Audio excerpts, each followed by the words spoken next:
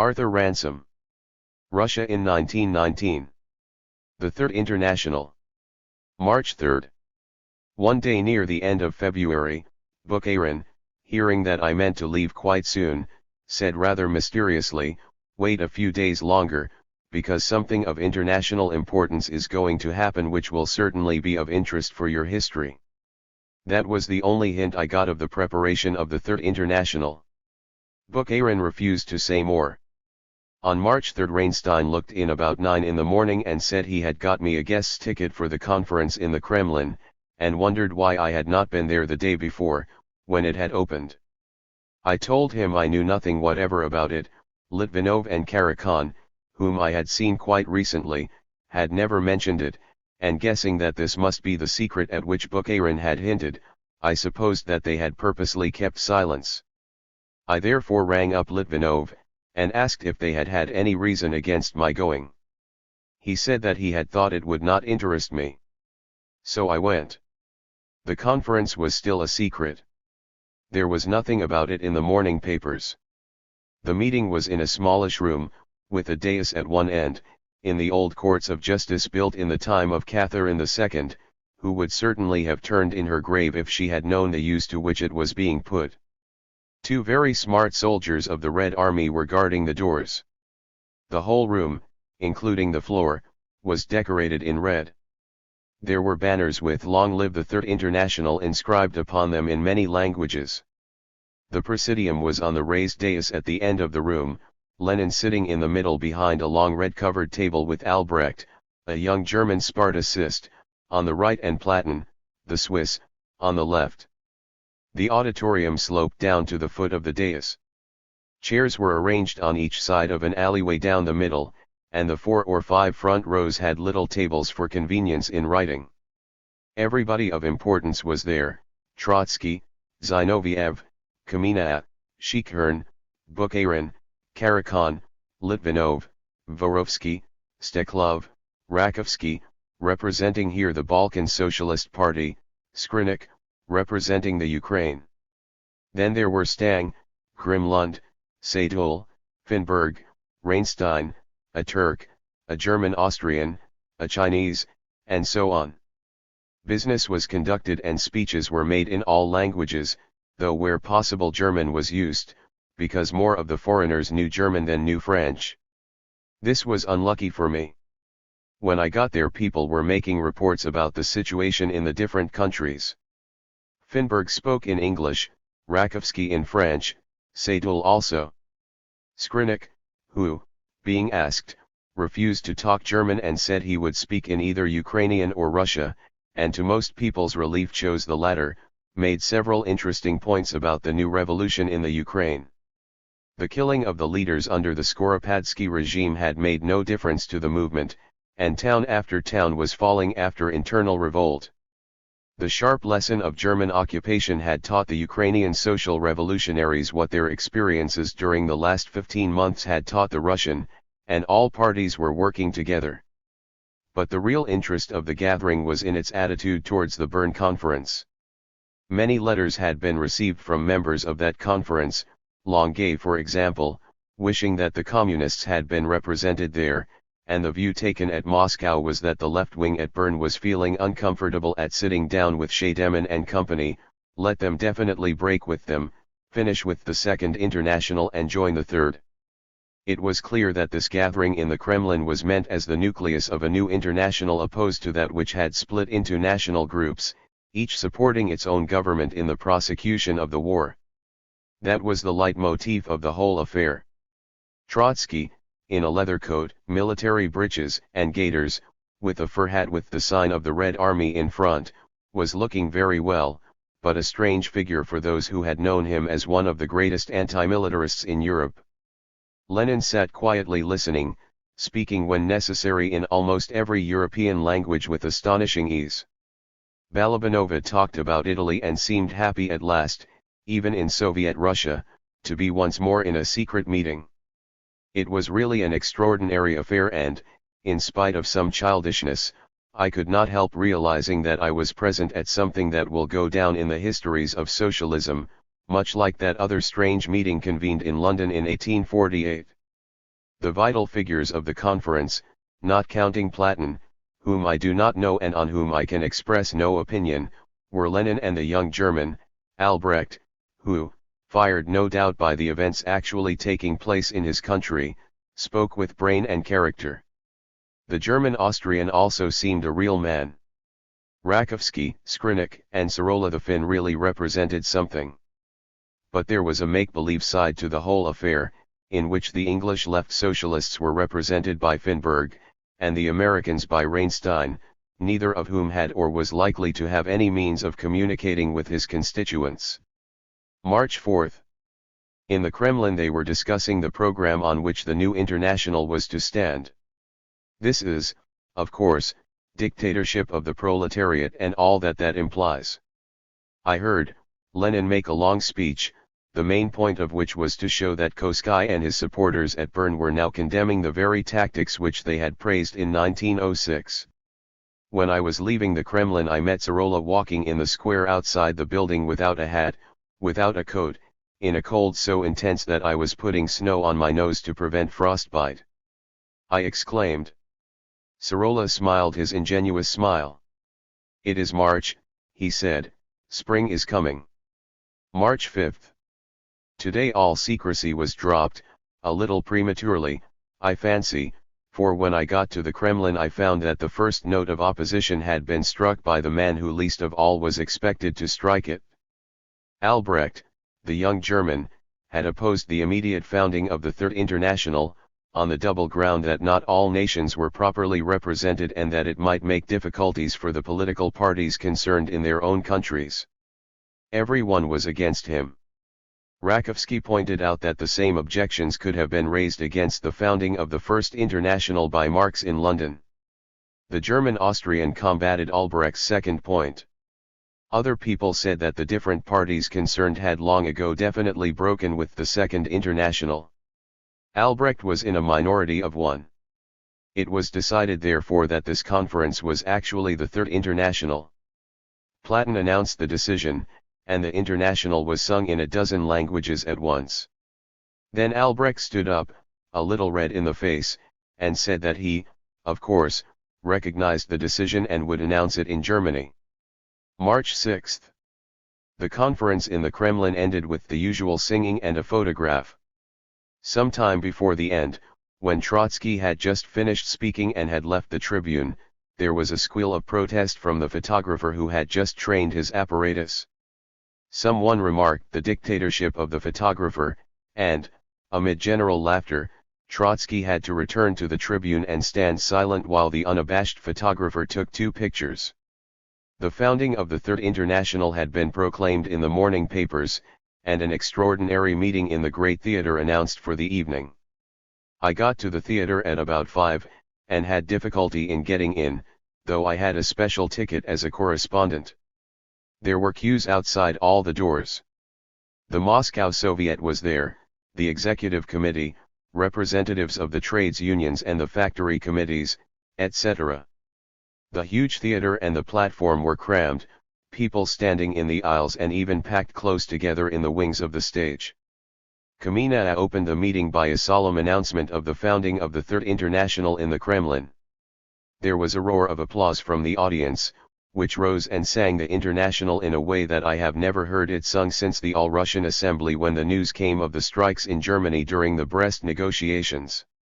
Kamina then spoke of those who had died on the way, mentioning Liebknecht and Rosa Luxemburg, and the whole theatre stood again while the orchestra played, "You fell as victims." Then Lenin spoke.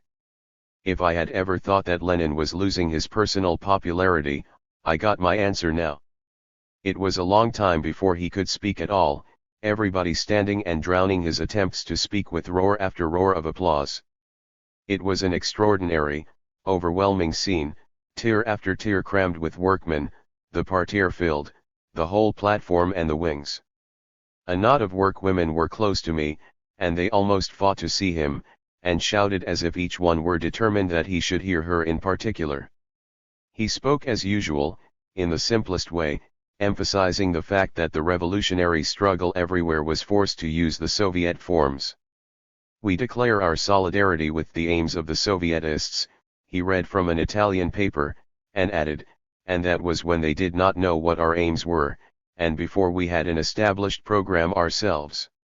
Albrecht made a very long reasoned speech for Spartacus, which was translated by Trotsky. Gilbo, seemingly a mere child, spoke of the socialist movement in France. Steklov was translating him when I left. You must remember that I had had nearly 2 years of such meetings, and am not a Russian. When I got outside the theater, I found at each door a disappointed crowd that had been unable to get in. The proceedings finished up next day with a review in the Red Square and a general holiday. If the Bern delegates had come, as they were expected, they would have been told by the communists that they were welcome visitors, but that they were not regarded as representing the International. There would then have ensued a lively battle over each one of the delegates, the Mensheviks urging him to stick to Bern, and the communists urging him to express allegiance to the Kremlin. There would have been demonstrations and counter-demonstrations, and altogether I am very sorry that it did not happen and that I was not there to see. To Petrograd. On January 30 a party of 4 newspaper correspondents, 2 Norwegians, a Swede, and myself, left Stockholm to go into Russia. We traveled with the members of the Soviet government's legation, headed by Vorovsky and Litvinov, who were going home after the breaking off of official relations by Sweden. Some months earlier I had got leave from the Bolsheviks to go into Russia to get further material for my history of the revolution, but at the last moment there was opposition and it seemed likely that I should be refused permission. Fortunately, however, a copy of the Morning Post reached Stockholm, containing a report of a lecture by Mr. Lockhart in which he had said that as I had been out of Russia for 6 months I had no right to speak of conditions there. Armed with this I argued that it would be very unfair if I were not allowed to come and see things for myself. I had no further difficulties. We crossed by boat to Abio, grinding our way through the ice, and then traveled by rail to the Russian frontier, taking several days over the journey owing to delays variously explained by the Finnish authorities. We were told that the Russian White Guards had planned an attack on the train. Litvinov, half smiling, wondered if they were purposely giving time to the White Guards to organize such an attack. Several nervous folk inclined to that opinion. But at Viborg we were told that there were grave disorders in Petrograd and that the Finns did not wish to fling us into the middle of a scrimmage. Then someone obtained a newspaper and we read a detailed account of what was happening. This account was, as I learned on my return, duly telegraphed to England like much other news of a similar character. There had been a serious revolt in Petrograd. The Semenovsky regiment had gone over to the mutineers, who had seized the town. The government, however, had escaped to Kronstadt, whence they were bombarding Petrograd with naval guns. This sounded fairly lively, but there was nothing to be done, so we finished up the chess tournament we had begun on the boat. An Estonian won it, and I was second, by reason of a lucky win over Litvinov, who is really a better player. By Sunday night we reached Terryhoki and on Monday moved slowly to the frontier of Finland close to Bialostrov. A squad of Finnish soldiers was waiting, excluding everybody from the station and seeing that no dangerous revolutionary should break away on Finnish territory. There were no horses, but 3 hand sledges were brought, and we piled the luggage on them, and then set off to walk to the frontier duly convoyed by the Finns. A Finnish lieutenant walked at the head of the procession, chatting good-humoredly in Swedish and German, much as a man might think it worthwhile to be kind to a crowd of unfortunates just about to be flung into a boiling cauldron. We walked a few hundred yards along the line and then turned into a road deep in snow through a little bare wood, and so down to the little wooden bridge over the narrow frozen stream that separates Finland from Russia. The bridge, not 20 yards across, has a toll bar at each end, 2 sentry boxes and 2 sentries. On the Russian side the bar was the familiar black and white of the old Russian Empire, with a sentry box to match. The Finns seemingly had not yet had time to paint their bar and box. The Finns lifted their toll bar, and the Finnish officers leading our escort walked solemnly to the middle of the bridge. Then the luggage was dumped there, while we stood watching the trembling of the rickety little bridge under the weight of our belongings, for we were all taking in with us as much food as we decently could. We were none of us allowed on the bridge until an officer and a few men had come down to meet us on the Russian side. Only little Nina, Vorovsk's daughter, about 10 years old, chattering Swedish with the Finns, got leave from them, and shyly, step by step, went down the other side of the bridge and struck up acquaintance with the soldier of the Red Army who stood there, gun in hand, and obligingly bent to show her the sign, set in his hat, of the cross, sickle and hammer of the Peasants' and Workmen's Republic. At last the Finnish lieutenant took the list of his prisoners and called out the names Vorovsky, wife and one bairn, looking laughingly over his shoulder at Nina flirting with the sentry. Then Litvinov, and so on through all the Russians, about 30 of them. We 4 visitors, Grimlund the Swede, Puntervald and Stang, the Norwegians, and I, came last.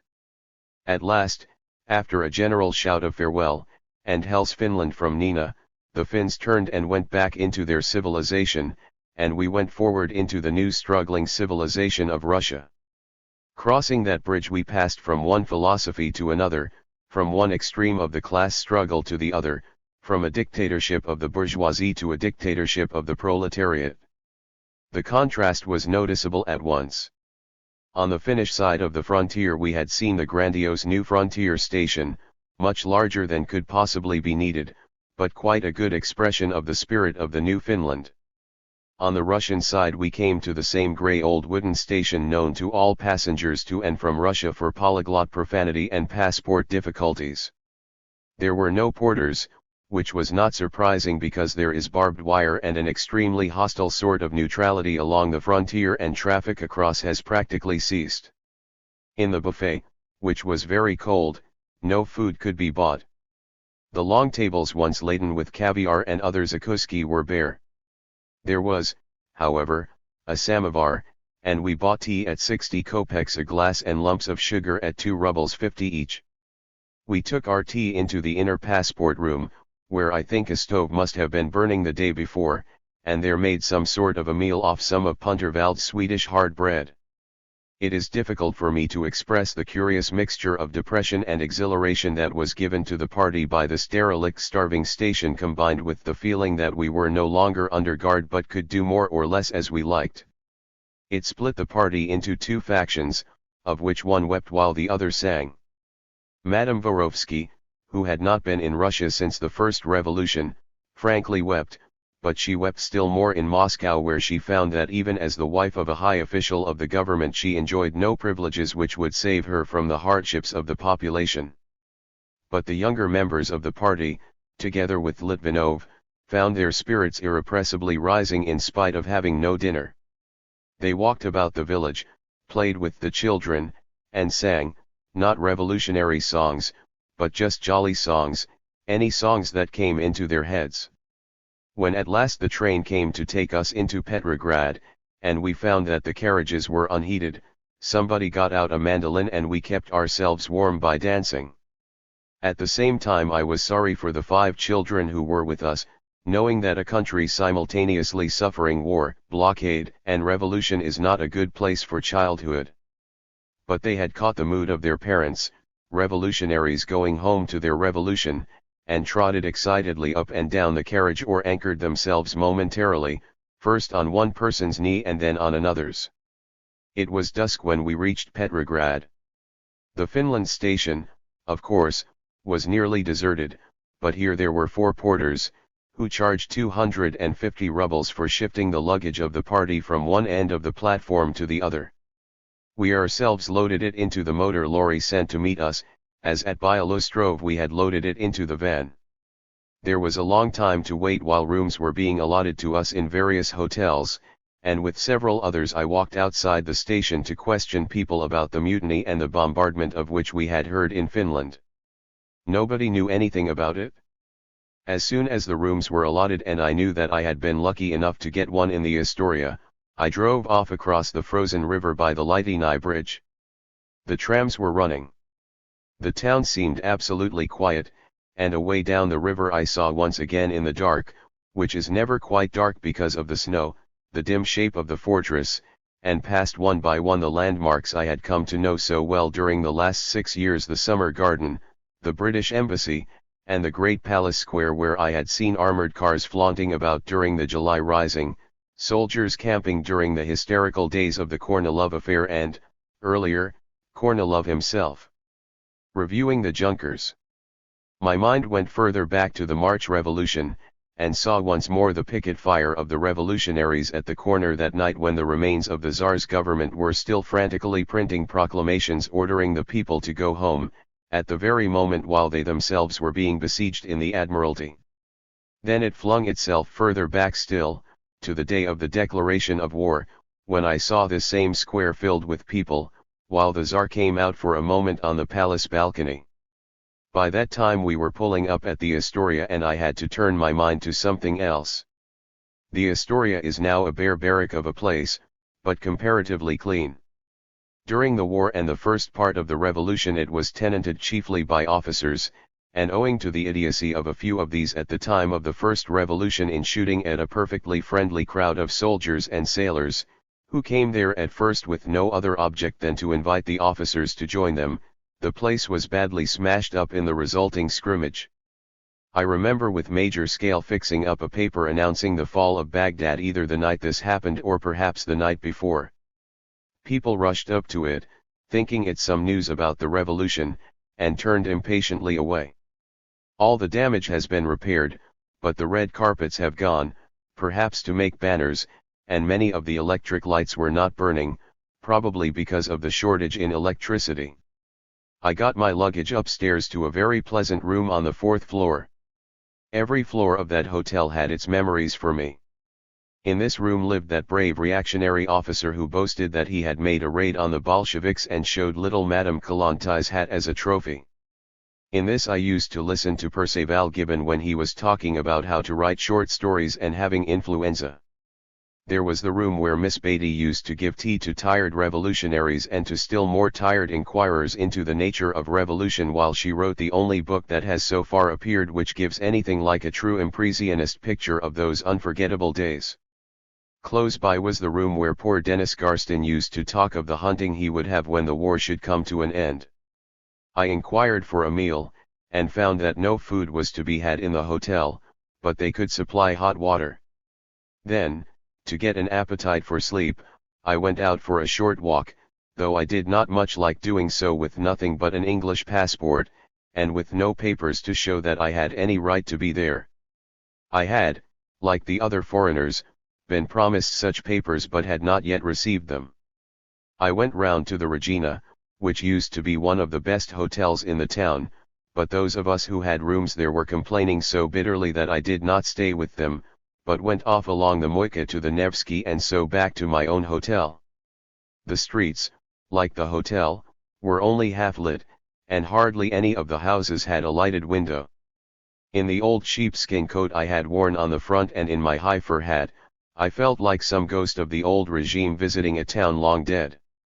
The silence and emptiness of the streets contributed to this effect. Still, the few people I met or passed were talking cheerfully together, and the rare sledges and motors had comparatively good roads, the streets being certainly better swept and cleaned than they have been since the last winter of the Russian Empire. Smolny.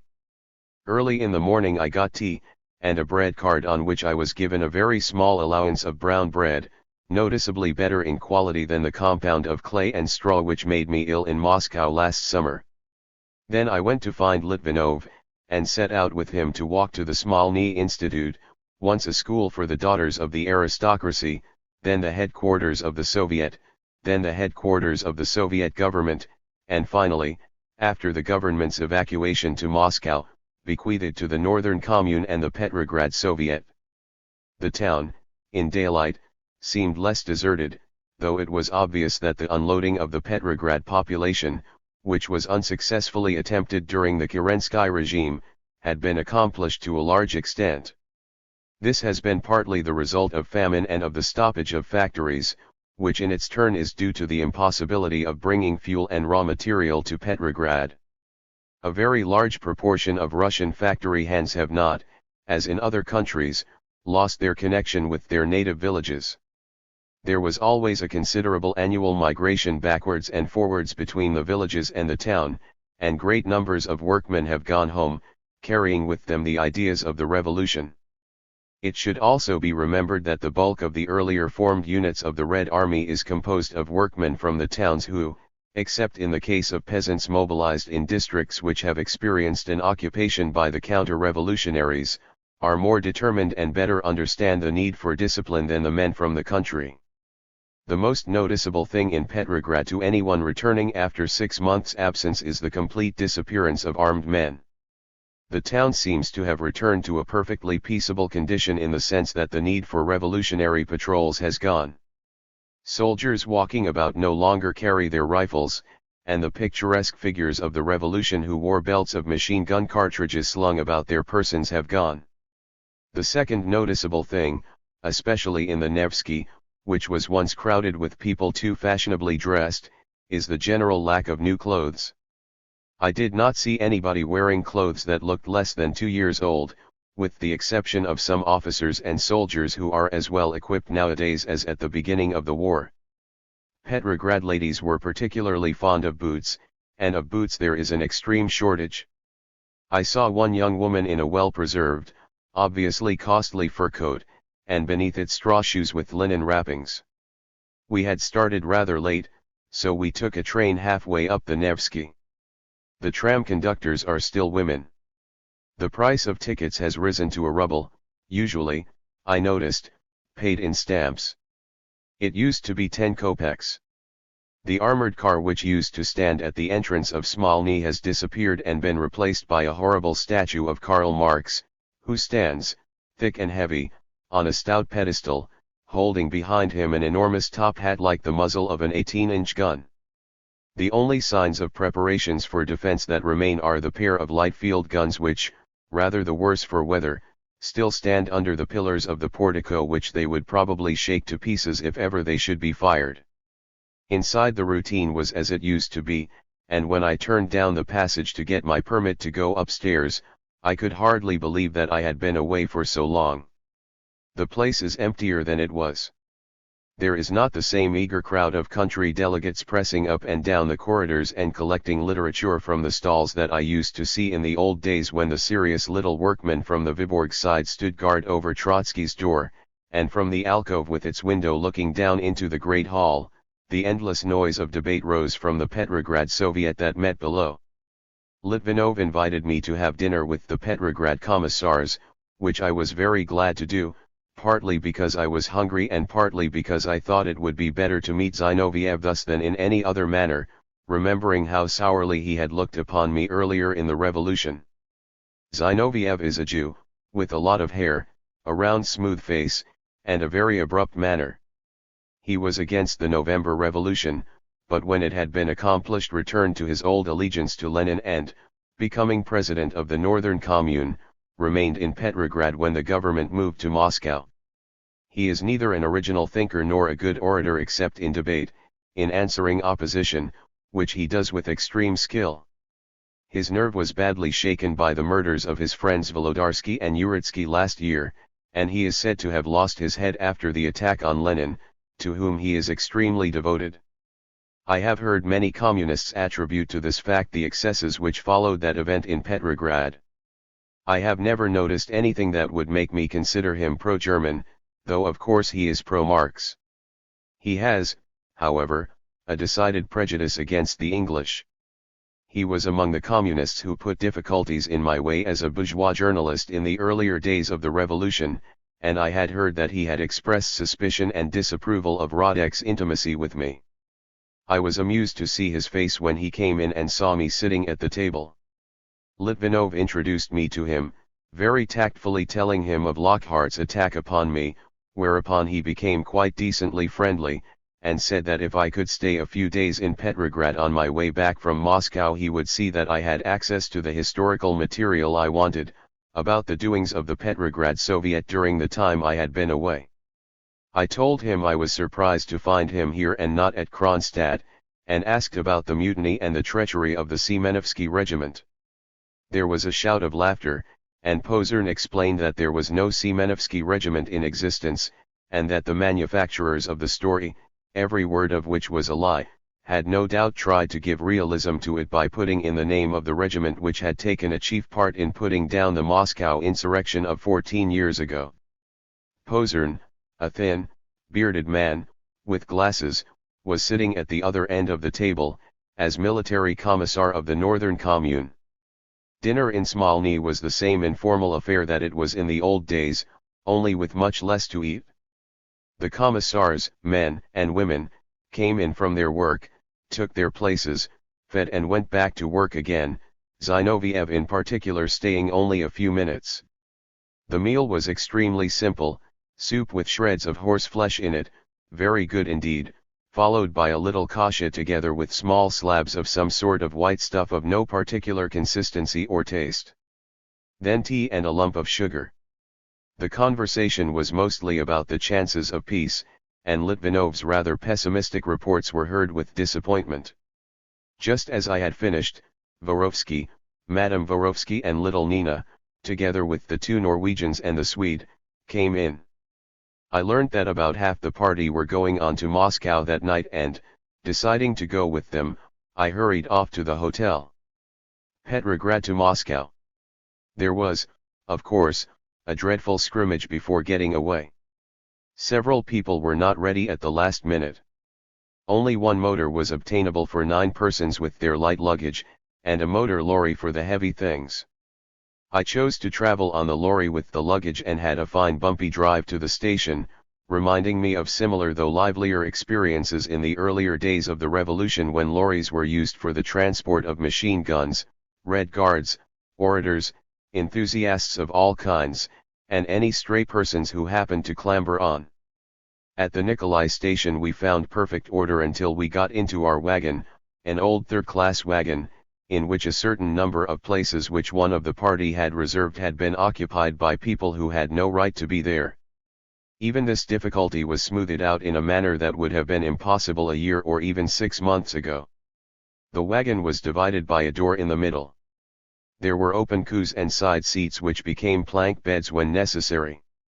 We slept in 3 tiers on the bare boards. I had a very decent place on the second tier, and, by a bit of good luck, the topmost bench over my head was occupied only by luggage, which gave me room to climb up there and sit more or less upright under the roof with my legs dangling above the general tumult of mothers, babies, and Bolsheviks below. At each station at which the train stopped there was a general procession backwards and forwards through the wagon. Everybody who had a kettle or a coffee pot or a tin can, or even an empty meat tin, crowded through the carriage and out to get boiling water. I had nothing but a couple of thermos flasks, but with these I joined the others. From every carriage on the train people poured out and hurried to the taps. No one controlled the taps but, with the instinct for cooperation for which Russians are remarkable, people formed themselves automatically into queues, and by the time the train started again everybody was back in his place and ready for a general tea drinking. This performance was repeated again and again throughout the night. People dozed off to sleep, woke up, drank more tea, and joined in the various conversations that went on in different parts of the carriage. Up aloft, I listened first to one and then to another. Some were grumbling at the price of food. Others were puzzling why other nations insisted on being at war with them. One man said he was a cooperator who had come by roundabout ways from Archangel, and describing the discontent there, told a story which I give as an illustration of the sort of thing that is being said in Russia by non-Bolsheviks. This man, in spite of the presence of many communists in the carriage, did not disguise his hostility to their theories and practice, and nonetheless told this story. He said that some of the Russian troops in the Archangel district refused to go to the front.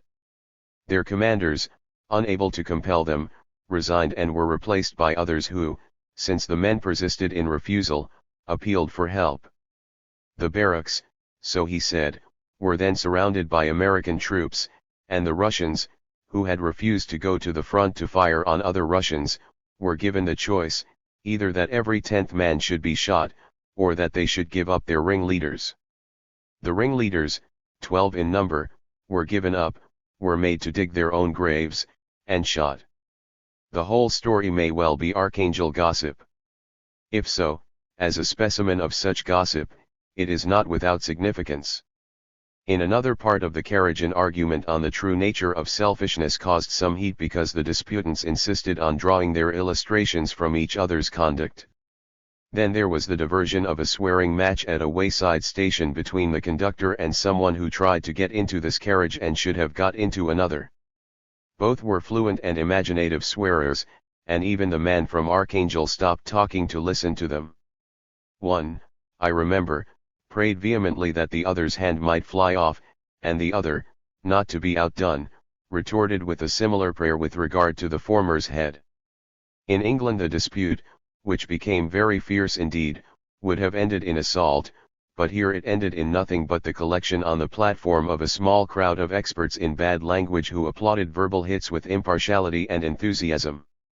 At last I tried to sleep, but the atmosphere in the carriage, of smoke, babies, stale clothes, and the peculiar smell of the Russian peasantry which no one who has known it can forget, made sleep impossible.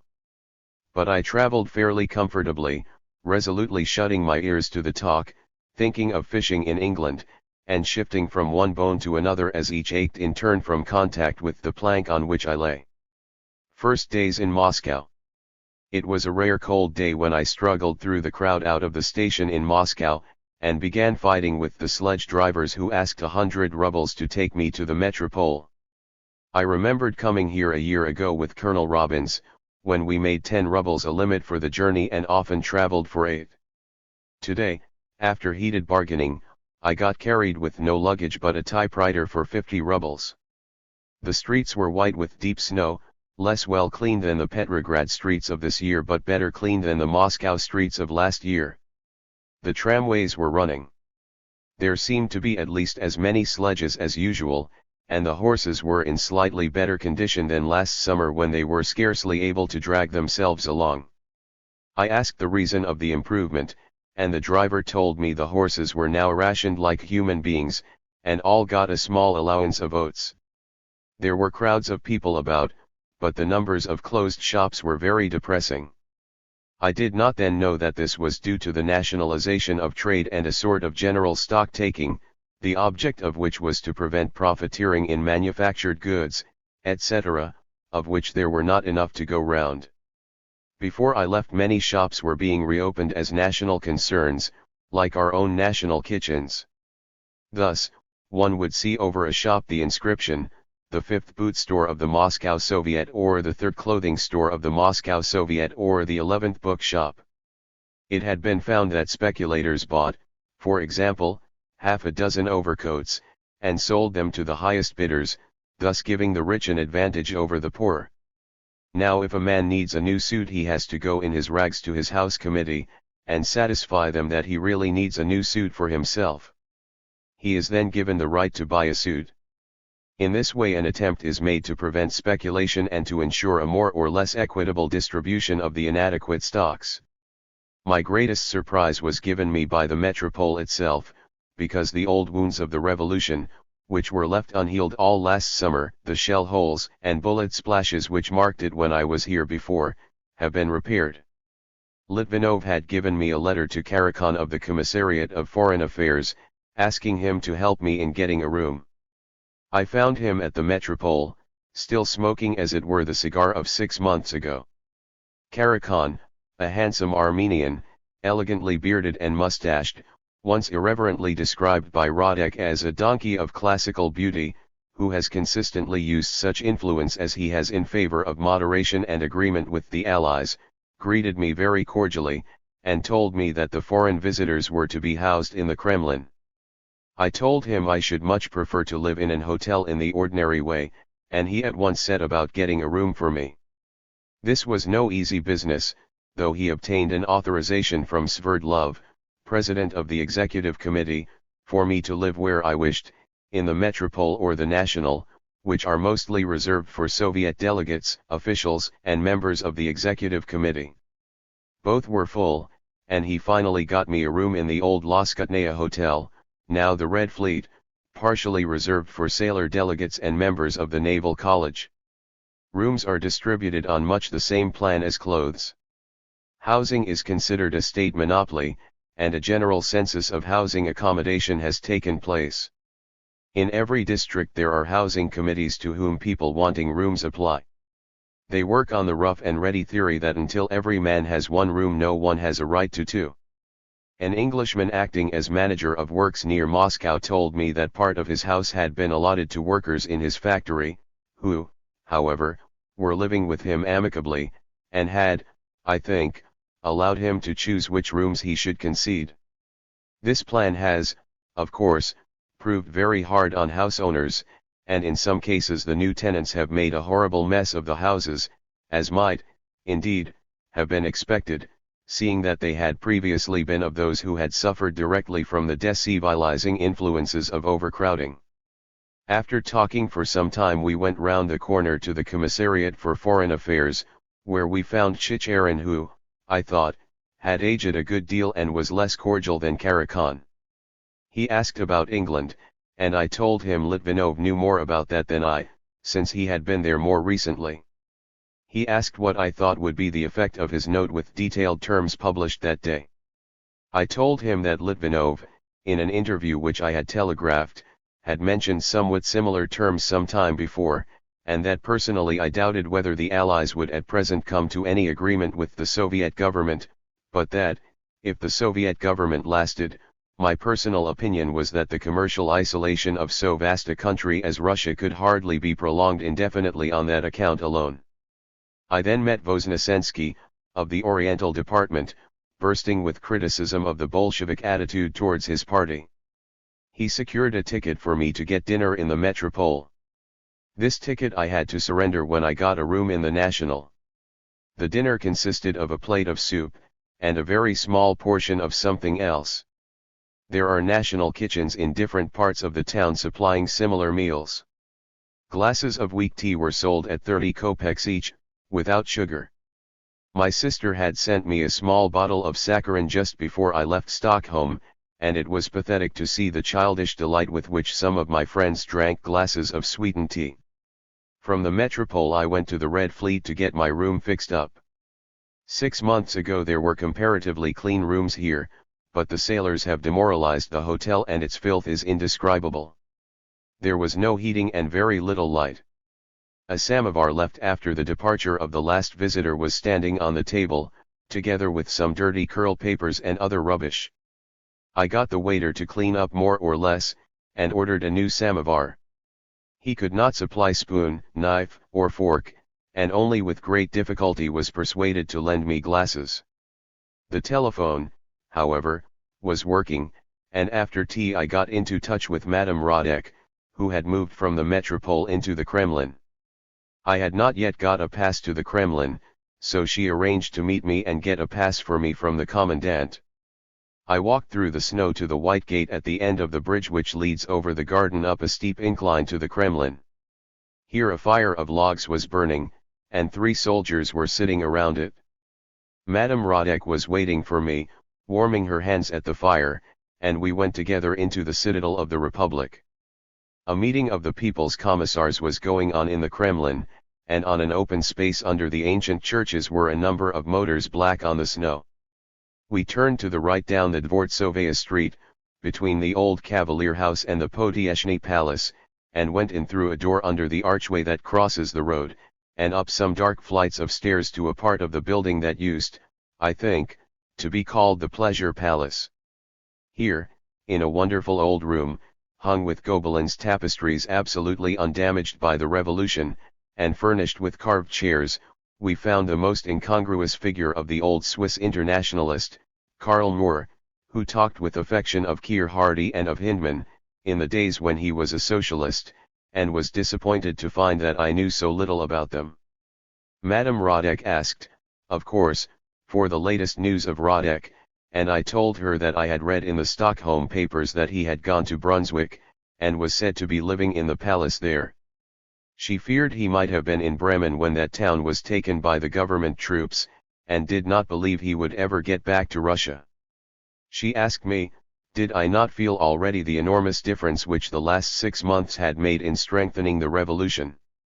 I asked after old acquaintances, and learnt that Pyatakov, who, when I last saw him, was praying that the Allies should give him machine rifles to use against the Germans in the Ukraine, had been the first president of the Ukrainian Soviet Republic, but had since been replaced by Rakovsky. It had been found that the views of the Pyatakov government were further left than those of its supporters, and so Pyatakov had given way to Rakovsky, who was better able to conduct a more moderate policy. The Republic had been proclaimed in Kharkov, but at that time Kiev was still in the hands of the Directorate. That night my room in the Red Fleet was so cold that I went to bed in a sheepskin coat under rugs and all possible bedclothes with a mattress on the top. Even so I slept very badly. The next day I spent in vain wrestlings to get a better room. Walking about the town I found it dotted with revolutionary sculptures, some very bad, others interesting, all done in some haste and set up for the celebrations of the anniversary of the revolution last November. The painters also had been turned loose to do what they could with the hoardings, and though the weather had damaged many of their pictures, enough was left to show what an extraordinary carnival that had been.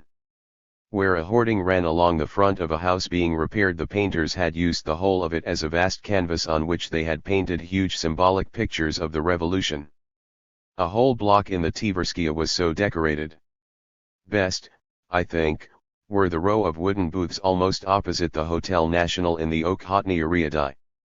These had been painted by the futurists or kindred artists, and made a really delightful effect, their bright colors and naive patterns seeming so natural to Moscow that I found myself wondering how it was that they had never been so painted before.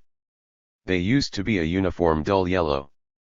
Now, in clear primary colors, blue, red, yellow, with rough flower designs, on white and checkered backgrounds, with the masses of snow in the road before them, and bright kerchiefed women and peasants in ruddy sheepskin coats passing by, they seemed less like futurist paintings than like some traditional survival, linking New Moscow with the Middle Ages. It is perhaps interesting to note that certain staid purists in the Moscow Soviet raised a protest while I was there against the license given to the futurists to spread themselves about the town, and demanded that the art of the revolution should be more comprehensible and less violent. These criticisms, however, did not apply to the row of booths which were a pleasure to me every time I passed them. In the evening I went to see Reinstein in the National.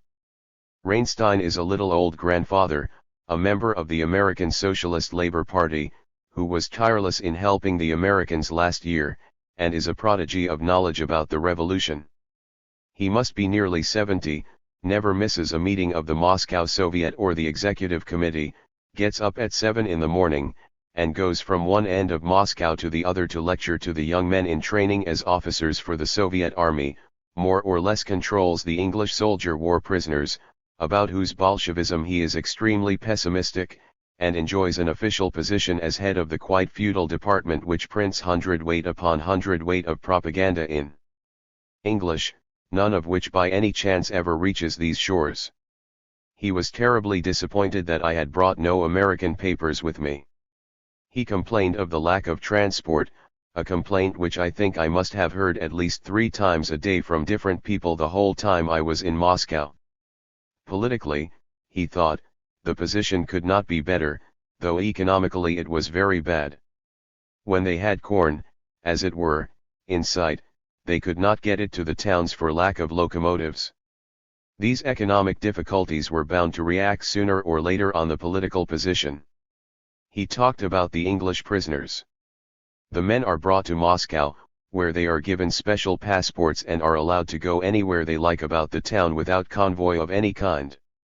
I asked about the officers, and he said that they were in prison but given everything possible, a member of the International Red Cross, who worked with the Americans when they were here, visiting them regularly and is taking in parcels for them. He told me that on hearing in Moscow that some sort of fraternization was going on the Archangel front, he had hurried off there with 2 prisoners, one English and one American. With some difficulty a meeting was arranged.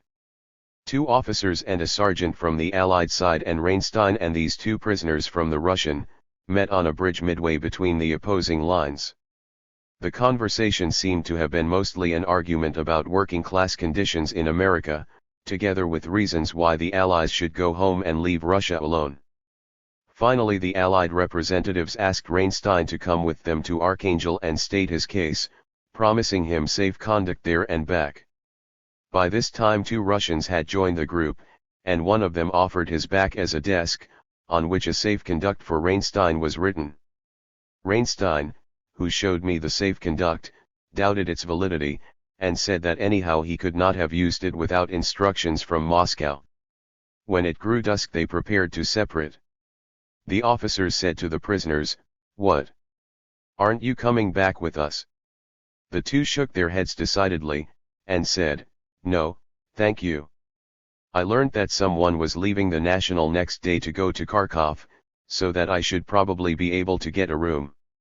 After drinking tea with Reinstein till pretty late, I went home, burrowed into a mountain of all sorts of clothes, and slept a little.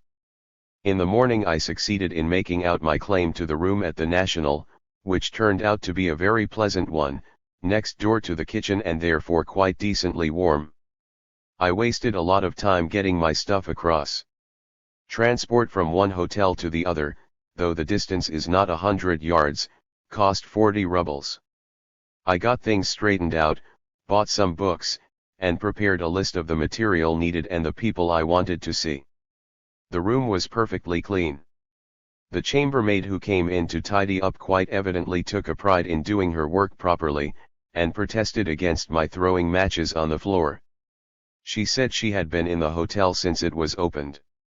I asked her how she liked the new regime. She replied that there was not enough to eat, but that she felt freer. In the afternoon I went downstairs to the main kitchens of the hotel, where there is a permanent supply of hot water. One enormous kitchen is set apart for the use of people living in the hotel. Here I found a crowd of people, all using different parts of the huge stove. There was an old gray-haired Cossack, with a scarlet tunic under his black, wide-skirted, narrow-waisted coat, decorated in the Cossack fashion with ornamental cartridges. He was warming his soup, side by side with a little Jewess making potato cakes. A spectacled elderly member of the executive committee was busy doing something with a little bit of meat. 2 little girls were boiling potatoes in old tin cans. In another room set apart for washing, a sturdy little long-haired revolutionary was cleaning a shirt. A woman with her hair done up in a blue handkerchief was very carefully ironing a blouse. Another was busy stewing sheets, or something of that kind, in a big cauldron. And all the time people from all parts of the hotel were coming with their pitchers and pans, from fine copper kettles to disreputable empty meat tins, to fetch hot water for tea. At the other side of the corridor was a sort of counter in front of a long window opening into yet another kitchen. Here there was a row of people waiting with their own saucepans and plates, getting their dinner allowances of soup and meat in exchange for tickets. I was told that people thought they got slightly more if they took their food in this way straight from the kitchen to their own rooms instead of being served in the restaurant. But I watched closely, and decided it was only superstition. Besides, I had not got a saucepan. On paying for my room at the beginning of the week I was given a card with the days of the week printed along its edge. This card gave me the right to buy 1 dinner daily, and when I bought it that day of the week was snipped off the card so that I could not buy another. The meal consisted of a plate of very good soup, together with a second course of a scrap of meat or fish. The price of the meal varied between 5 and 7 rubles. One could obtain this meal any time between 2 and 7. Living hungrily through the morning, at 2 o'clock I used to experience definite relief in the knowledge that now at any moment I could have my meal. Feeling in this way less hungry, I used then to postpone it hour by hour, and actually dined about 5 or 6 o'clock. Thinking that I might indeed have been specially favored, I made investigations, and found that the dinners supplied at the public feeding houses were of precisely the same size and character, any difference between the meals depending not on the food but on the cook. A kind of rough and ready cooperative system also obtained. One day there was a notice on the stairs that those who wanted could get 1 pot of jam apiece by applying to the provisioning committee of the hotel. I got a pot of jam in this way, and on a later occasion a small quantity of Ukrainian sausage. Besides the food obtainable on cards, it was possible to buy, at ruinous prices, food from speculators, and an idea of the difference in the prices may be obtained from the following examples. Bread is 1 ruble 20 kopecks per pound by card and 15 to 20 rubles per pound from the speculators. Sugar is 12 rubles per pound by card, and never less than 50 rubles per pound in the open market. It is obvious that abolition of the card system would mean that the rich would have enough and the poor nothing. Various methods have been tried in the effort to get rid of speculators whose high profits naturally decrease the willingness of the villages to sell bread at less abnormal rates. But as a communist said to me, there is only one way to get rid of speculation, and that is to supply enough on the card system. When people can buy all they want at 1 ruble 20, they are not going to pay an extra 14 rubles for the encouragement of speculators. And when will you be able to do that? I asked. As soon as the war ends, and we can use our transport for peaceful purposes. There can be no question about the starvation of Moscow. On the third day after my arrival in Moscow, I saw a man driving a sledge laden with, I think, horse flesh, mostly bones, probably dead sledge horses. As he drove, a black crowd of crows followed the sledge and perched on it, tearing greedily at the meat. He beat at them continually with his whip, but they were so famished that they took no notice whatever. The starving crows used even to force their way through the small ventilators of the windows in my hotel to pick up any scraps they could find inside. The pigeons, which formerly crowded the streets, utterly undismayed by the traffic, confident in the security given by their supposed connection with religion, have completely disappeared. Nor can there be any question about the cold. I resented my own sufferings less when I found that the state departments were no better off than other folk. Even in the Kremlin I found the keeper of the archives sitting at work in an old sheepskin coat and felt boots, rising now and then to beat vitality into his freezing hands like a London cabman of old times. The Executive Committee on the reply to the Principo proposal. February 10. It will be remembered that a proposal was made by the peace conference that the various de facto governments of Russia should meet on an island in the Bosphorus to discuss matters, an armistice being arranged meanwhile. No direct invitation was sent to the Soviet government.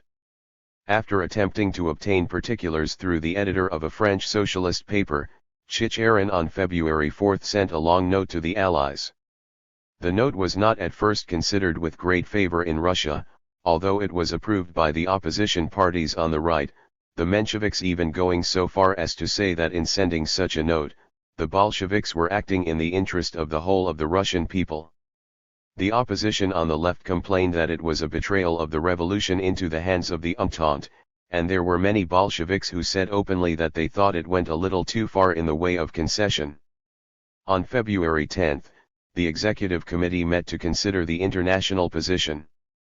Before proceeding to an account of that meeting, it will be well to make a short summary of the note in question.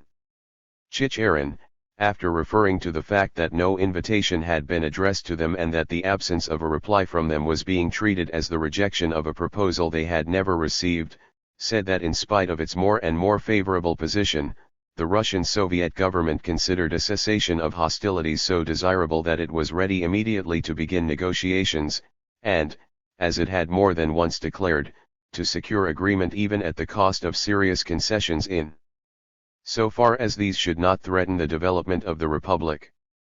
Taking into consideration that the enemies against whom it has to struggle borrow their strength of resistance exclusively from the help shown them by the powers of the Entente, and that therefore these powers are the only actual enemy of the Russian Soviet government, the latter addresses itself precisely to the powers of the Entente, setting out the points on which it considers such concessions possible with a view to the ending of every kind of conflict with the aforesaid powers. There follows a list of the concessions they are prepared to make. The first of these is recognition of their debts, the interest on which, in view of Russia's difficult financial position and her unsatisfactory credit, they propose to guarantee in raw materials. Then, in view of the interest continually expressed by foreign capital in the question of the exploitation for its advantage of the natural resources of Russia, the Soviet government is ready to give to subjects of the powers of the Entente mineral, timber, and other concessions, to be defined in detail, on condition that the economic and social structure of Soviet Russia shall not be touched by the internal arrangements of these concessions. The last point is that which roused most opposition. It expresses a willingness to negotiate even concerning such annexations, hidden or open, as the Allies may have in mind. The words used are: the Russian Soviet government has not the intention of excluding at all costs consideration of the question of annexations, etc. Then, by annexations must be understood the retention on this or that part of the territory of what was the Russian Empire, not including Poland and Finland, of armed forces of the Entente or of such forces as are maintained by the governments of the Entente or enjoy their financial, military, technical, or other support. There follows a statement that the extent of the concessions will depend on the military position. Chicherin proceeds to give a rather optimistic account of the external and internal situation. Finally, he touches on the question of propaganda. The Russian Soviet government, while pointing out that it cannot limit the freedom of the revolutionary press, declares its readiness, in case of necessity, to include in the general agreement with the powers of the Entente the obligation not to interfere in their internal affairs. The note ends thus: on the foregoing basis the Russian Soviet government is ready immediately to begin negotiations either on Principo Island or in any other place whatsoever with all the powers of the Entente together, or with separate powers of their number, or with any Russian political groupings whatsoever, according to the wishes of the powers of the Entente. The Russian Soviet government begs the powers of the Entente immediately to inform it whither to send its representatives, and precisely when and by what route. This note was dated February 4, and was sent out by wireless. From the moment when the note appeared in the newspapers of February 5, it had been the main subject of conversation. Every point in it was criticized and counter-criticized, but even its critics, though anxious to preserve their criticism as a basis for political action afterwards, were desperately anxious that it should meet with a reply. No one in Moscow at that time could have the slightest misgiving about the warlike tendencies of the revolution. The overwhelming mass of the people and of the revolutionary leaders want peace, and only continued warfare forced upon them could turn their desire for peace into desperate, resentful aggression. Everywhere I heard the same story: we cannot get things straight while we have to fight all the time. They would not admit it, I am sure, but few of the Soviet leaders who have now for 18 months been wrestling with the difficulties of European Russia have not acquired, as it were in spite of themselves, a national, domestic point of view. They are thinking less about world revolution than about getting bread to Moscow, or increasing the output of textiles, or building river power stations to free the northern industrial district from its dependence on the distant coal fields. I was consequently anxious to hear what the Executive Committee would have to say, knowing that there I should listen to some expression of the theoretical standpoint from which my hard-working friends had been drawn away by interests nearer home. The Executive Committee met as usual in the big hall of the Hotel Metropole, and it met as usual very late.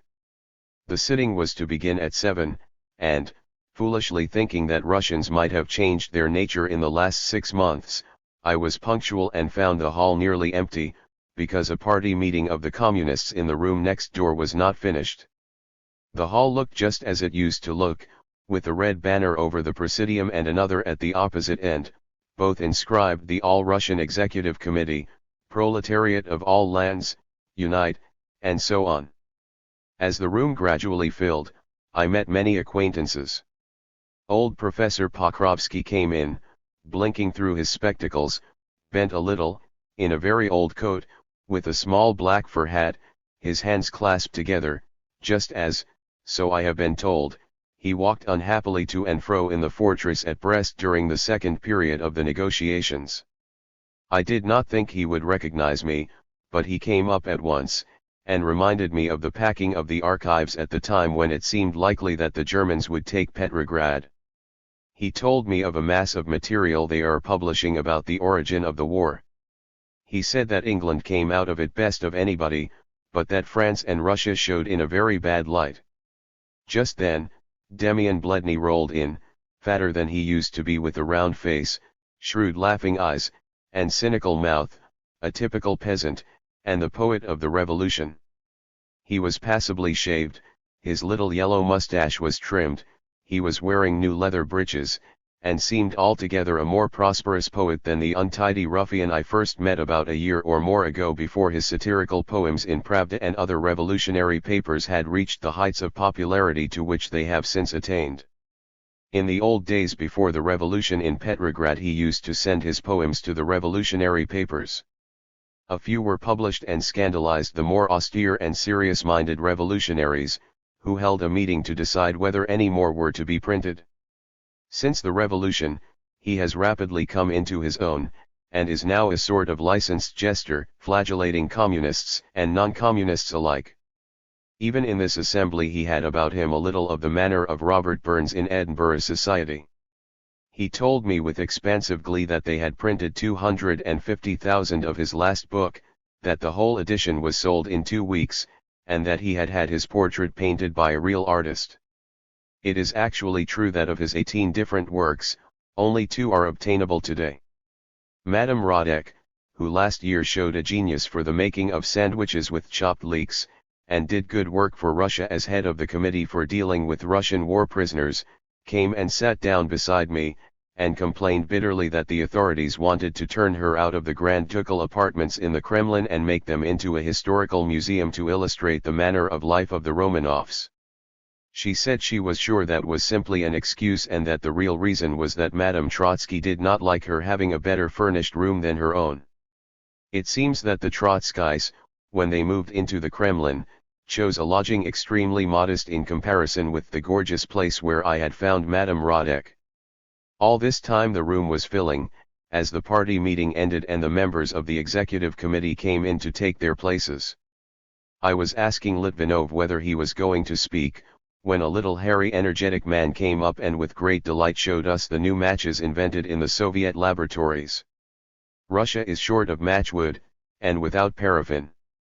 Besides which I think I am right in saying that the bulk of the matches used in the north came from factories in Finland. In these new Bolshevik matches neither wood nor paraffin is used. Waste paper is a substitute for one, and the grease that is left after cleaning wool is a substitute for the other. The little man, Berg, secretary of the Presidium of the Council of Public Economy, gave me a packet of his matches. They are like the matches in a folding cover that used to be common in Paris. You break off a match before striking it. They strike and burn better than any matches I have ever bought in Russia, and I do not see why they should not be made in England, where we have to import all the materials of which ordinary matches are made. I told Berg I should try to patent them and so turn myself into a capitalist. Another communist, who was listening, laughed, and said that most fortunes were founded in just such a fraudulent way. Then there was Steklov of the Izvestia, Madame Kalantai, and a lot of other people whose names I do not remember. Little Bukharin, the editor of Pravda and one of the most interesting talkers in Moscow, who is ready to discuss any philosophy you like, from Berkeley and Locke down to Bergson and William James, trotted up and shook hands. Suddenly a most unexpected figure limped through the door.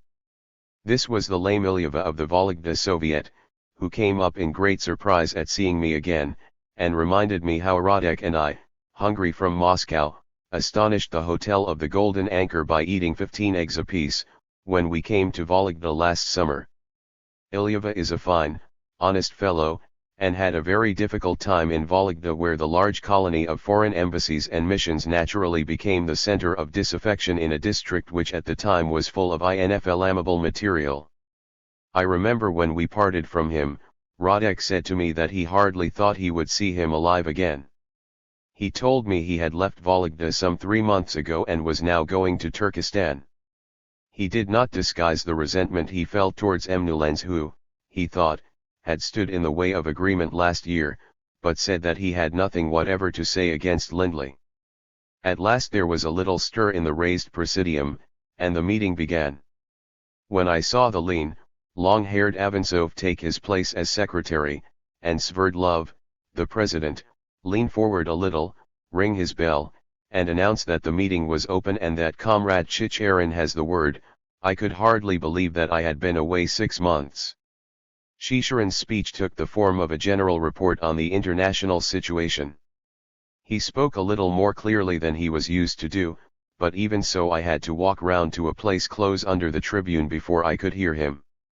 He sketched the history of the various steps the Soviet government has taken in trying to secure peace, even including such minor peace offensives as Litvinov's personal telegram to President Wilson. He then weighed, in no very hopeful spirit, the possibilities of this last note to all the Allies having any serious result. He estimated the opposing tendencies for and against war with Russia in each of the principal countries concerned.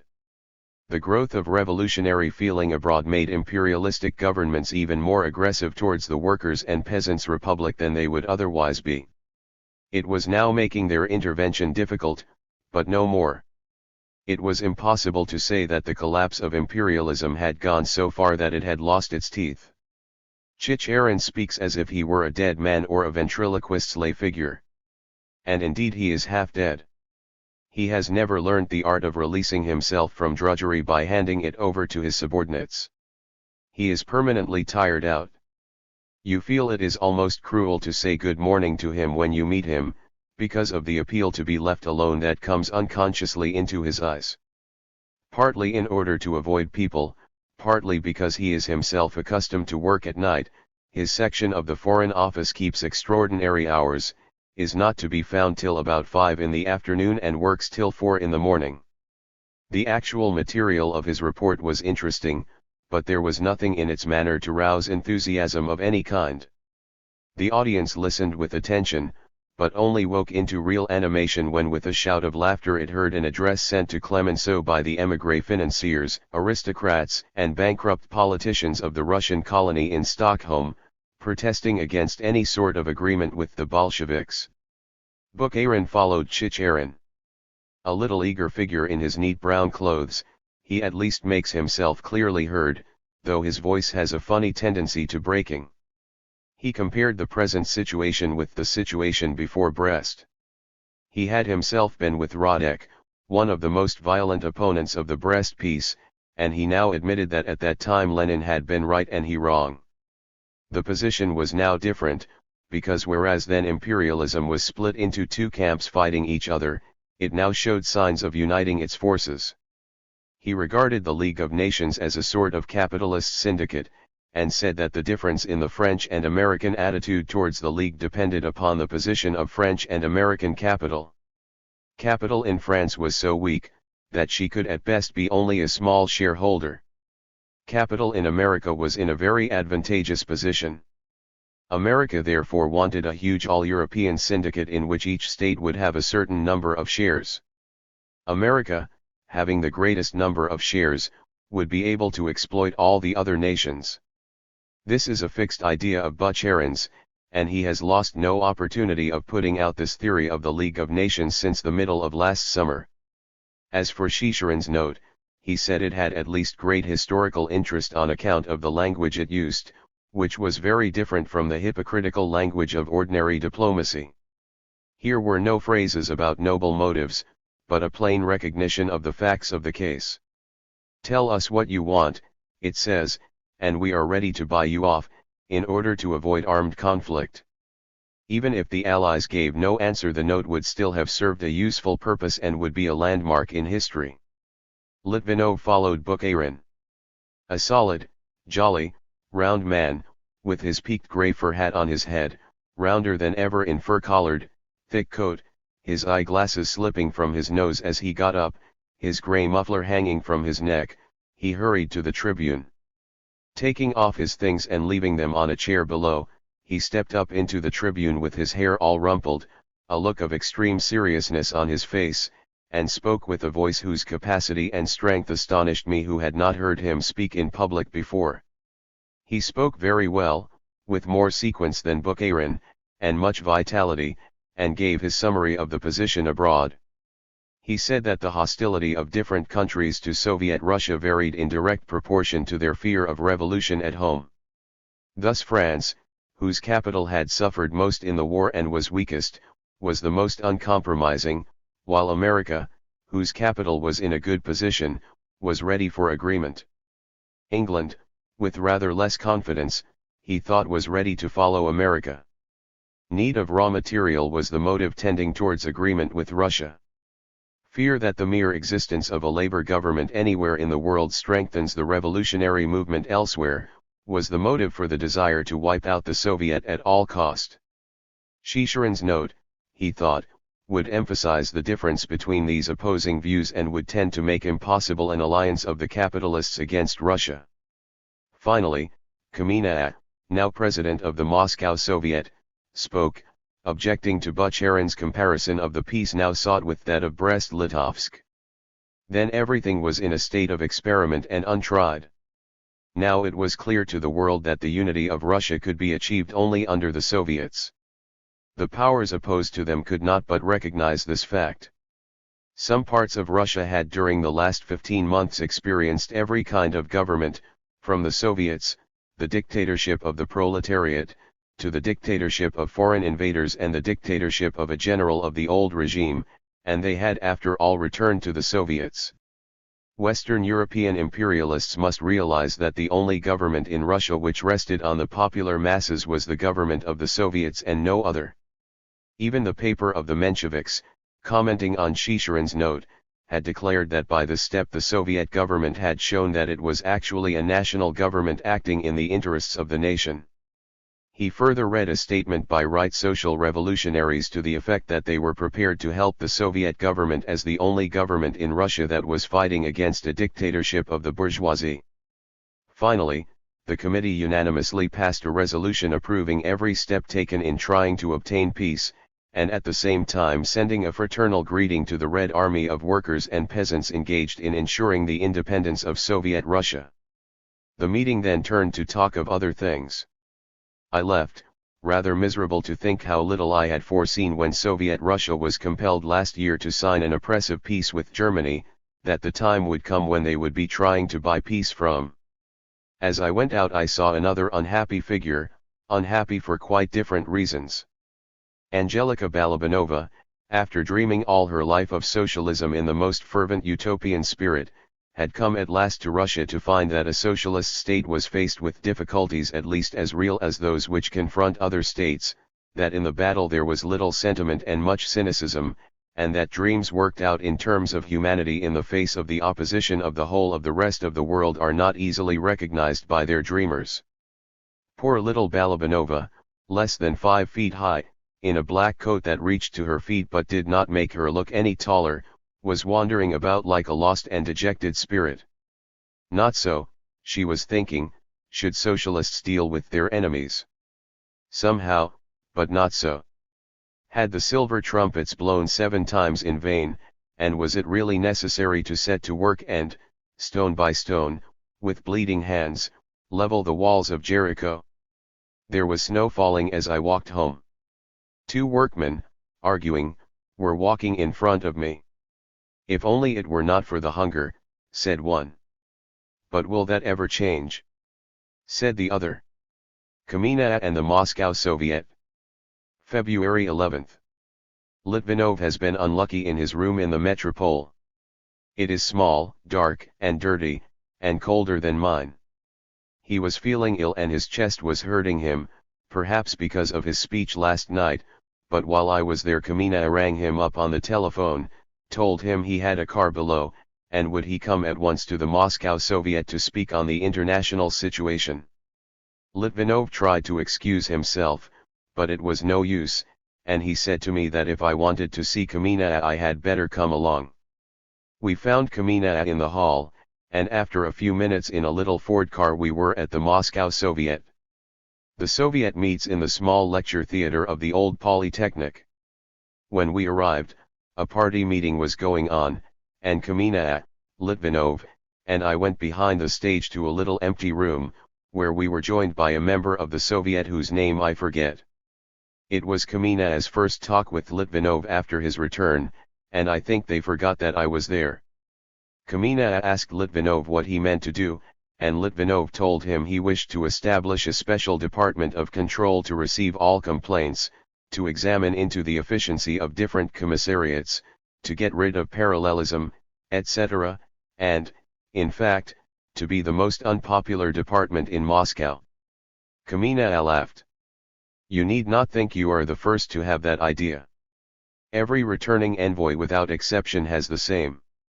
Coming back from abroad, they notice more than we do the inefficiencies here, and at once think they will set everything right. Rakowski sat here for months dreaming of nothing else. Joff was the same when he came back from that tidy Berlin. Now you, and when Vorovsky comes, I am ready to wager that he too has a scheme for general control waiting in his pocket. The thing cannot be done. The only way is, when something obviously needs doing, to put in someone we can trust to get it done. Soap is hard to get. Good. Establish a commission and soap instantly disappears.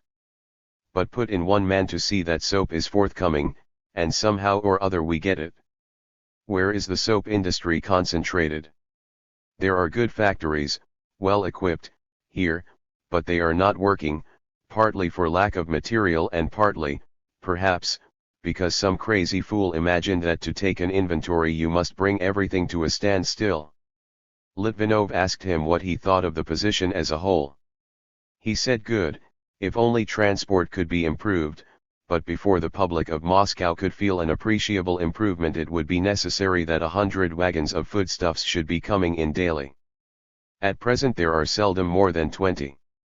I asked Kamina about the schools, and he explained that one of their difficulties was due to the militarism forced upon them by external attacks. He explained that the new Red Army soldiers, being mostly workmen, are accustomed to a higher standard of comfort than the old army soldiers, who were mostly peasants. They objected to the planks which served as beds in the old, abominable, overcrowded, and unhealthy barracks. Trotsky, looking everywhere for places to put his darlings, found nothing more suitable than the schools, and, in Kamina's words, we have to fight hard for every school. Another difficulty, he said, was the lack of school books. Histories, for example, written under the censorship and in accordance with the principles of the old regime, were now useless, and new ones were not ready, apart from the difficulty of getting paper and of printing. A lot, however, was being done. There was no need for a single child in Moscow to go hungry. 150,000 to 180,000 children got free meals daily in the schools. Over 10,000 pairs of felt boots had been given to children who needed them. The number of libraries had enormously increased. Physically, workmen lived in far worse conditions than in 1912, but as far as their spiritual welfare was concerned there could be no comparison. Places like the famous Yar restaurant, where once the rich went to amuse themselves with orgies of feeding and drinking and flirting with gypsies, were now made into working men's clubs and theaters, where every working man had a right to go. As for the demand for literature from the provinces, it was far beyond the utmost efforts of the presses and the paper stores to supply. When the party meeting ended, we went back to the lecture room where the members of the Soviet had already settled themselves in their places. I was struck at once by the absence of the general public which in the old days used to crowd the galleries to overflowing. The political excitement of the revolution has passed, and today there were no more spectators than are usually to be found in the gallery of the House of Commons.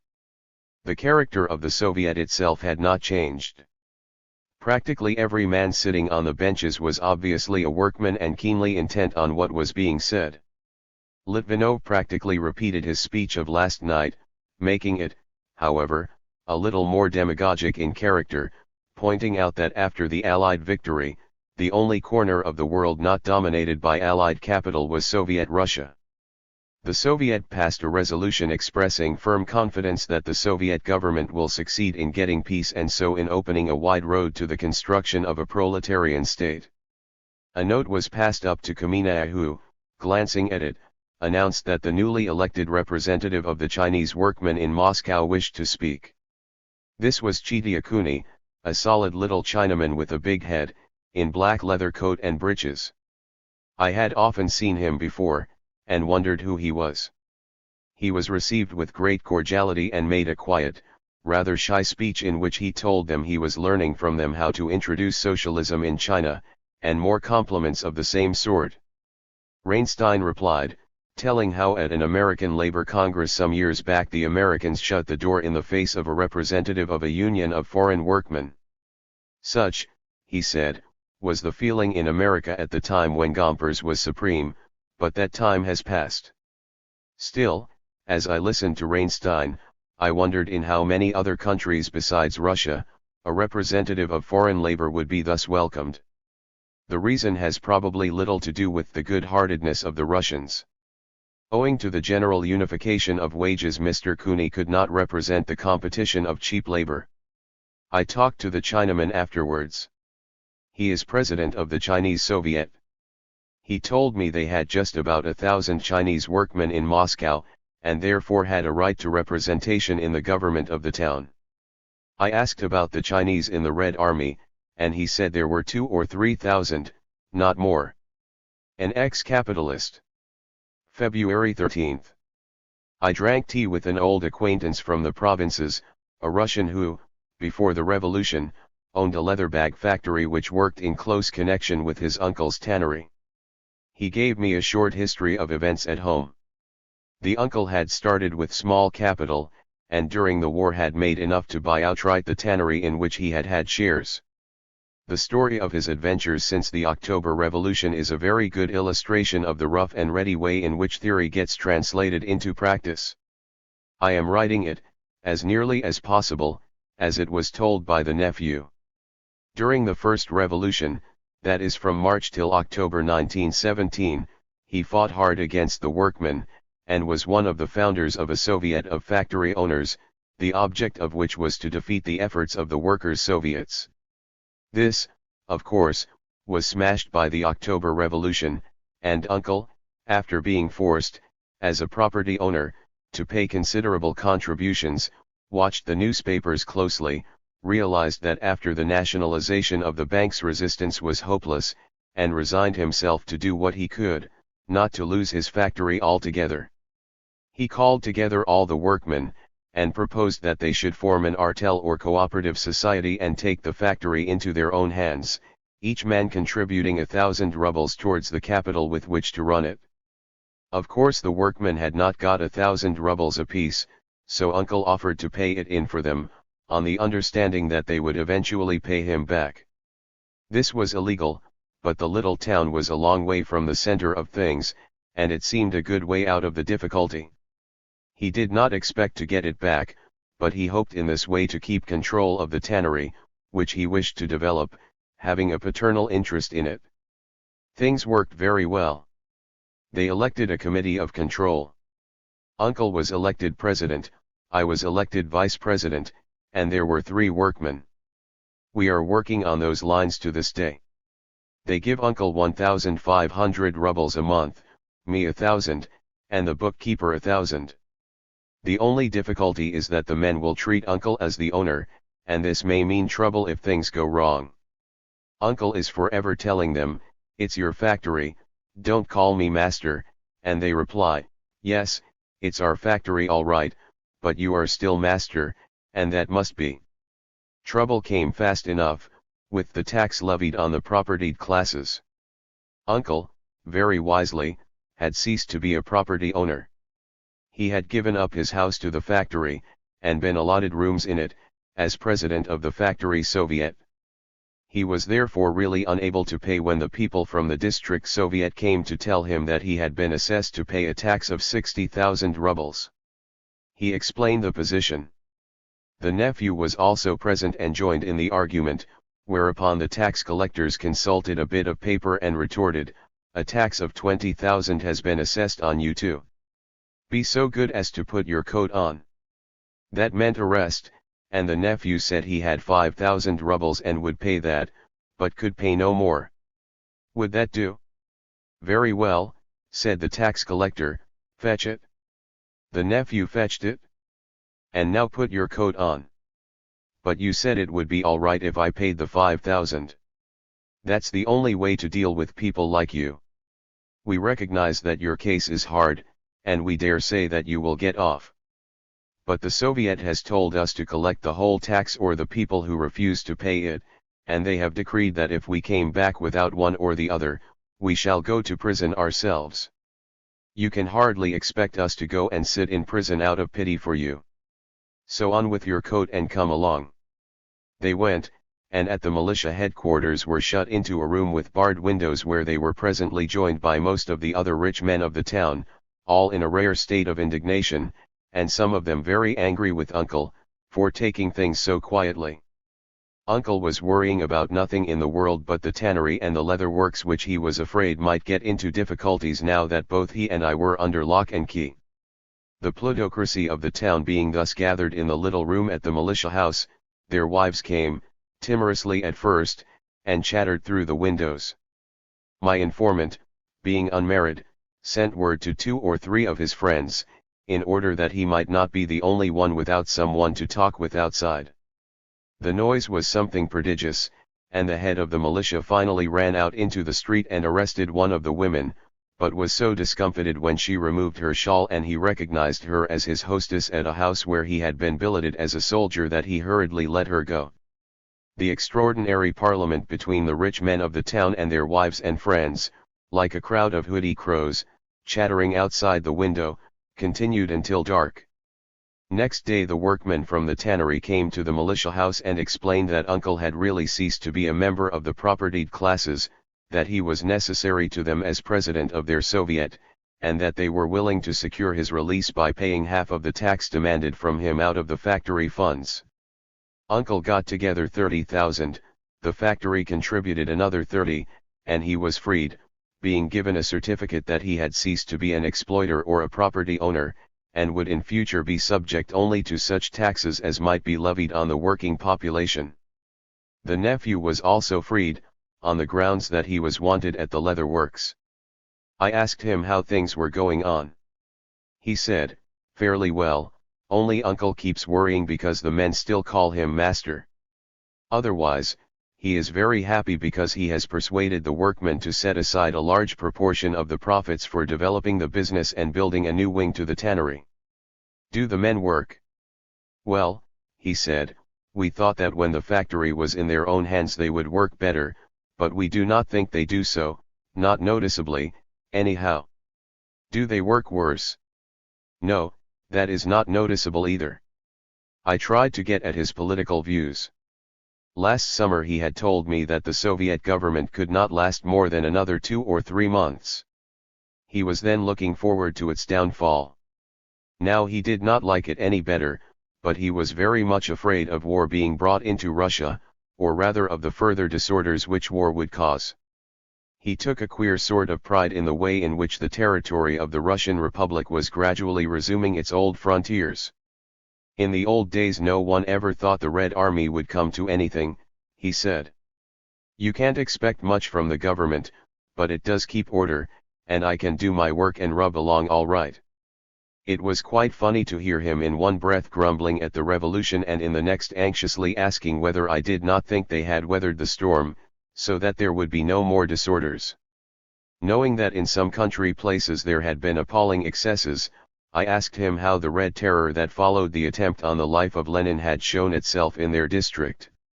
He laughed. We got off very cheaply, he said. This is what happened. A certain rich merchant's widow had a fine house, with enormous stores of all kinds of things, fine knives and forks, and too many of everything. For instance, she had 22 samovars of all sizes and sorts. Typical merchant's house, so many tablecloths that they could not use them all if they lived to be 100. Well, one fine day, early last summer, she was told that her house was wanted and that she must clear out. For 2 days she ran hither and thither trying to get out of giving it up. Then she saw it was no good, and piled all those things, samovars, and knives and forks and dinner services and tablecloths and overcoats in the garrets which she closed and sealed, and got the president of the Soviet to come and put his seal also. In the end things were so friendly that he even put a sentinel there to see that the seal should not be broken. Then came the news from Petrograd and Moscow about the Red Terror, and the Soviet, after holding a meeting and deciding that it ought to do something, and being on too good terms with all of us to do anything very bad, suddenly remembered poor Maria Nikolaevna's garrets. They broke the seals and tumbled out all the kitchen things, knives, forks, plates, furniture, the 22 samovars and the overcoats, took them in carts to the Soviet and declared them national property. National property. And a week or two later there was a wedding of a daughter of one of the members of the Soviet, and somehow or other the knives and forks were on the table, and as for samovars, there were enough to make tea for hundreds. A theorist of revolution. February 13th. After yesterday's talk with a capitalist victim of the revolution, I am glad for the sake of contrast to set beside it a talk with one of the revolution's chief theorists. The leather worker illustrated the revolution as it affects an individual. The revolutionary theorist was quite incapable of even considering his own or any other individual interests and thought only in terms of enormous movements in which the experiences of an individual had only the significance of the adventures of one ant among a myriad. Bukharin, member of the Old Economic Mission to Berlin, violent opponent of the Brest Peace, editor of Pravda, author of many books on economics and revolution, indefatigable theorist, found me drinking tea at a table in the Metropole. I had just bought a copy of a magazine which contained a map of the world, in which most of Europe was colored red or pink for actual or potential revolution. I showed it to Bukharin and said, "You cannot be surprised that people abroad talk of you as of the new imperialists." Bukharin took the map and looked at it. "Idiotism, rank idiotism," he said. At the same time, he added, "I do think we have entered upon a period of revolution which may last 50 years before the revolution is at last victorious in all Europe and finally in all the world. Now, I have a stock theory which I am used to set before revolutionaries of all kinds, nearly always with interesting results. I tried it on Bukharin. I said, 'You people are always saying that there will be revolution in England. Has it not occurred to you that England is a factory and not a granary, so that in the event of revolution we should be immediately cut off from all food supplies? According to your own theories, English capital would unite with American in ensuring that within 6 weeks the revolution had nothing to eat? England is not a country like Russia where you can feed yourselves somehow or other by simply walking to where there is food. 6 weeks would see starvation and reaction in England. I am inclined to think that a revolution in England would do Russia more harm than good." Bukharin laughed. "You old counter-revolutionary," he said. "That would be all true, but you must look further. You are right in one thing. If the revolution spreads in Europe, America will cut off food supplies. But by that time we shall be getting food from Siberia. And is the poor Siberian railway to feed Russia, Germany, and England? Before then Pichon and his friends will have gone. There will be France to feed too. But you must not forget that there are the cornfields of Hungary and Romania. Once civil war ends in Europe, Europe can feed herself. With English and German engineering assistance we shall soon turn Russia into an effective grain supply for all the working men's republics of the continent. But even then the task will be only beginning. The moment there is revolution in England, the English colonies will throw themselves eagerly into the arms of America. Then will come America's turn, and, finally, it is quite likely that we shall all have to combine to overthrow the last stronghold of capitalism in some South African bourgeois republic. I can well imagine," he said, looking far away with his bright little eyes through the walls of the dark dining room, "that the working men's republics of Europe may have to have a colonial policy of an inverse kind. Just as now you conquer backward races in order to exploit them, so in the future you may have to conquer the colonists to take from them the means of exploitation. There is only one thing I am afraid of." "And what is that?" "Sometimes I am afraid that the struggle will be so bitter and so long drawn out that the whole of European culture may be trampled underfoot. I thought of my leather worker of yesterday, one of thousands experiencing in their own persons the appalling discomforts, the turnover and revaluation of all established values that revolution, even without death and civil war, means to the ordinary man, and, being perhaps a little faint-hearted, I finished my tea in silence."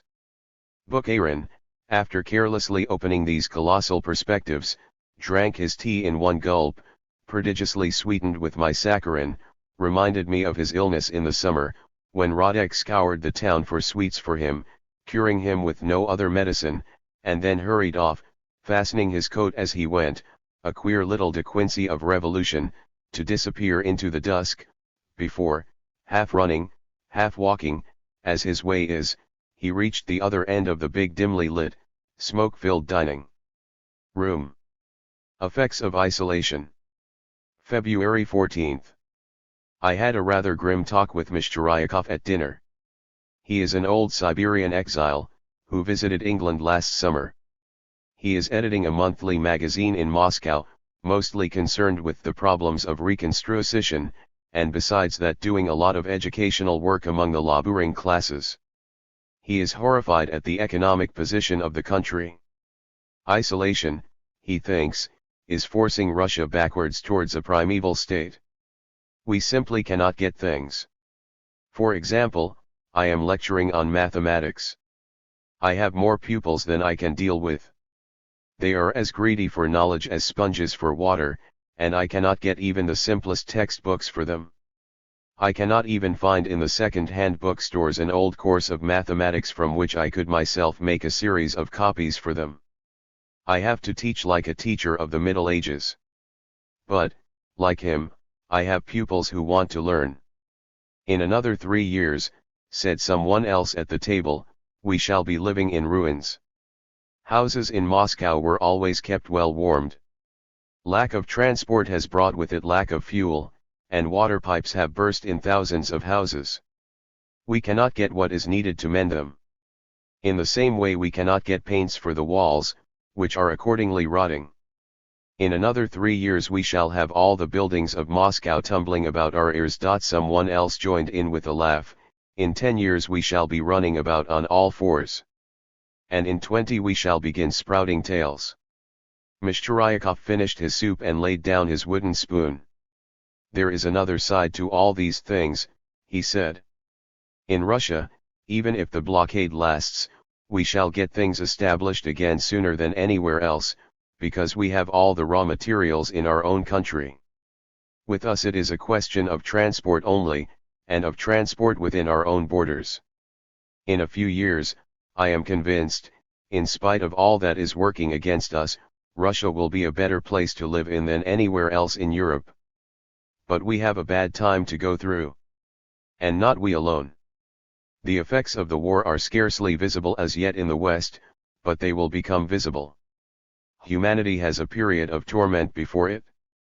Bukharin says 50 years, I said, referring to my talk of yesterday. Maybe.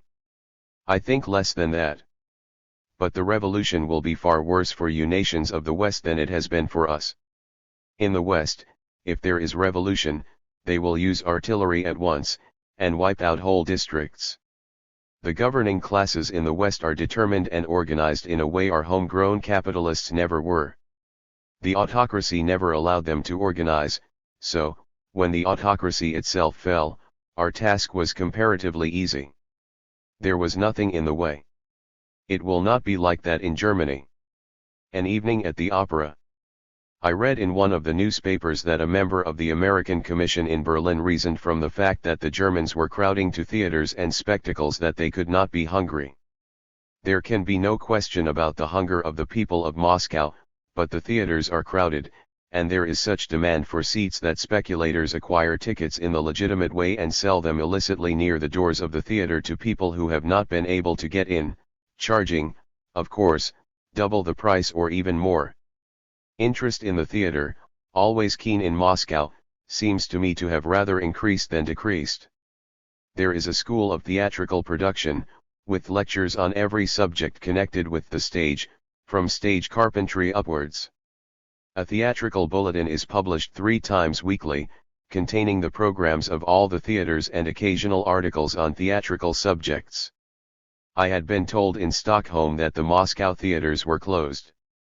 The following is an incomplete list of the plays and spectacles to be seen at various theaters on February 13th and February 14th, copied from the theatrical bulletin of those dates. Just as it would be interesting to know what French audiences enjoyed at the time of the French Revolution, so I think it worthwhile to record the character of the entertainments at present popular in Moscow. Opera at the Great Theatre. Sadko by Rimsky-Korsakov and Samson and Delilah by Saint-Saëns. Small State Theatre. Bisheny Denki by Ostrovsky and Starik by Gorky. Moscow Art Theatre. The Cricket on the Hearth by Dickens and The Death of Pisachian by Saltykov-Shchedrin. Opera. Selo Spanchiko and Kapelia. People's Palace. Dubrovsky by Napravnik and Demon by Rubinstein. Zamoskvoredsky Theatre. Gryza by Ostrovsky and Meshit Chain by Gorky. Popular Theatre. The Miracle of Saint Anthony by Maeterlinck. Komissarzhevskaya Theatre. A Christmas Carol by Dickens and The Accursed Prince by Remizov. Korsh Theatre. Much Ado About Nothing by Shakespeare and L. E. Misanthrope and Georges Dandin by Molière. Dramatic Theatre. Alexander I by Merezhkovsky. Theatre of Drama and Comedy. Little Dorrit by Dickens and The King's Barber by Lunacharsky. Besides these, other theatres were playing K.R., Ostrovsky, Potapenko, Vinnichenko, etc. The two studios of the Moscow Art Theatre were playing Rosmersholm and a repertoire of short plays. They, like the Art Theatre Company, occasionally play in the suburban theatres when their place at home is taken by other performers.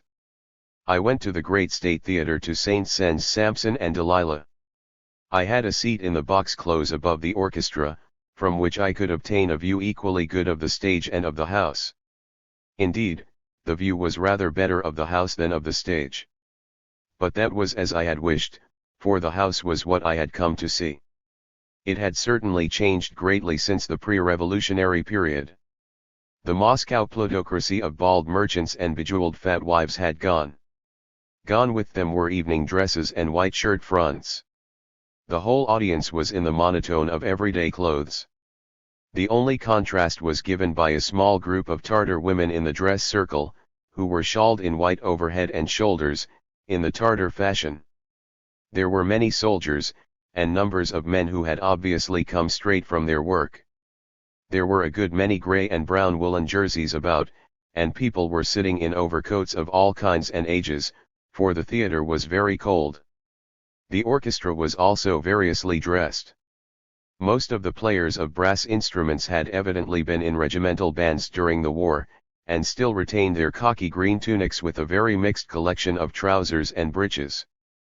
Others were in every kind of everyday clothes. The conductor alone wore a frock coat, and sat in his place like a specimen from another age, isolated in fact by his smartness alike from his ragged orchestra and from the stalls behind him. I looked carefully to see the sort of people who fill the stalls under the new regime, and decided that there has been a general transfer of brains from the gallery to the floor of the house. The same people who in the old days scraped kopecks and waited to get a good place near the ceiling now sat where formerly were the people who came here to digest their dinners. Looking from face to face that night, I thought there were very few people in the theatre who had had anything like a good dinner to digest. But, as for their keenness, I can imagine few audiences to which, from the actor's point of view, it would be better worthwhile to play. Applause, like brains, had come down from the galleries. Of the actual performance I have little to say except that ragged clothes and empty stomachs seemed to make very little difference to the orchestra. Helzer, the ballerina, danced as well before this audience as ever before the bourgeoisie. As I turned up the collar of my coat, I reflected that the actors deserved all the applause they got for their heroism in playing in such cold.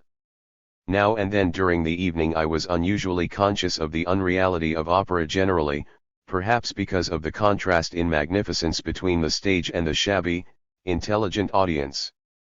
Now and then, on the other hand, stage and audience seemed one and indivisible.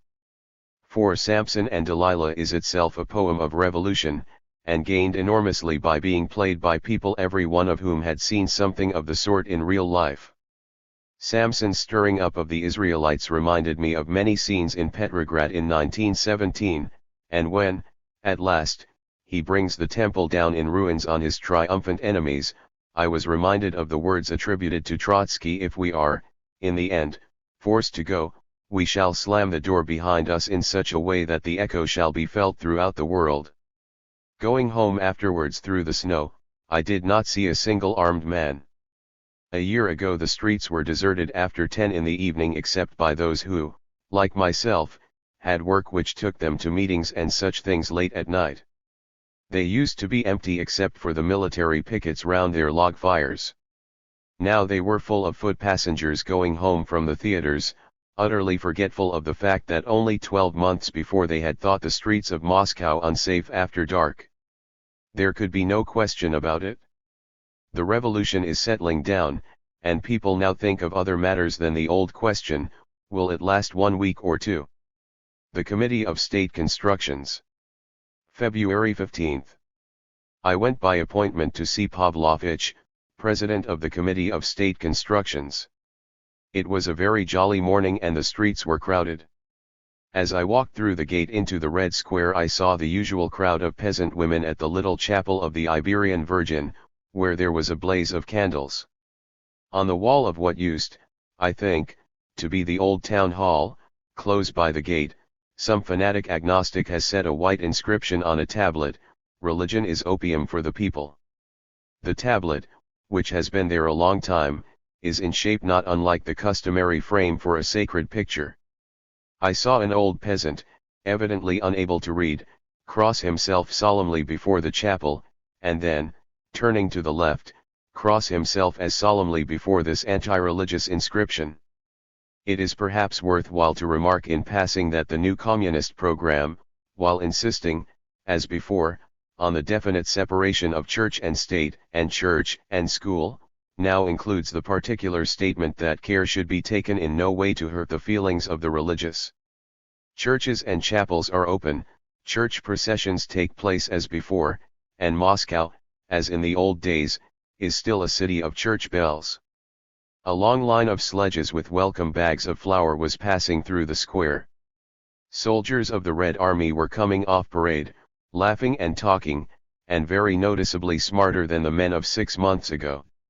There was a bright clear sky behind the fantastic cathedral of St. Basil, and the rough graves under the Kremlin wall, where those are buried who died in the fighting at the time of the November Revolution, have been tidied up.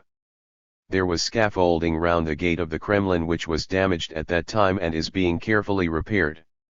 The Committee of State Constructions was founded last spring to coordinate the management of the various engineering and other constructive works previously carried on by independent departments. It became an independent organ with its own finances about the middle of the summer. Its headquarters are in the Nikolskaya, in the Chinese town, next door to the old building of the Anglo-Russian Trading Company, which still bears the lion and the unicorn sculptured above its green and white facade sometime early in the 17th century. Pavlovich is a little, fat, spectacled man with a bald head, fringed with the remains of red hair, and a little reddish beard. He was dressed in a black leather coat and trousers. He complained bitterly that all his plans for engineering works to improve the productive possibilities of the country were made impracticable by the imperious demands of war. As an old Siberian exile he had been living in France before the revolution and, as he said, had seen there how France made war. They sent her locomotives, and rails for the locomotives to run on, everything she needed they sent her from all parts of the world. When they sent horses, they sent also hay for their food, and shoes for their feet, and even nails for the shoes. If we were supplied like that, Russia would be at peace in a week. But we have nothing, and can get nothing, and are forced to be at war against our will. And war spoils everything, he continued. This committee should be at work on affairs of peace, making Russia more useful to herself and to the rest of the world. You know our plans. But with fighting on all our fronts, and with all our best men away, we are compelled to use 90% of our energy and material for the immediate needs of the army. Every day we get masses of telegrams from all fronts, asking for this or that. For example, Trotsky telegraphs here simply, "We shall be in Orenburg in 2 days, leaving us to do what is necessary." Then with the map before me, I have to send what will be needed, no matter what useful work has to be abandoned meanwhile, engineers, railway gangs for putting right the railways, material for bridges, and so on. Indeed, the biggest piece of civil engineering done in Russia for many years was the direct result of our fear lest you people or the Germans should take our Baltic fleet. Save the dreadnoughts we could not, but I decided to save what we could. The widening and deepening of the canal system so as to shift boats from the Baltic to the Volga had been considered in the time of the Tsar. It was considered and dismissed as impracticable. Once, indeed, they did try to take 2 torpedo boats over, and they lifted them on barges to make the attempt. Well, we said that as the thing could be planned, it could be done, and the canals are deepened and widened, and we took through them, under their own power, 7 big destroyers, 6 small destroyers and 4 submarine boats, which, arriving unexpectedly before Kazan, played a great part in our victory there. But the pleasure of that was spoiled for me by the knowledge that I had to take men and material from the building of the electric power station, with which we hope to make Petrograd independent of the coal supply. The difficulties we have to fight against are, of course, enormous, but much of what the old regime failed to do, for want of initiative or for other reasons, we have done and are doing. Some of the difficulties are of a most unexpected kind. The local inhabitants, partly, no doubt, under the influence of our political opponents, were extremely hostile with regard to the building of the power station, simply because they did not understand it. I went there myself, and explained to them what it would mean, that their river would become a rich river, that they would be able to get cheap power for all sorts of works, and that they would have electric light in all their houses. Then they carried me shoulder high through the village, and sent telegrams to Lenin, to Zinoviev, to everybody they could think of, and since then we have had nothing but help from them. Most of our energy at present has to be spent on mending and making railways and roads for the use of the army. Over 11,000 versts of railway are under construction, and we have finished the railway from Arzamas to Shikran. 1,200 versts of high road are under construction. And to meet the immediate needs of the army we have already repaired or made 8,000 versts of roads of various kinds. As a matter of fact, the internal railway net of Russia is by no means as bad as people make out.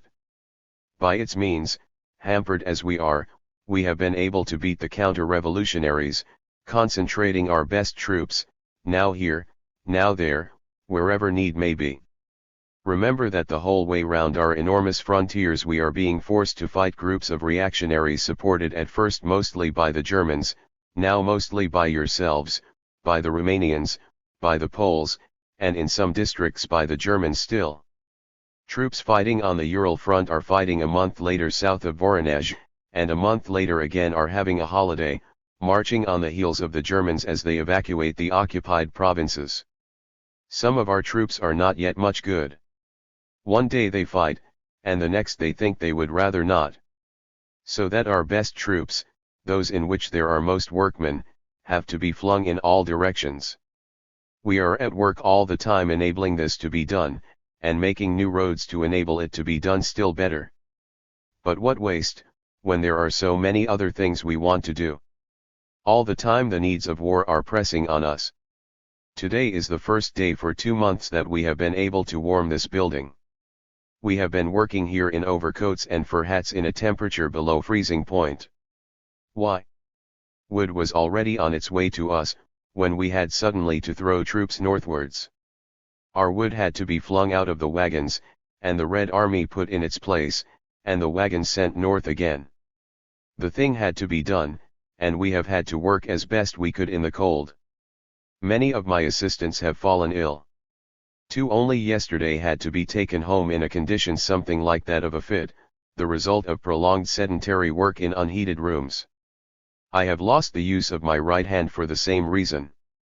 He stretched out his right hand, which he had been keeping in the pocket of his coat. It was an ugly sight, with swollen, immovable fingers, like the roots of a vegetable. At this moment someone came in to speak to Pavlovitch. He stood at the table a little behind me, so that I did not see him, but Pavlovitch, noticing that he looked curiously at me, said, "Are you acquaintances?" I looked round and saw Sukhanov, Gorky's friend, formerly one of the cleverest writers on the Novayism. I jumped up and shook hands with him. "What, have you gone over to the Bolsheviks?" I asked. "Not at all," said Sukhanov, smiling, "but I am working here."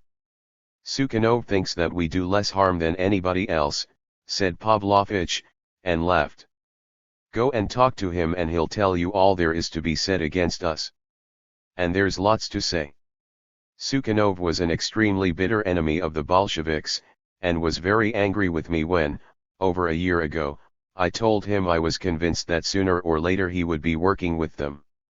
I told Pavlovich the story, and he laughed again. "A long time ago," he said, "Sukhanov made overtures to me through Miliutin. I agreed, and everything was settled, but when a note appeared in Pravda to say that he was going to work in this committee, he grew shy, and wrote a contradiction. Miliutin was very angry and asked me to publish the truth. I refused, but wrote on that day in my diary, 'Sukhanov will come.' 3 months later he was already working with us. One day he told me that in the big diary of the revolution which he is writing, and will write very well, he had some special abuse for me. 'I have none for you,' I said, 'but I will show you one page of my own diary,' and I showed him that page, and asked him to look at the date. Sukhanov is an honest fellow, and was bound to come. He went on with his talk. 'You know, hampered as we are by lack of everything, we could not put up the fight we are putting up against the reactionaries if it were not for the real revolutionary spirit of the people as a whole. The reactionaries have money, munitions, supplies of all kinds, instructors, from outside. We have nothing, and yet we beat them. Do you know that the English have given them tanks? Have you heard that in one place they used gases or something of the kind, and blinded 800 men? And yet we win. Why? Because from every town we capture we get new strength. And any town they take is a source of weakness to them, one more town to garrison and hold against the wishes of the population. And if you do get peace, what then? We want from abroad all that we cannot make ourselves. We want 100,000 versts of rails. Now we have to take up rails in one place to lay them in another. We want new railways built. We want dredgers for our canals and river works. We want excavators. And how do you expect people to sell you these things when your foreign credit is not worth a farthing? We shall pay in concessions, giving foreigners the right to take raw materials.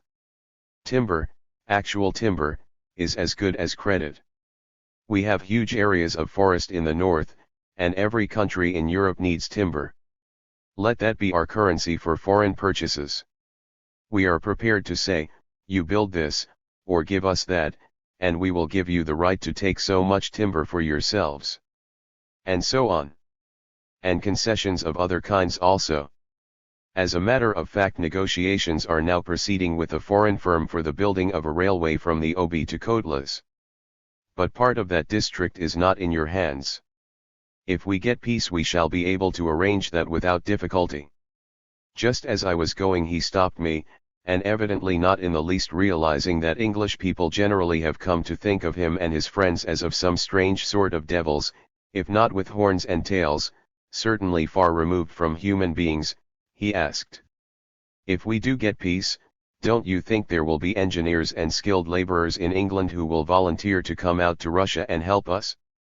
There is so much to do that I can promise they will have the best we can give them. We are almost as short of skilled men as we are of locomotives. We are now taking simple unskilled workmen who show any signs of brains and training them as we go along. There must be engineers, railwaymen, mechanics among English socialists who would be glad to come. And of course they need not be socialists, so long as they are good engineers. That last suggestion of his is entirely characteristic. It is impossible to make the Bolsheviks realize that the English people feel any hostility towards them. Nor do they feel hostility towards the English as such. On my way back to the hotel I met a party of English soldiers, taken prisoners on the northern front, walking free, without a convoy, through the streets. the Executive Committee and the Terror. February 17. My general impression that the Soviet Revolution has passed through its period of internal struggle and is concentrating upon constructive work so far as that is allowed by war on all its frontiers, and that the population is settling down under the new regime, was confirmed by the meeting of the Executive Committee, which definitely limited the powers of the Extraordinary Commission. Before the sitting was opened, I had a few words with Peters and with Krylenko. The excitement of the internal struggle was over. It had been bitterly fought within the party, and both Krylenko of the Revolutionary Tribunal and Peters of the Extraordinary Commission were there merely to witness the official act that would define their new position. Peters talked of his failure to get away for some shooting. Krylenko jeered at me for having refused to believe in the Lockhart conspiracy. Neither showed any traces of the bitter struggle waged within the party for and against the almost dictatorial powers of the Extraordinary Commission for dealing with counter-revolution. The sitting opened with a report by Dzerzhinsky, that strange ascetic who, when in prison in Warsaw, insisted on doing the dirty work of emptying the slops and cleaning other people's cells besides his own, on a theory that one man should where possible take upon himself the evil which would otherwise have to be shared by all, and in the dangerous beginning of the revolution had taken upon himself the most unpopular of all posts, that of President of the Extraordinary Commission. His personal uprightness is the complement of an absolute personal courage, shown again and again during the last 18 months.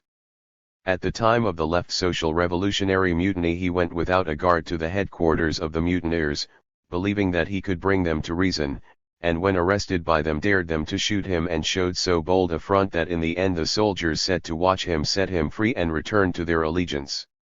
This thin, tallish man, with a fanatic face not unlike some of the traditional portraits of Saint Francis, the terror of counter-revolutionaries and criminals alike, is a very bad speaker.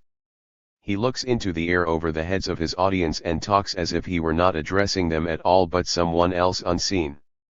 He talks even of a subject which he knows perfectly with curious inability to form his sentences, stops, changes words, and often, recognizing that he cannot finish his sentence, ends where he is, in the middle of it, with a little odd, deprecating emphasis, as if to say, at this point there is a full stop. At least so it seems. He gave a short colorless sketch of the history of the Extraordinary Commission. He referred to the various crises with which it had had to deal, beginning with the drunken pogroms in Petrograd, the suppression of the combined anarchists and criminals in Moscow, to the days of the terror when, now here, now there, armed risings against the Soviet were engineered by foreigners and by counter-revolutionaries working with them. He then made the point that throughout all this time the revolution had been threatened by large-scale revolts. Now the revolution was safe from such things and was threatened only by individual treacheries of various kinds, not by things which needed action on a large scale. They had traitors, no doubt, in the Soviet institutions who were waiting for the day to join with their enemies, and meanwhile were secretly hampering their work. They did not need on that account to destroy their institutions as a whole. The struggle with counter-revolution had passed to a new stage. They no longer had to do open battle with open enemies, they had merely to guard themselves against individuals. The laws of war by which, meeting him on the field of battle, the soldier had a right to kill his enemy without trial, no longer held good. The situation was now that of peace, where each offender must have his guilt proved before a court. Therefore the right of sentencing was removed from the Extraordinary Commission, but if, through unforeseen circumstances, the old conditions should return, they intended that the dictatorial powers of the Commission should be restored to it until those conditions had ceased. Thus if, in case of armed counter-revolution, a district were declared to be in a state of war, the Extraordinary Commission would resume its old powers. Otherwise its business would be to hand offenders, such as Soviet officials who were habitually late, over to the Revolutionary Tribunal, which would try them and, should their guilt be proved, put them in concentration camps to learn to work. He read point by point the resolutions establishing these changes and providing for the formation of revolutionary tribunals. Trial to take place within 48 hours after the conclusion of the investigation, and the investigation to take not longer than a month. He ended as he ended his sentences, as if by accident, and people scarcely realized he had finished before Sverdlov announced the next speaker. Krylenko proposed an amendment to ensure that no member of the Revolutionary Tribunal could be also a member of the Extraordinary Commission which had taken up and investigated a case. His speech was very disappointing. He is not at his best when addressing a serious meeting like that of the Executive Committee. The Krylenko who spoke tonight, fluently, clearly, but without particular art, is a very different Krylenko from the virtuoso in mob oratory, the little, dangerous, elderly man in ensign's uniform who swayed the soldiers' mass meetings in Petrograd a year and a half ago. I remember hearing him speak in barracks soon after the murder of Shingarev and Kokoshkin, urging class struggle and at the same time explaining the difference between that and the murder of sick men in bed.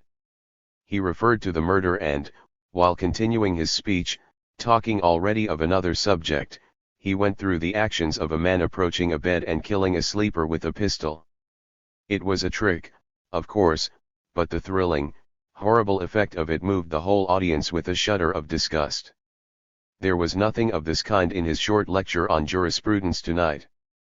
Avantsov, the tall, dark secretary of the Executive Committee, with the face of a big, benevolent hawk hooded in long black hair, opposed Krylenko on the ground that there were not enough trustworthy workers to ensure that in country districts such a provision could be carried out. Finally the resolution was passed as a whole and the amendment was referred to the judgment of the Presidium. The committee next passed to the consideration of the extraordinary tax levied on the propertied classes. Krestinsky, Commissary of Finance, made his report to a grim audience, many of whom quite frankly regarded the tax as a political mistake. Krestinsky is a short, humorous man, in dark spectacles, dressed more like a banker than like a Bolshevik. It was clear that the collection of the tax had not been as successful as he had previously suggested. I was interested in his reference to the double purpose of the tax and in the reasons he gave for its comparative failure. The tax had a fiscal purpose, partly to cover deficit, partly by drawing in paper money to raise the value of the ruble. It had also a political purpose. It was intended to affect the propertied classes only, and thus to weaken the kulaks in the villages and to teach the poorer peasants the meaning of the revolution. Unfortunately some Soviets, where the minority of the kulaks had retained the unfair domination given it by its economic strength, had distributed the tax paying equally over the whole population, thus very naturally raising the resentment of the poor who found themselves taxed to the same amount as those who could afford to pay. It had been necessary to send circular telegrams emphasizing the terms of the decree. In cases where the taxation had been carried out as intended there had been no difficulty. The most significant reason for the partial unsuccess was that the propertied class, as such, had already diminished to a greater extent than had been supposed, and many of those taxed, for example, as factory owners were already working, not as factory owners, but as paid directors in nationalized factories, and were therefore no longer subject to the tax. In other words, the partial failure of the tax was a proof of the successful development of the revolution. Krestinsky believed that the revolution had gone so far that no further tax of this kind would be either possible or necessary. Notes of conversations with Lenin. Whatever else they may think of him, not even his enemies deny that Vladimir Ilyich Ulyanov is one of the greatest personalities of his time. I therefore make no apology for writing down such scraps of his conversation as seem to illustrate his manner of mind. He was talking of the lack of thinkers in the English labor movement, and said he remembered hearing Shaw speak at some meeting. Shaw, he said, was a good man fallen among Fabians and a great deal further left than his company. He had not heard of the perfect Wagnerite, but was interested when I told him the general idea of the book, and turned fiercely on an interrupter who said that Shaw was a clown. He may be a clown for the bourgeoisie in a bourgeois state, but they would not think him a clown in a revolution. He asked whether Sidney Webb was consciously working in the interests of the capitalists, and when I said I was quite sure that he was not, he said, "Then he has more industry than brains. He certainly has great knowledge." He was entirely convinced that England was on the eve of revolution, and pooh-poohed my objections. 3 months ago I thought it would end in all the world having to fight the center of reaction in England. But I do not think so now. Things have gone further there than in France, if the news as to the extent of the strikes is true. I pointed out some of the circumstances, geographical and economical, which would make the success of a violent revolution in England problematical in the extreme, and put to him the same suggestion that I put to Bukharin, namely, that a suppressed movement in England would be worse for Russia than our traditional method of compromise. He agreed at once, but said, "That is quite true, but you cannot stop a revolution. Although Ramsay MacDonald will try to at the last minute. Strikes and Soviets. If these two habits once get hold, nothing will keep the workmen from them. And Soviets, once started, must sooner or later come to supreme power. Then, but certainly it would be much more difficult in England. Your big clerk and shopkeeping class would oppose it, until the workmen broke them." Russia was indeed the only country in which the revolution could start. And we are not yet through our troubles with the peasantry. I suggested that one reason why it had been possible in Russia was that they had had room to retreat. "Yes," he said. "The distances saved us. The Germans were frightened of them, at the time when they could indeed have eaten us up, and won peace, which the Allies would have given them in gratitude for our destruction. A revolution in England would have nowhere whither to retire. Of the Soviets," he said, "in the beginning I thought they were and would remain a purely Russian form, but it is now quite clear that under various names they must be the instruments of revolution everywhere." He expressed the opinion that in England they would not allow me to tell the truth about Russia, and gave as an example the way in which Colonel Robbins had been kept silent in America. He asked about Robbins, had he really been as friendly to the Soviet government as he made out? I said, yes, if only as a sportsman admiring its pluck and courage in difficulties. I quoted Robbins saying, "I can't go against a baby I have sat up with for 6 months. But if there were a Bolshevik movement in America I'd be out with my rifle to fight it every time." Now that, said Lenin, is an honest man and more far-seeing than most. I always liked that man. He shook with laughter at the image of the baby, and said, that baby had several million other folk sitting up with it too. He said he had read in an English socialist paper a comparison of his own theories with those of an American, Daniel de Leon. He had then borrowed some of de Leon's pamphlets from Reinstein, read them for the first time, and was amazed to see how far and how early de Leon had pursued the same train of thought as the Russians. His theory that representation should be by industries, not by areas, was already the germ of the Soviet system. He remembered seeing de Leon at an international conference. De Leon made no impression at all, a grey old man, quite unable to speak to such an audience, but evidently a much bigger man than he looked, since his pamphlets were written before the experience of the Russian Revolution of 1905. Some days afterwards I noticed that Lenin had introduced a few phrases of de Leon, as if to do honor to his memory, into the draft for the new program of the Communist Party. Talking of the lies that are told about Russia, he said it was interesting to notice that they were mostly perversions of truth and not pure inventions, and gave as an example the recent story that he had recanted. "Do you know the origin of that?" he said. "I was wishing a happy new year to a friend over the telephone, and said, and may we commit fewer stupidities this year than last. Someone overheard it and told someone else. A newspaper announced Lenin says we are committing stupidities, and so the story started. More than ever, Lenin struck me as a happy man. Walking home from the Kremlin, I tried to think of any other man of his caliber who had had a similar joyous temperament. I could think of none. This little, bald-headed, wrinkled man, who tilts his chair this way and that, laughing over one thing or another, ready any minute to give serious advice to any who interrupt him to ask for it, advice so well reasoned that it is to his followers far more compelling than any command. Every one of his wrinkles is a wrinkle of laughter, not of worry. I think the reason must be that he is the first great leader who utterly discounts the value of his own personality. He is quite without personal ambition.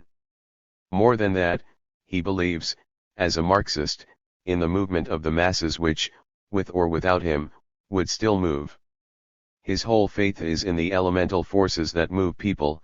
His faith in himself is merely his belief that he justly estimates the direction of those forces. He does not believe that any man could make or stop the revolution which he thinks inevitable. If the Russian Revolution fails, according to him, it fails only temporarily, and because of forces beyond any man's control.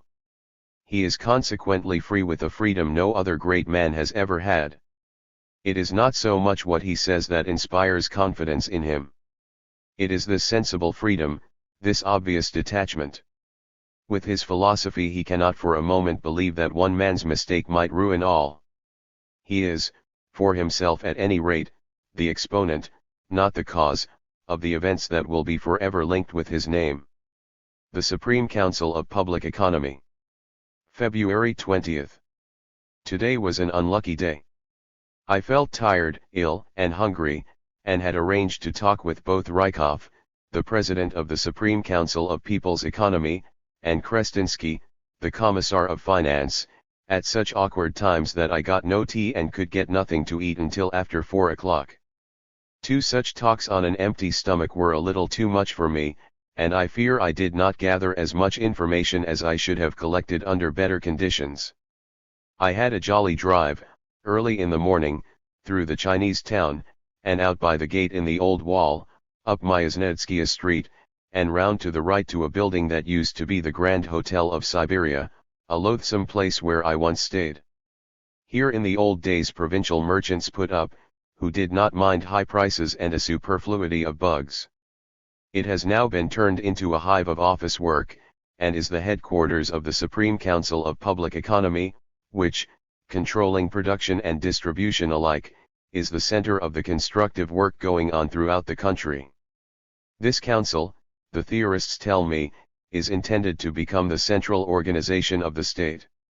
The Soviets will naturally become less and less important as instruments of political transition as that transition is completed and the struggle against reaction within and without comes to an end. Then the chief business of the state will no longer be to protect itself against enemies but to develop its economic life, to increase its productivity and to improve the material conditions of the workers of whom it is composed.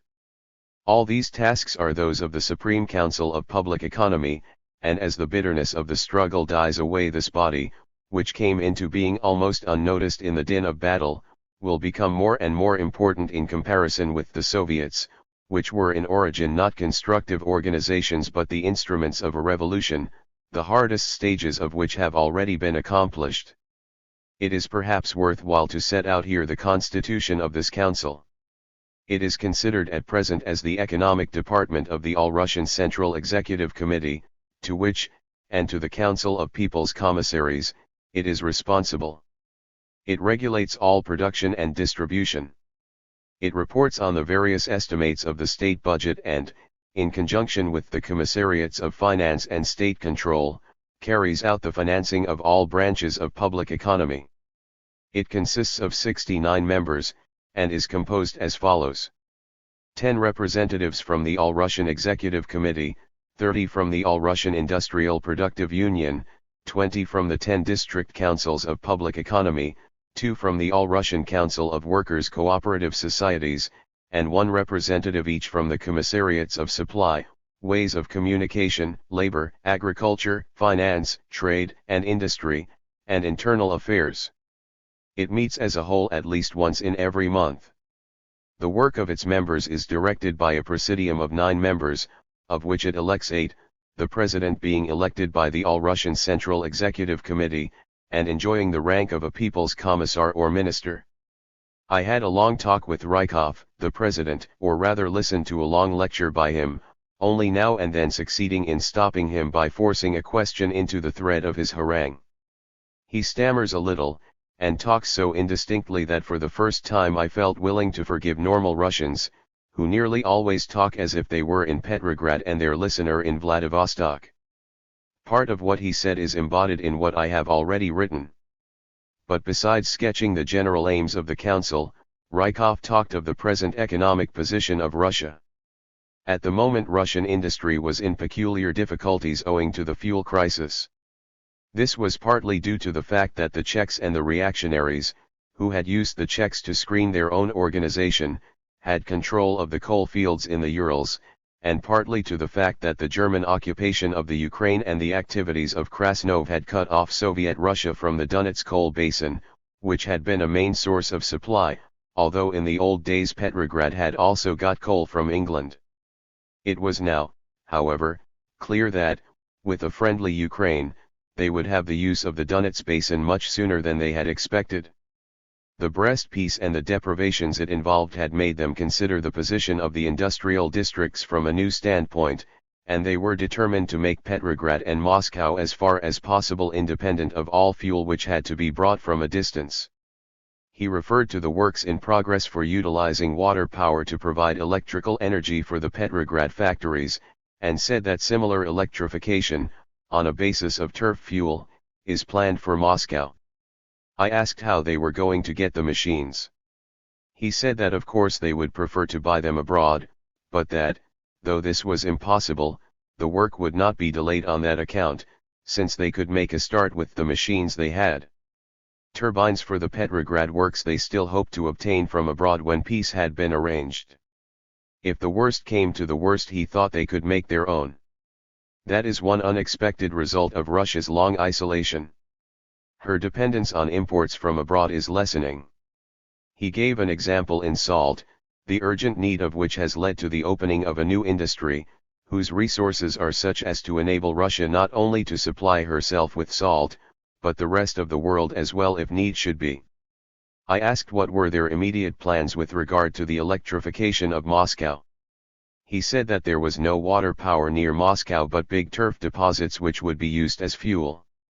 In order not to interfere with the actual lighting of the town from the power station already in existence, they are taking the electric plant from the Provodnik works, which will supply enough electricity for the lighting of the town.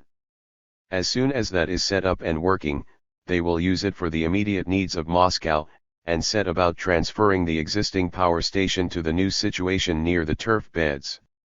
In this way they hope to carry out the change from coal to turf without interfering with the ordinary life of the town. Eventually, when things settle down, they will get a larger plant. I said, of course you have a double object in this, not only to lessen the dependence of the industrial districts on fuel that has to be brought from a distance, and of which you may be deprived, but also to lessen the strain on transport. Yes, he said.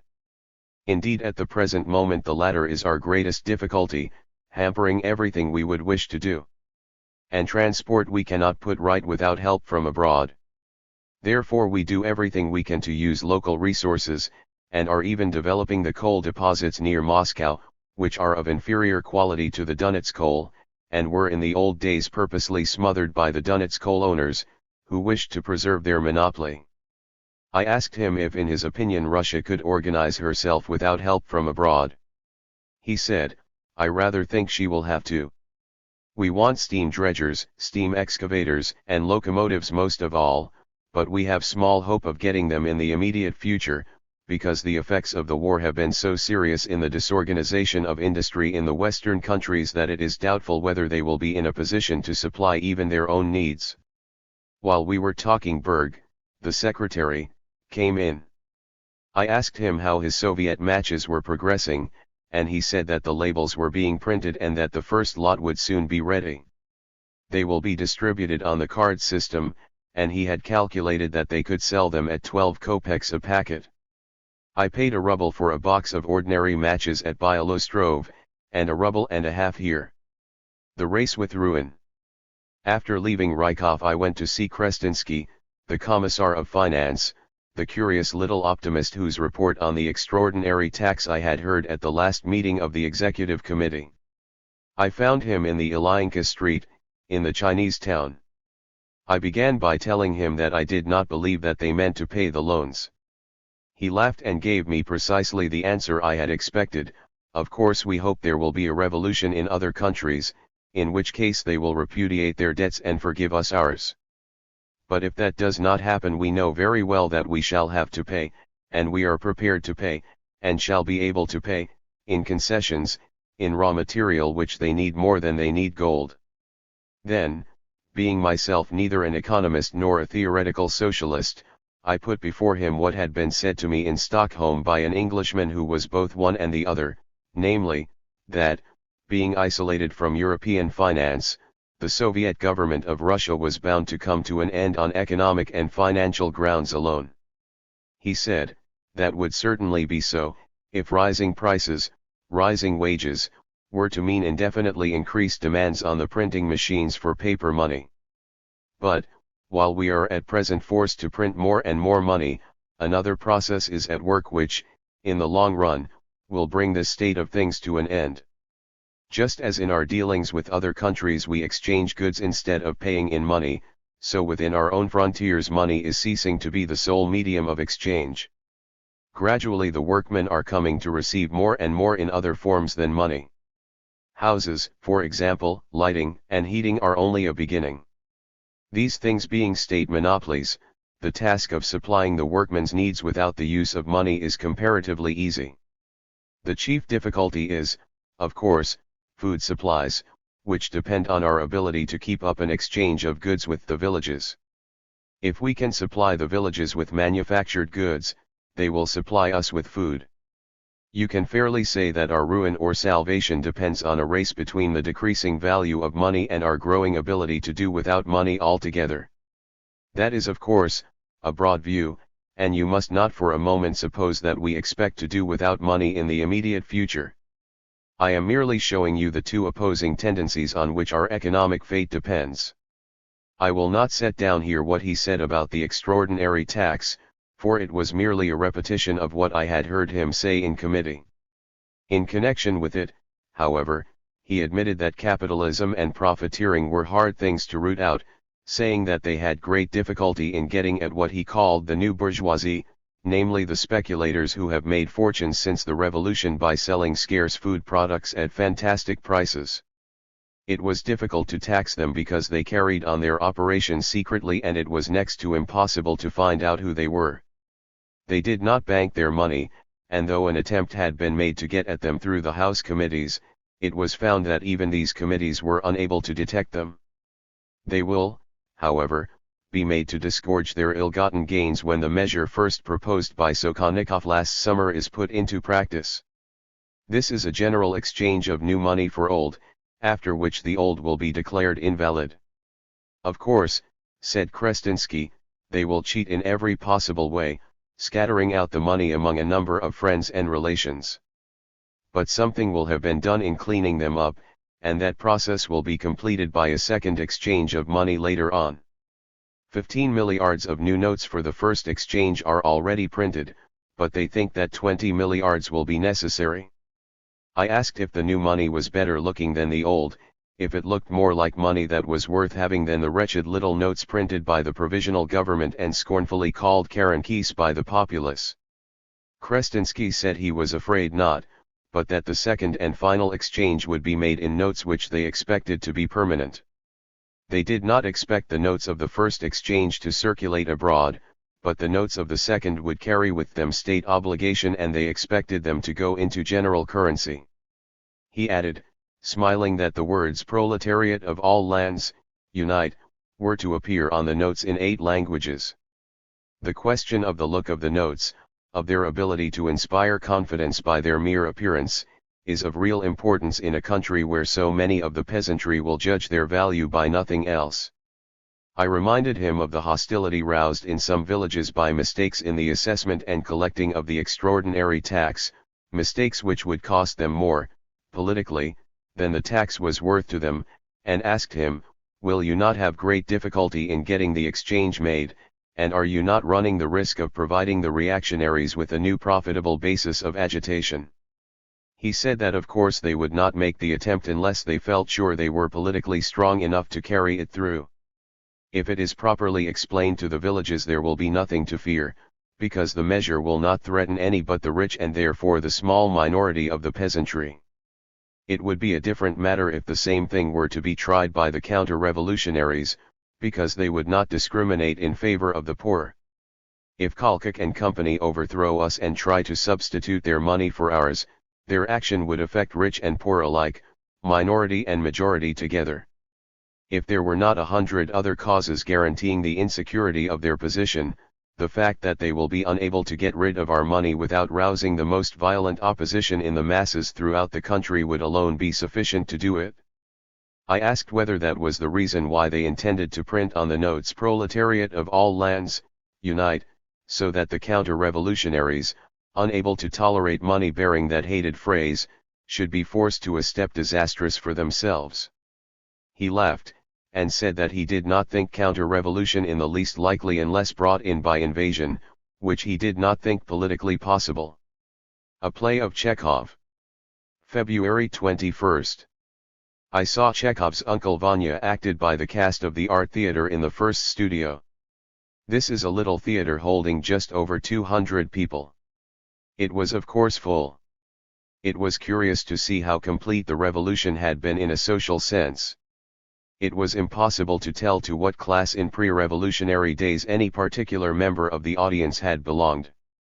I was struck by the new smartness of the boy officers of the Red Army, of whom a fair number were present. As we waited for the curtain to rise, I thought how the mental attitude of the people had changed. A year ago, we lived with exhilaration or despair on a volcano which might any day erupt and sweep away the new life before anyone had become accustomed to live it. Now the danger to the revolution was 1,000 miles away on the various fronts. Here, in the center, the revolution was an established fact. People had ceased to wonder when it would end, were settling into their places in the new social order, and took their pleasures not as if they were plucking flowers on their way to execution, but in the ordinary routine of life. The play is well known, a drama of bourgeois society in a small country place. A poor landowner scraping money for an elder brother in the town, realizing at last that the brother was not the genius for whom such sacrifice was worthwhile, a doctor with a love for forestry and dreams of the future, the old mock genius's young wife, his sister, his adoring mother, the old nurse and the ancient dependent adopted, as it were, with the estate, all these people in their own way make each other suffer. Chekhov's irony places before us wasted lives, hopelessness, exaggerated interest in personalities, vain strugglings after some better outlet for the expression of selves not worth expressing. That play, acted today, seemed as remote as a play of the old regime in France would have seemed 5 years ago. A gulf seemed to have passed. The play had become a play of historical interest, the life it represented had gone forever. People in Russia no longer have time for private lives of such a character. Such people no longer exist, some of them have been swept into the flood tide of revolution and are working as they never hoped to have the chance to work, others, less generous, have been broken and thrown aside. The revolution has been hard on some, and has given new life to others. It has swept away that old life so absolutely that, come what may, it will be 100 years at least before anywhere in Russia people will be able to be unhappy in that particular way again. The subject of Uncle Vanya was a great deal more remote from the Russian audience of today than was the opera of Samson and Delilah which I heard last week. And, if I realized that the revolution had come to stay, if I realized that Chekhov's play had become a play of historical interest, I realized also that Chekhov was a great master in that his work carried across the gulf between the old life and the new, and affected a revolutionary audience of today as strongly as it affected that very different audience of a few years ago. Indeed, the play seemed almost to have gained by the revolution, which had lent it, perhaps, more irony than was in Chekhov's mind as he wrote. Was this the old life? I thought, as I stepped out into the snow. If so, then thank God it has gone. The Centro Textile. February 22nd. This morning I drove to the Dialovoidver, the big house on the Varvarskia Square which is occupied by the central organization of the textile industry. The head of this organization is Nogin, an extremely capable, energetic Russian, so capable, indeed, that I found it hard to believe he could really be a Russian. He is a big man, with a mass of thick brown shaggy hair, so thick that the little bald patch on the top of his head seems like an artificial tonsure. Nogin sketched the lines on which the Russian textile industry was being reorganized, and gave orders that I should be supplied with all possible printed matter in which to find the details. The Centro Textile is the actual center of the economic life of Russia, because, since textiles are the chief materials of exchange between the towns and the villages, on its success depends the success of everything else. The textile industry is, in any case, the most important of all Russian industries. Before the war it employed 500,000 workmen, and Nogin said that in spite of the disorganization of the war and of the revolution 400,000 are employed today.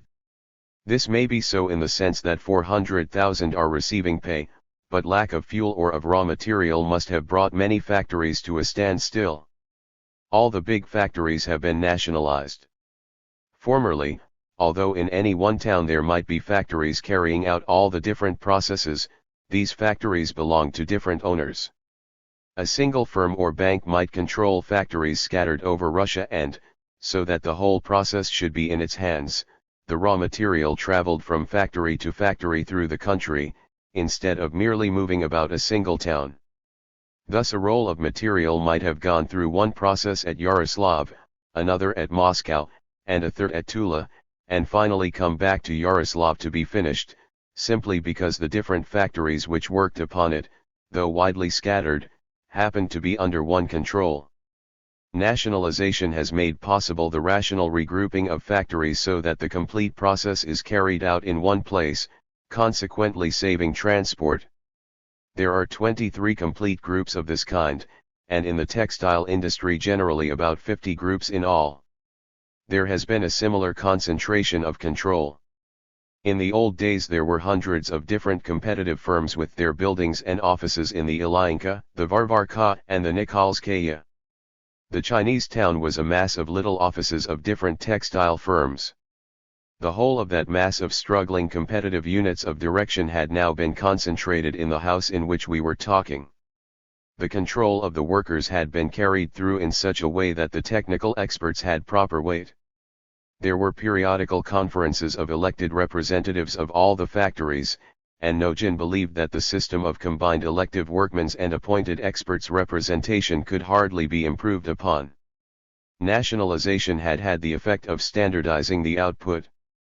Formerly, an infinite variety of slightly different stuffs were produced, the variations being often merely for the sake of being different in the competitive trade. Useless varieties had now been done away with the result of greater economy in production. I asked what he could tell me about their difficulties in the matter of raw material. He said they no longer get anything from America, and while the railway was cut at Orenburg by the Cossacks, they naturally could get no cotton from Turkestan. In fact, last autumn they had calculated that they had only enough material to keep the factories going until December.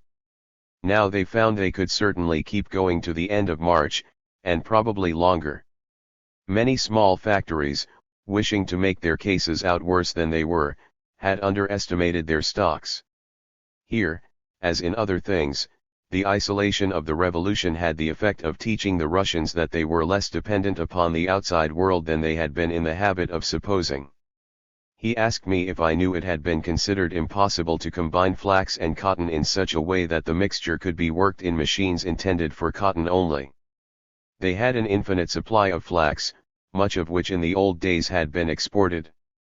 Investigations carried on for the Centro Textile by two professors, the brothers Chilikin, had ended in the discovery of 3 different processes for the cottonizing of flax in such a way that they could now mix not only a small percentage of their flax with cotton and use the old machines, but were actually using 50% flax and had already produced material experimentally with as much as 75%.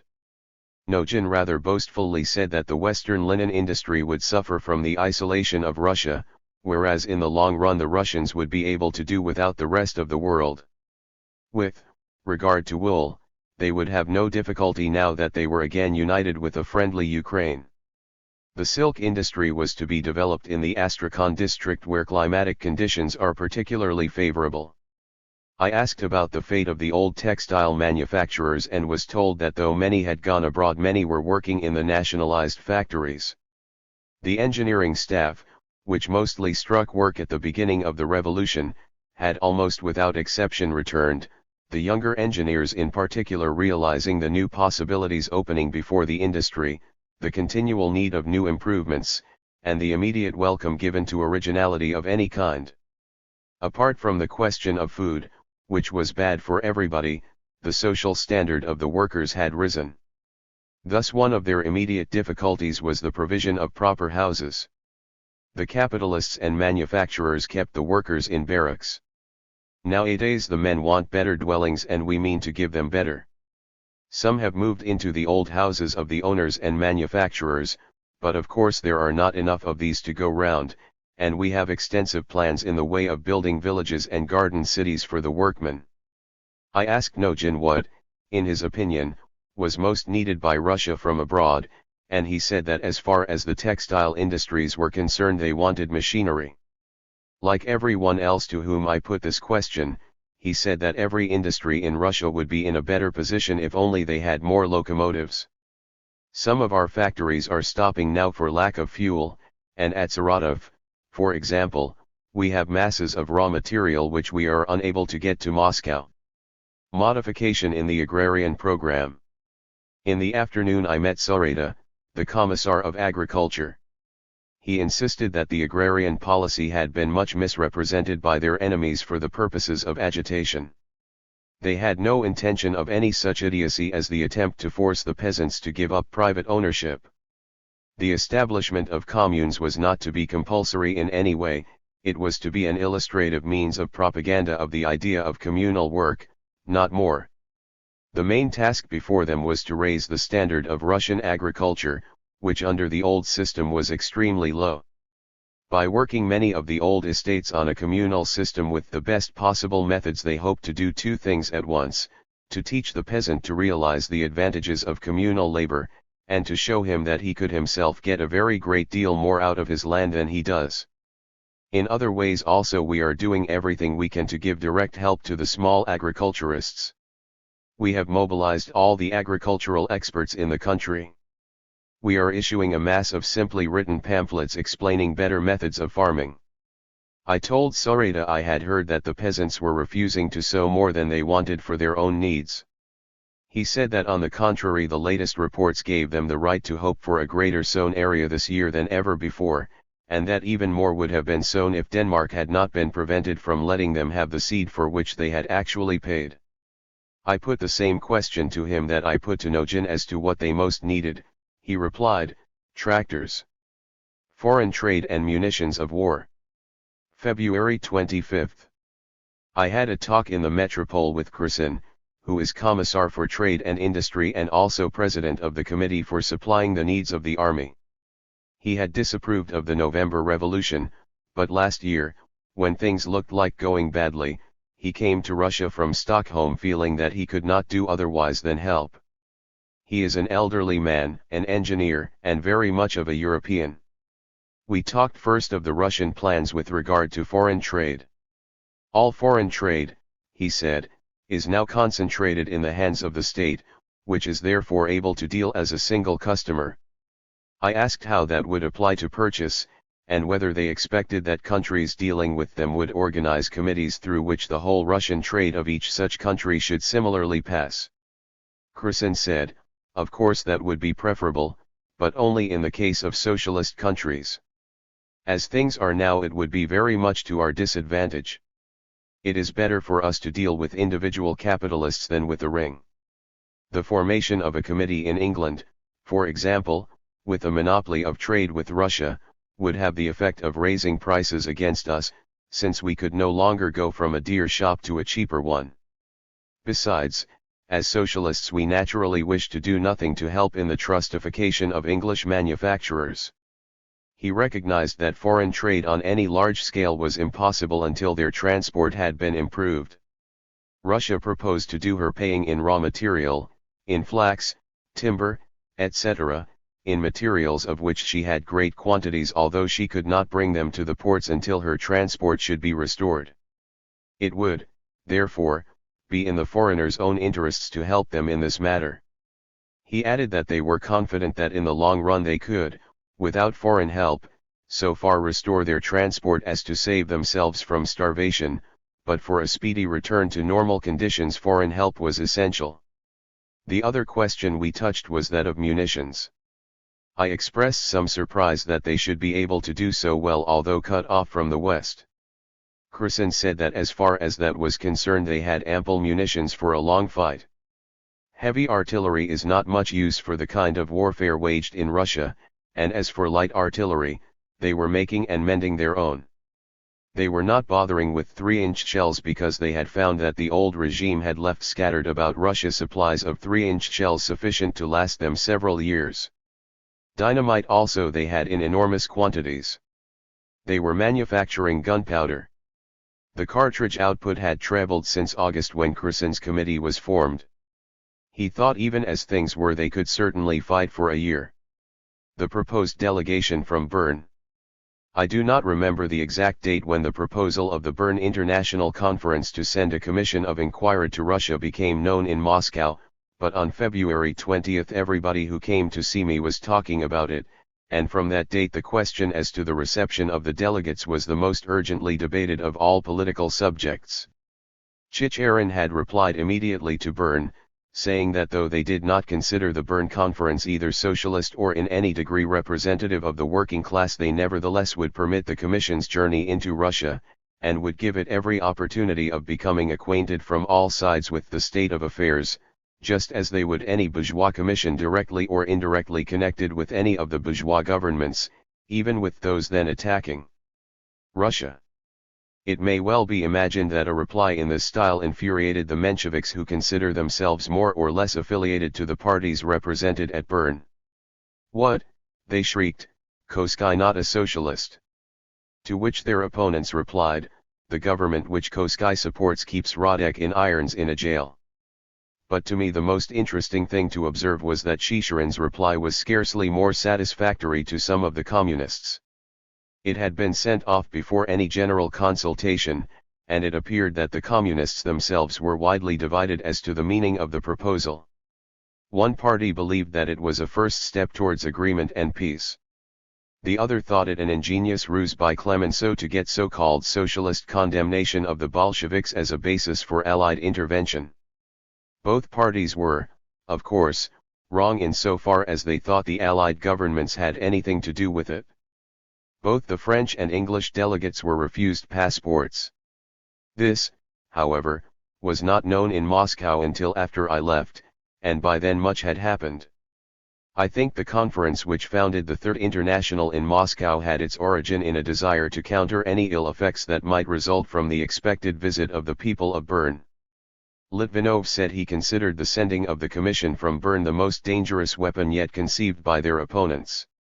He complained that he had been unable to get either Lenin or Chicherin to realize that this delegation was a preparation for hostilities, not a preparation for peace. You do not understand that since the beginning of the war there has been a violent struggle between two internationals, one of which does not believe in revolution while the other does. In this case a group of men already committed to condemn the revolution are coming to pass judgment on it. If they were not to condemn the revolution they would be condemning themselves. Chicherin ought to have put a condition that a delegation of left socialists should also come. But he replied within an hour of getting the telegram from Bern. These idiots here think the delegation is coming to seek a ground for peace. It is nothing of the sort.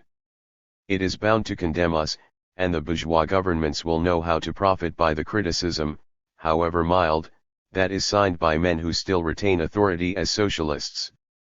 Henderson, for example, will judge simply by whether people are hungry or not. He will not allow for reasons which are not in our control. Koskai is less dangerous, because, after all, he will look below the obvious. Reinstein remembered the old personal hostility between Lenin and Koskai, whom Lenin, in a book which Reinstein thought unworthy of him, had roundly denounced as a renegade and traitor. The only man in the delegation who could be counted on for an honest effort to understand was Longuet. As the days went on, it became clear that the expected visit had provided a new bone of contention between the Russian parties.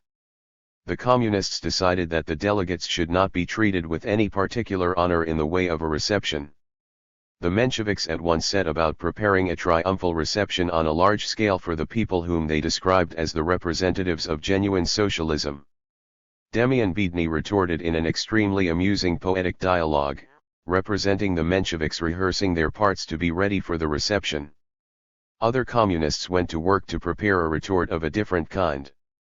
They arranged a house for the Bern delegates to live in, but at the same time they prepared to emphasize the difference between the two internationals by the calling of an anti-Bern conference which should disclaim all connection with that old international which they considered had gone into political bankruptcy at the outbreak of the European War. The Executive Committee on the Rival Parties. February 26. In the afternoon I got to the Executive Committee in time to hear the end of a report by Rykov on the economic position. He said there was hope for a satisfactory conclusion to the negotiations for the building of the Obi-Kotlas Railway, and hoped that this would soon be followed by similar negotiations and by other concessions. He explained that they did not want capitalism in Russia but that they did want the things that capital could give them in exchange for what they could give capital. This was, of course, referring to the opposition criticism that the Soviet was prepared to sell Russia into the hands of the Anglo-American imperialistic bandits. Rykov said that the main condition of all concessions would be that they should not affect the international structure of the Soviet Republic and should not lead to the exploitation of the workmen. They wanted railways, locomotives, and machines, and their country was rich enough to pay for these things out of its natural resources without sensible loss to the state or the yielding of an inch in their program of internal reconstruction. He was followed by Krestinsky, who pointed out that whereas the commissariats were, in a sense, altered forms of the old ministries, links with the past, the Council of Public Economy, organizing the whole production and distribution of the country, building the new socialist state, was an entirely new organ and a link, not with the past, but with the future. The two next speeches illustrated one of the main difficulties of the revolution. Kresin criticized the council for insufficient confidence in the security of the revolution. He said they were still hampered by fears lest here or there capitalism should creep in again. They were unnecessarily afraid to make the fullest possible use of specialists of all kinds who had taken a leading part in industry under the old regime and who, now that the old regime, the old system, had been definitely broken, could be made to serve the new. He believed that unless the utmost use was made of the resources of the country in technical knowledge, etc., they could not hope to organize the maximum productivity which alone could save them from catastrophe. The speaker who followed him, Glebov, defended precisely the opposite point of view and represented the same attitude with regard to the reorganization of industry as is held by many who object to Trotsky's use of officers of the old army in the reorganization of the new, believing that all who worked in high places under the old regime must be and remain enemies of the revolution, so that their employment is a definite source of danger. Glebov is a trade union representative, and his speech was a clear indication of the non-political undercurrent towards the left which may shake the Bolshevik position and will most certainly come into violent conflict with any definitely bourgeois government that may be brought in by counter-revolution. In the resolution on the economic position which was finally passed unanimously, one point reads as follows: "It is necessary to strive for just economic relations with other countries in the form of state-regulated exchange of goods and the bringing of the productive forces of other countries to the working out of the untouched natural resources of Soviet Russia." It is interesting to notice the curiously mixed character of the opposition. Some call for a real socialism, which shall make no concessions whatsoever to foreign capital, others for the cessation of civil war and peace with the little governments which have obtained Allied support. In a single number of the Printer's Gazette, for example, there was a threat to appeal against the Bolsheviks to the delegation from Bern and an attack on Chicherin for being ready to make terms with the Entente. The next business on the program was the attitude to be adopted towards the repentant social revolutionaries of the right. Kamenev made the best speech I have ever heard from him, for once in a way not letting himself be drawn into agitational digressions, but going point by point through what he had to say and saying it economically. The S.RS had three watchwords: war and alliance with the Allies, coalition with the bourgeoisie, and the Constituent Assembly. For over a year they had waged open war with the Soviet government over these 3 points. They had been defeated in the field. But they had suffered a far more serious moral defeat in having to confess that their very watchwords had been unsound.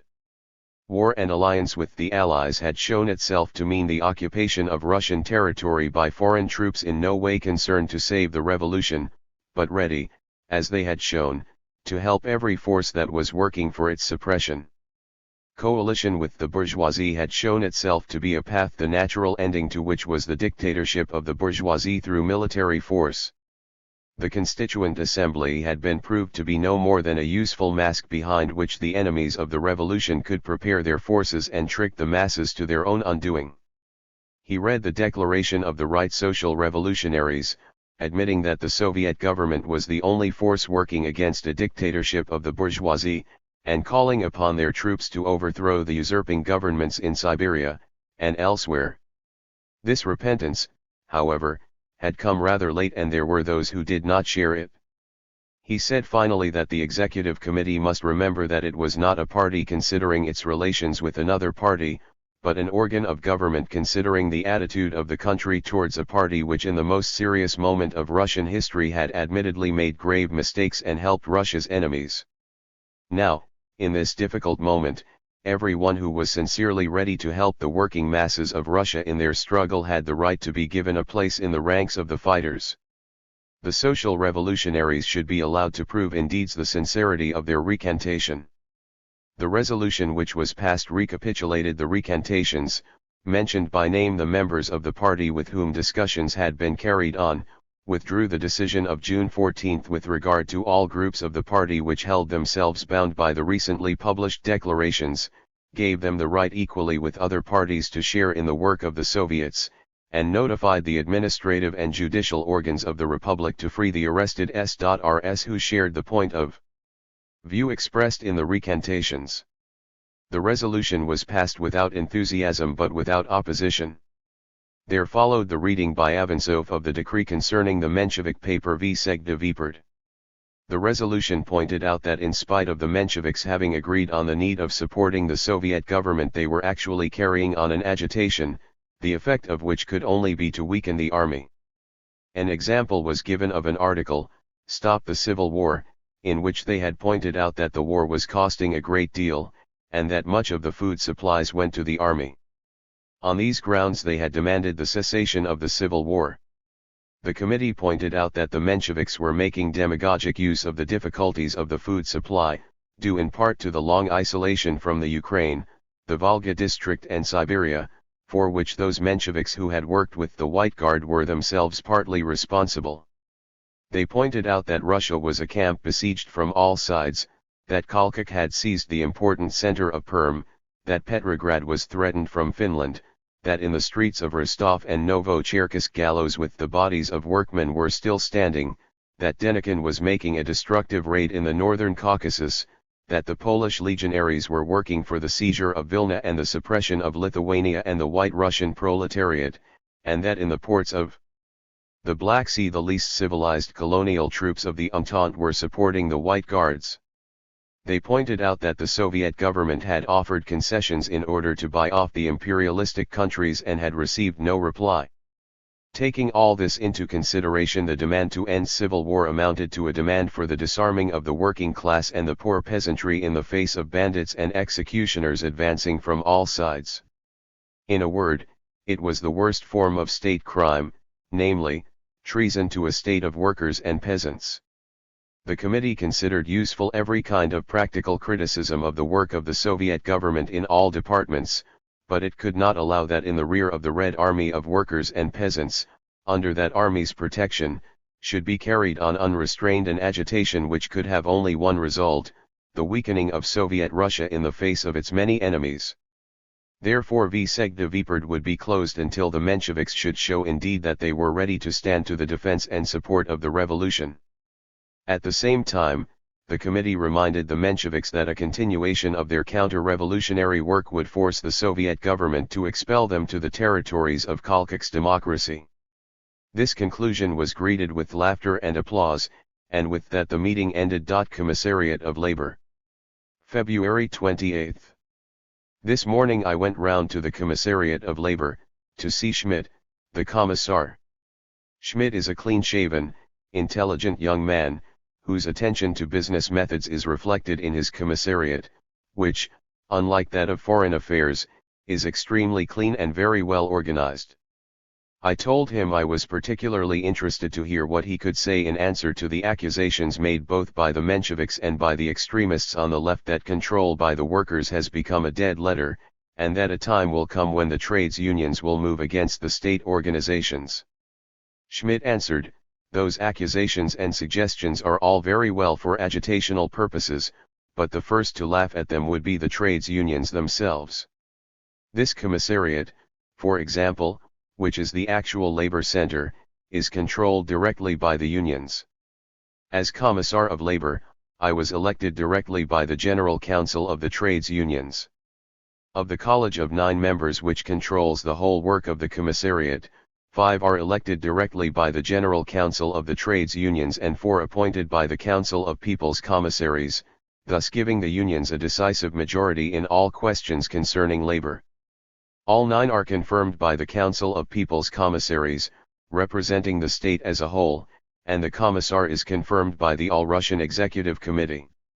Of course, control by the workers, as it was first introduced, led speedily to many absurdities and, much to the dissatisfaction of the extremer elements, has been considerably modified.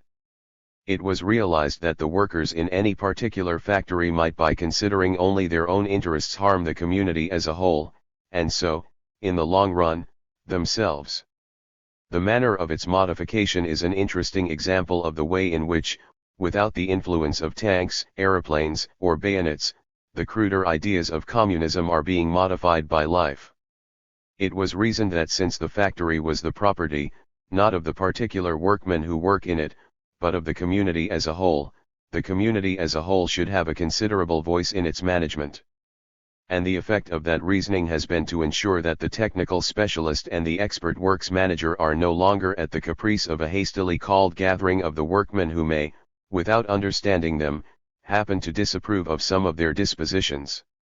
Thus the economical, administrative council of a nationalized factory consists of representatives of the workmen and clerical staff, representatives of the higher technical and commercial staffs, the directors of the factory, representatives of the local council of trades unions, the council of public economy, the local soviet, and the industrial union of the particular industry carried on in the factory, together with a representative of the workers' cooperative society and a representative of the peasants' soviet of the district in which the factory is situated. In this council not more than half of the members may be representatives of the workmen and clerical staff of the factory. This council considers the internal order of the factory, complaints of any kind, and the material and moral conditions of work and so on. On questions of a technical character it has no right to do more than give advice. The night before I saw Schmidt, little Finberg had come to my room for a game of chess in a very perturbed state of mind, having just come from a meeting of the union to which he belonged where there had been a majority against the Bolsheviks after some fierce criticism over this particular question. Finberg had said that the ground basis of the discontent had been the lack of food, but that the outspoken criticism had taken the form, first, of protests against the offer of concessions in Shishirin's note of February 4, on the ground that concessions meant concessions to foreign capitalism and the formation in Russia of capitalist centers which would eventually spread, and second, that the communists themselves, by their modifications of workers' control, were introducing state capitalism instead of socialism. I mentioned this union to Schmidt, and asked him to explain its hostility. He laughed, and said, firstly, that union is not an industrial union at all, but includes precisely the people whose interests are not identical with those of the workmen. Secondly, it includes all the old civil servants who, as you remember, left the ministries at the November Revolution, in many cases taking the money with them. They came back in the end, but though no longer ready to work openly against the revolution as a whole, they retain much of their old dislike of us, and, as you see, the things they were objecting to last night were precisely the things which do not concern them in particular. Any other stick would be as good to them. They know well that if they were to go on strike now they would be a nuisance to us, no more. If you wish to know the attitude of the trades unions, you should look at the Trades Union Congress which wholly supported us, and gave a very different picture of affairs. They know well that in all questions of labor, the trades unions have the decisive voice. I told you that the unions send a majority of the members of the college which controls the work of this commissariat. I should have added that the three most important departments, the Department for Safeguarding Labor, the Department for Distributing Labor, and that for regulating wages, are entirely controlled by the unions. How do politics affect the commissariat? Not at all. Politics do not count with us, just because we are directly controlled by the unions, and not by any political party. Mensheviks, Maximalists, and others have worked and are working in the commissariat. Of course, if a man were opposed to the revolution as a whole, we should not have him here, because he would be working against us instead of helping. I asked whether he thought the trade unions would ever disappear in the Soviet organizations. He thought not. On the contrary, they had grown steadily throughout the revolution. He told me that one great change had been made in them. Trade unions have been merged together into industrial unions, to prevent conflict between individual sections of one industry. Thus boiler makers and smiths do not have separate unions, but are united in the Metal Workers' Union. This unification has its effect on reforms and changes. An increase in wages, for example, is simultaneous all over Russia. The price of living varies very considerably in different parts of the country, there being as great differences between the climates of different parts as there are between the countries of Europe. Consequently, a uniform absolute increase would be grossly unfair to some and grossly favorable to others. The increase is therefore proportional to the cost of living. Moscow is taken as a norm of 100, and when a new minimum wage is established for Moscow, other districts increase their minimum wage proportionately. A table for this has been worked out, whereby in comparison with 100 for Moscow, Petrograd is set down as 120, Voronezh or Kursk as 70, and so on. We spoke of the new program of the Communists, rough drafts of which were being printed in the newspapers for discussion, and he showed me his own suggestions in so far as the program concerned labor. He wished the program to include, among other aims, the further mechanization of production, particularly the mechanization of all unpleasant and dirty processes, improved sanitary inspection, shortening of the working day in employments harmful to health, forbidding women with child to do any but very light work, and none at all for 8 weeks before giving birth and for 8 weeks afterwards, forbidding overtime, and so on. We have already gone far beyond our old program, and our new one steps far ahead of us. Russia is the first country in the world where all workers have a fortnight's holiday in the year, and workers in dangerous or unhealthy occupations have a month's. I said, yes, but don't you find that there is a very long way between the passing of a law and its realization? Schmidt laughed and replied, in some things certainly, yes. For example, we are against all overtime, but, in the present state of Russia, we should be sacrificing to a theory the good of the revolution as a whole if we did not allow and encourage overtime in transport repairs. Similarly, until things are further developed than they are now, we should be criminal slaves to theory if we did not, in some cases, allow lads under 16 years old to be in the factories when we have not yet been able to provide the necessary schools where we would wish them to be. But the program is there, and as fast as it can be realized we are realizing it. Education. February 28. At the Commissariat of Public Education I showed Professor Pokrovsky a copy of the German Bolshevik Conspiracy, published in America, containing documents supposed to prove that the German General Staff arranged the November Revolution, and that the Bolsheviks were no more than German agents. The weak point about the documents is that the most important of them have no reason for existence except to prove that there was such a conspiracy. These are the documents bought by Mr. Sisson. I was interested to see what Pokrovsky would say of them. He looked through them, and while saying that he had seen forged documents better done, pointed as evidence to the third of them, which ends with the alleged signatures of Zalkind, Polivanov, Mikhainashian, and Joff. He observed that whoever forged the things knew a good deal, but did not know quite enough, because these persons, described as plenipotentiaries of the Council of People's Commissars, though all actually in the service of the Soviet government, could not all, at that time, have been what they were said to be. Polivanov, for example, was a very minor official. Joff, on the other hand, was indeed a person of some importance. The putting of the names in that order was almost as funny as if they had produced a document signed by Lenin and the commandant of the Kremlin, putting the latter first. Pokrovsky told me a good deal about the organization of this commissariat, as Lunacharsky, the actual head of it, was away in Petrograd. The routine work is run by a college of 9 members appointed by the Council of People's Commissars. The Commissar of Education himself is appointed by the All-Russian Executive Committee.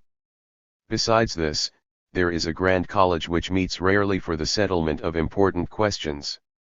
In it are representatives of the trades unions, the workers' cooperatives, the teachers' union, various commissariats such as that for affairs of nationality, and other public organizations. He also gave me then and at a later date a number of figures illustrating the work that has been done since the revolution. Thus, whereas there used to be 6 universities, there are now 16, most of the new universities having been opened on the initiative of the local Soviets, as at Astrakhan, Nizhny, Kostroma, Tambov, Smolensk and other places. New polytechnics are being founded. At Ivanovo-Snezhinsk the new polytechnic is opened, and that at Bryansk is being prepared. The number of students in the universities has increased enormously, though not to the same proportion as the number of universities, partly because the difficulties of food supply keep many students out of the towns, and partly because of the newness of some of the universities which are only now gathering their students about them. All education is free. In August last a decree was passed abolishing preliminary examinations for persons wishing to become students. It was considered that very many people who could attend the lectures with profit to themselves had been prevented by the war or by pre-revolution conditions from acquiring the sort of knowledge that could be tested by examination. It was also believed that no one would willingly listen to lectures that were of no use to him. They hoped to get as many working men into the universities as possible. Since the passing of that decree, the number of students at Moscow University, for example, has more than doubled. It is interesting to notice that of the new students a greater number are studying in the faculties of science and history and philosophy than in those of medicine or law. Schools are being unified on a new basis in which labor plays a great part. I frankly admit I do not understand, and I gather that many teachers have also failed to understand, how this is done. Crafts of all kinds take a big place in the scheme. The schools are divided into 2 classes, one for children from 7 to 12 years old, and one for those aged from 13 to 17. 1 milliard rubles has been assigned to feeding children in the schools, and those who most need them are supplied with clothes and footgear. Then there are many classes for working men, designed to give the worker a general scientific knowledge of his own trade and so prevent him from being merely a machine carrying out a single uncomprehended process. Thus a boiler maker can attend a course on mechanical engineering, an electrical worker a course on electricity, and the best agricultural experts are being employed to give similar lectures to the peasants. The workmen crowd to these courses. One course, for example, is attended by 1,000 men in spite of the appalling cold of the lecture rooms. The hands of the science professors, so Pokrovsky told me, are frostbitten from touching the icy metal of their instruments during demonstrations. The following figures represent roughly the growth in the number of libraries. In October, 1917, there were 23 libraries in Petrograd, 30 in Moscow. Today there are 49 in Petrograd and 85 in Moscow, besides 100 book distributing centers. A similar growth in the number of libraries has taken place in the country districts. In Usolsky Oust, for example, there are now 73 village libraries, 35 larger libraries and 500 hut libraries or reading rooms. In Moscow, educational institutions, not including schools, have increased from 369 to 1,357. There are special departments for the circulation of printed matter, and they really have developed a remarkable organization. I was shown over their headquarters on the Tverskia, and saw huge maps of Russia with all the distributing centers marked with reference numbers so that it was possible to tell in a moment what number of any new publication should be sent to each. Every post office is a distributing center to which is sent a certain number of all publications, periodical and other. The local Soviets ask through the post offices for such quantities as are required, so that the supply can be closely regulated by the demand. The book-selling kiosks send in reports of the sale of the various newspapers, etc., to eliminate the waste of overproduction, a very important matter in a country faced simultaneously by a vigorous demand for printed matter and an extreme scarcity of paper. It would be interesting to have statistics to illustrate the character of the literature in demand. One thing can be said at once. No one reads sentimental romances. As is natural in a period of tremendous political upheaval, pamphlets sell by the thousand. Speeches of Lenin and Trotsky are only equaled in popularity by Demian Biedny's more or less political poetry. Pamphlets and books on Marx, on the war, and particularly on certain phases of the revolution, on different aspects of economic reconstruction, simply written explanations of laws or policies vanish almost as soon as they are put on the stalls. The reading of this kind has been something prodigious during the revolution. A great deal of poetry is read, and much is written. It is amusing to find in a red-hot revolutionary paper serious articles and letters by well-meaning persons advising would-be proletarian poets to stick to Pushkin and Lermontov. There is much excited controversy both in magazine and pamphlet form as to the distinguishing marks of the new proletarian art which is expected to come out of the revolution and no doubt will come, though not in the form expected. But the communists cannot be accused of being unfaithful to the Russian classics. Even Radek, a foreign foster child and an adopted Russian, took Gogol as well as Shakespeare with him when he went to annoy General Hoffmann at Brest. The Soviet government has earned the gratitude of many Russians who dislike it for everything else it has done by the resolute way in which it has brought the Russian classics into the bookshops. Books that were out of print and unobtainable, like Klyuchevsky's Courses in Russian History, have been reprinted from the stereotypes and set afloat again at most reasonable prices. I was also able to buy a book of his which I have long wanted, his Foreigners' Accounts of the Muscovite State, which had also fallen out of print. In the same way the government has reprinted, and sells at fixed low prices that may not be raised by retailers, the works of Koltsov, Nikitin, Krulov, Saltykov-Shchedrin, Chekhov, Goncharov, Uspensky, Chernyshevsky, Pomyalovsky and others. It is issuing Tchaikovsky's edition of Nekrasov, reprints of Tolstoy, Dostoevsky and Turgenev, and books by Professor Timiryazev, Karl Pearson and others of a scientific character, besides the complete works of Lenin's old rival, Plekhanov. It is true that most of this work is simply done by reprinting from old stereotypes, but the point is that the books are there, and the sale for them is very large. Among the other experts on the subject of the Soviets' educational work I consulted two friends, a little boy, Gleb, who sturdily calls himself a cadet though three of his sisters work in Soviet institutions, and an old and very wise porter. Gleb says that during the winter they had no heating, so that they sat in school in their coats, and only sat for a very short time, because of the great cold. He told me, however, that they gave him a good dinner there every day, and that lessons would be all right as soon as the weather got warmer. He showed me a pair of felt boots which had been given him at the school. The old porter summed up the similar experience of his sons. Yes, he said, they go there, sing the Marseillaise twice through, have dinner and come home. I then took these expert criticisms to Pokrovsky, who said, "It is perfectly true. We have not enough transport to feed the armies, let alone bringing food and warmth for ourselves. And if, under these conditions, we forced children to go through all their lessons, we should have corpses to teach, not children.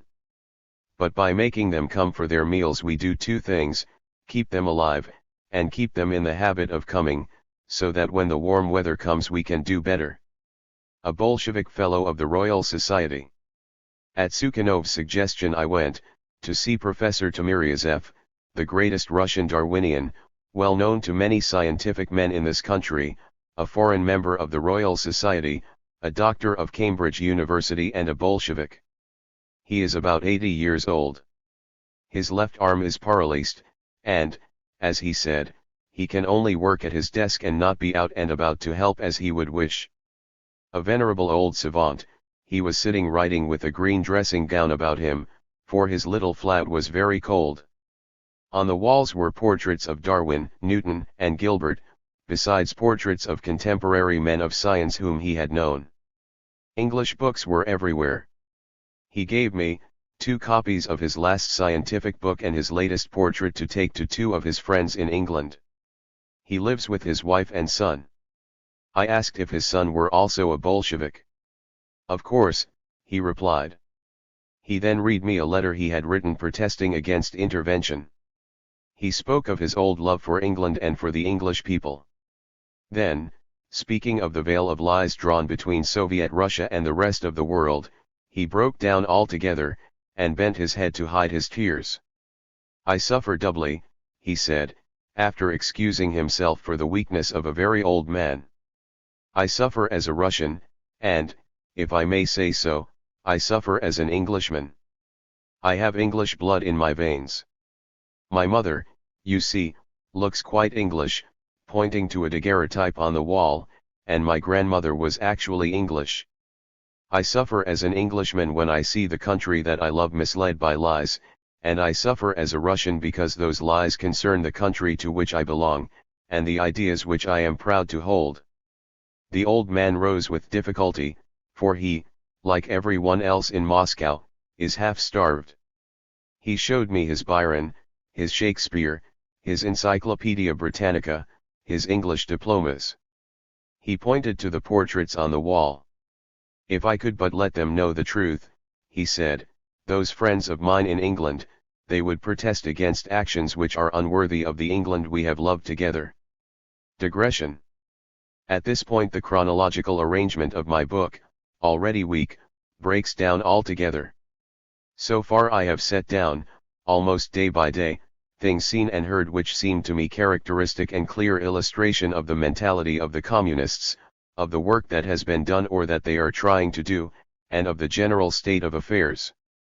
I spent the whole of my time in ceaseless investigation, talking now with this man, now with that, until at the end of a month I was so tired that I began to fear rather than to seek new experiences and impressions. The last 2 weeks of my stay were spent, not in visiting commissariats, but in collecting masses of printed material, in talking with my friends of the opposition parties, and, while it was in progress, visiting daily the conference in the Kremlin which, in the end, definitely announced itself as the Third International. I have considered it best to treat of that conference more or less as a whole, and am therefore compelled to disregard chronology altogether in putting down on paper the results of some of my talks with the opposition. Some of these took place on the same days as my visits to the Kremlin conference, and during those days I was also partly engaged in getting to see the British prisoners in the Butyrka prison, in which I eventually succeeded. This is my excuse for the inadequacy of my account of the conference, an inadequacy which I regret the more as I was the only non-communist who was able to be there at all. The opposition. No man likes being hungry. No man likes being cold. Everybody in Moscow, as in Petrograd, is both hungry and cold. There is consequently very general and very bitter discontent. This is of course increased, not lessened, by the discipline introduced into the factories and the heavy burden of the army, although the one is intended to hasten the end of hunger and cold and the other for the defense of the revolution. The Communists, as the party in power, naturally bear the blame and are the objects of the discontent, which will certainly within a short time be turned upon any other government that may succeed them. That government must introduce sterner discipline rather than weaker, and the transport and other difficulties of the country will remain the same, unless increased by the disorder of a new upheaval and the active or passive resistance of many who are convinced revolutionaries or will become so in answer to repression. The Communists believe that to let power slip from their hands at this moment would be treachery to the revolution. And, in the face of the advancing forces of the Allies and Kolchak, many of the leaders of the opposition are inclined to agree with them, and temporarily to submit to what they undoubtedly consider rank tyranny.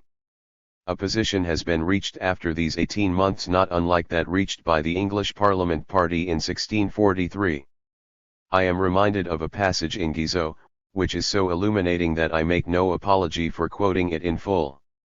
The party had been in the ascendant for 3 years, whether it had or had not, in church and state, accomplished its designs.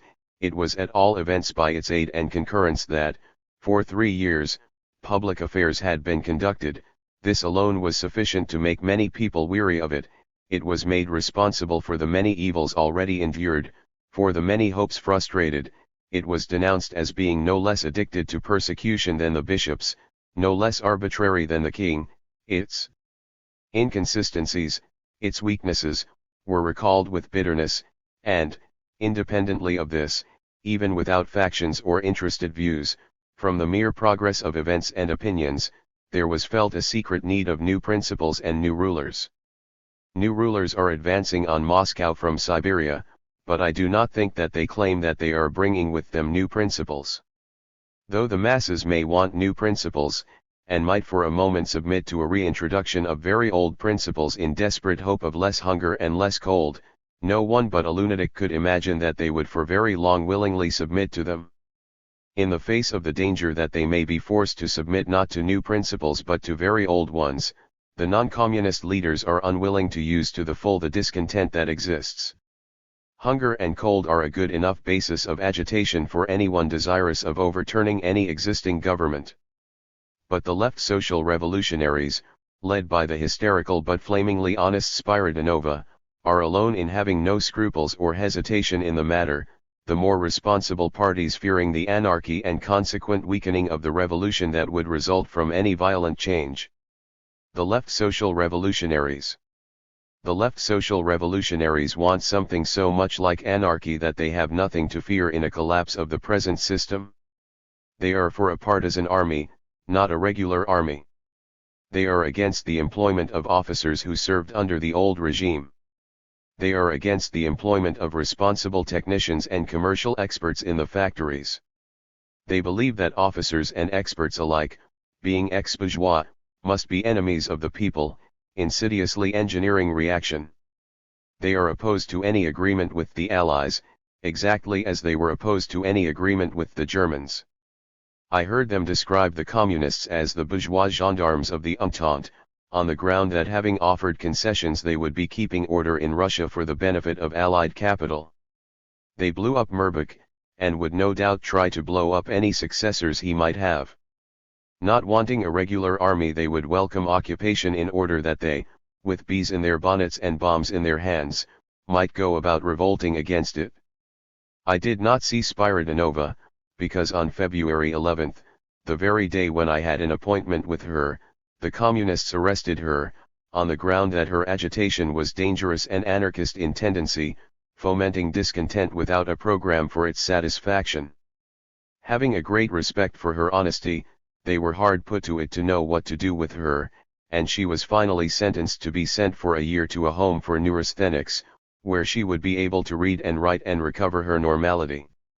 That the Communists were right in fearing this agitation was proved by the troubles in Petrograd, where the workmen in some of the factories struck, and passed left social revolutionary resolutions which, so far from showing that they were awaiting reaction and General Judenich, showed simply that they were discontented and prepared to move to the left.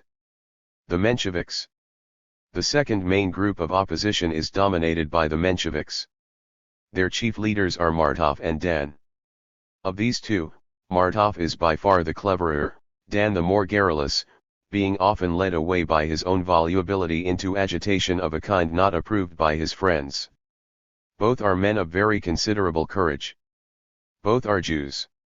The Mensheviks would like the reintroduction of capitalists, of course much chastened by experience, and properly controlled by themselves. Unlike Spiridonova and her romantic supporters, they approved of Chicherin's offer of peace and concessions to the Allies. They have even issued an appeal that the Allies should come to an agreement with Lenin's government. As may be gathered from their choice of a name for the Soviet government, they are extremely hostile to it, but they fear worse things, and are consequently a little shy of exploiting as they easily could the dislike of the people for hunger and cold. They fear that agitation on these lines might well result in anarchy, which would leave the revolution temporarily defenseless against Kolchak, Denikin, Judenich, or any other armed reactionary.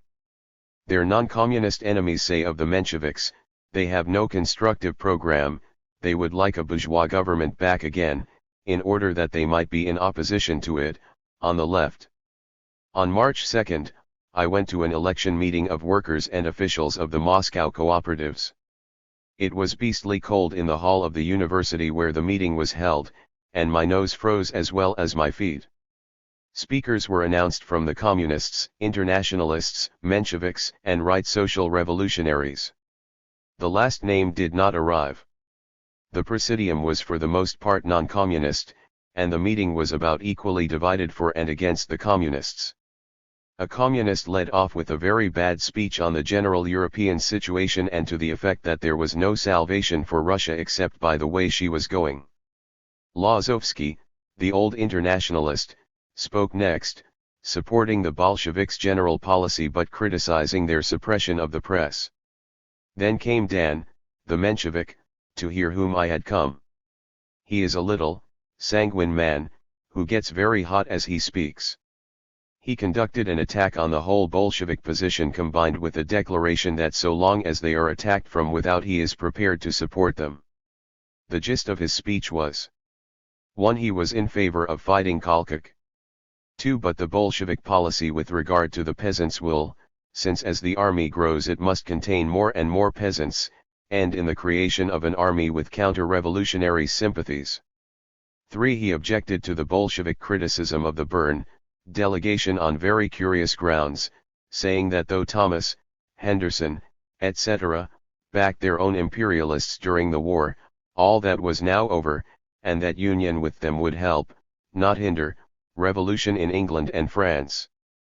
4. He pointed out that all power to the Soviets now means all power to the Bolsheviks, and said that he wished that the Soviets should actually have all power instead of merely supporting the Bolshevik bureaucracy. He was asked for his own program, but said he had not time to give it. I watched the applause carefully. General dissatisfaction with the present state of affairs was obvious, but it was also obvious that no party would have a chance that admitted its aim was extinction of the Soviets or that was not prepared to fight against reaction from without.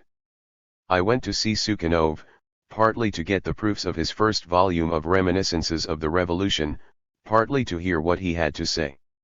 I found him muffled up in a dressing gown or overcoat in an unheated flat, sitting down to tea with no sugar, very little bread, a little sausage and a surprising scrap of butter, brought in, I suppose, from the country by a friend. Nikitsky, a Menshevik, was also there, a hopeless figure, prophesying the rotting of the whole system and of the revolution. Sukhanov asked me if I had noticed the disappearance of all spoons as a symbol of the falling to pieces of the revolution.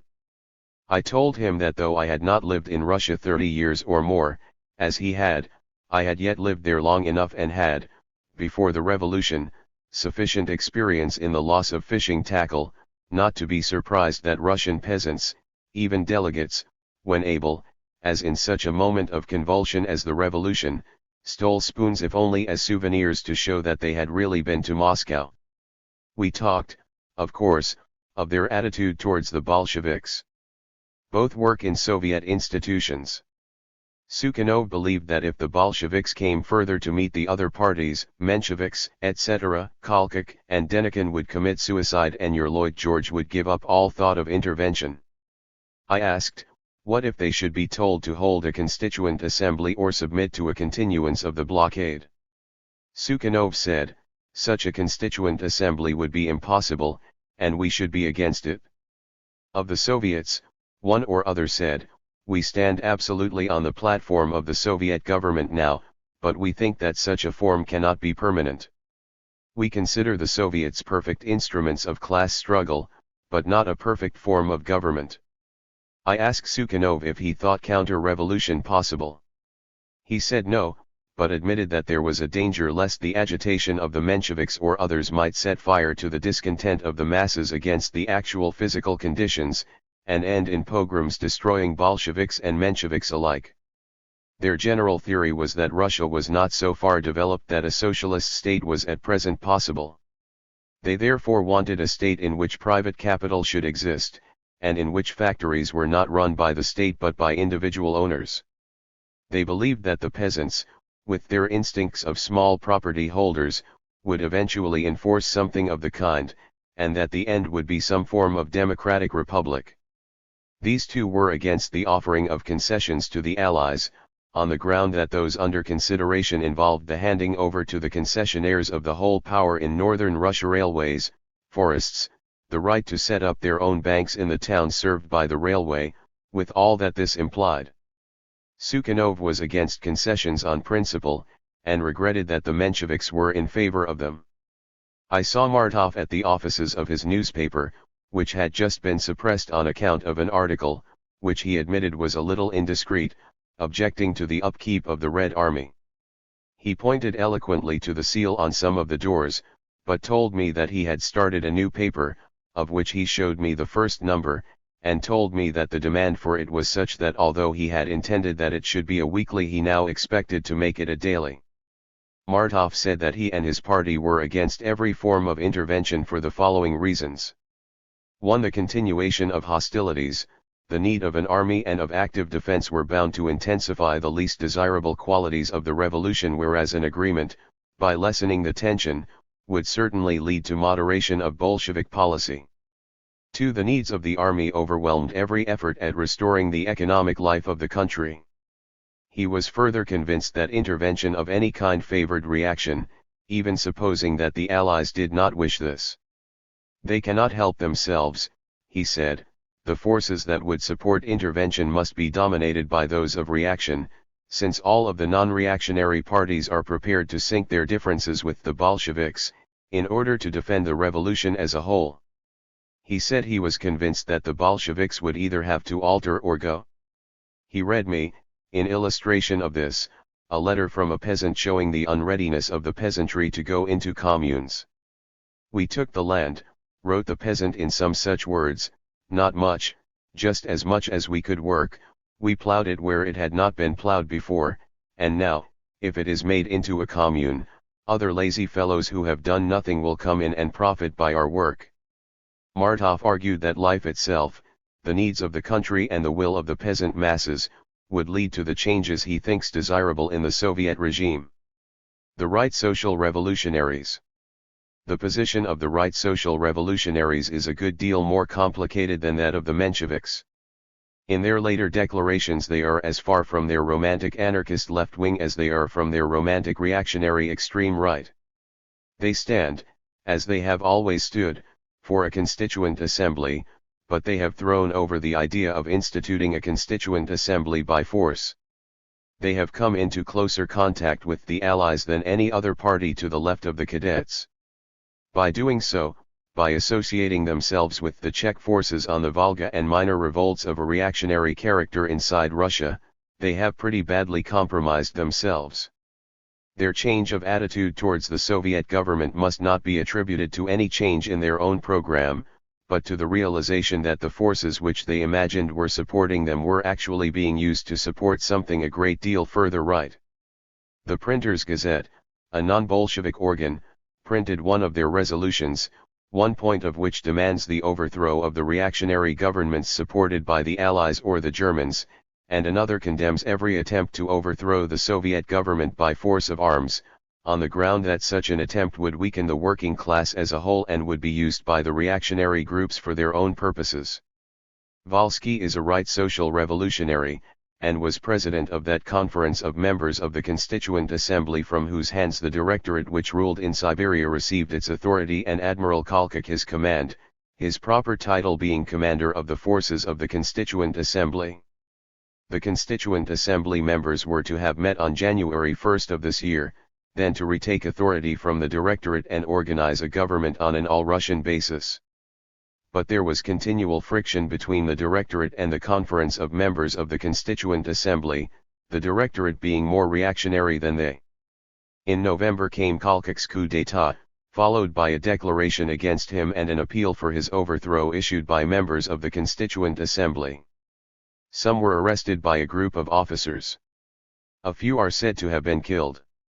Kolchak, I think, has denied responsibility for this, and probably was unaware of the intentions of the reactionaries under his command.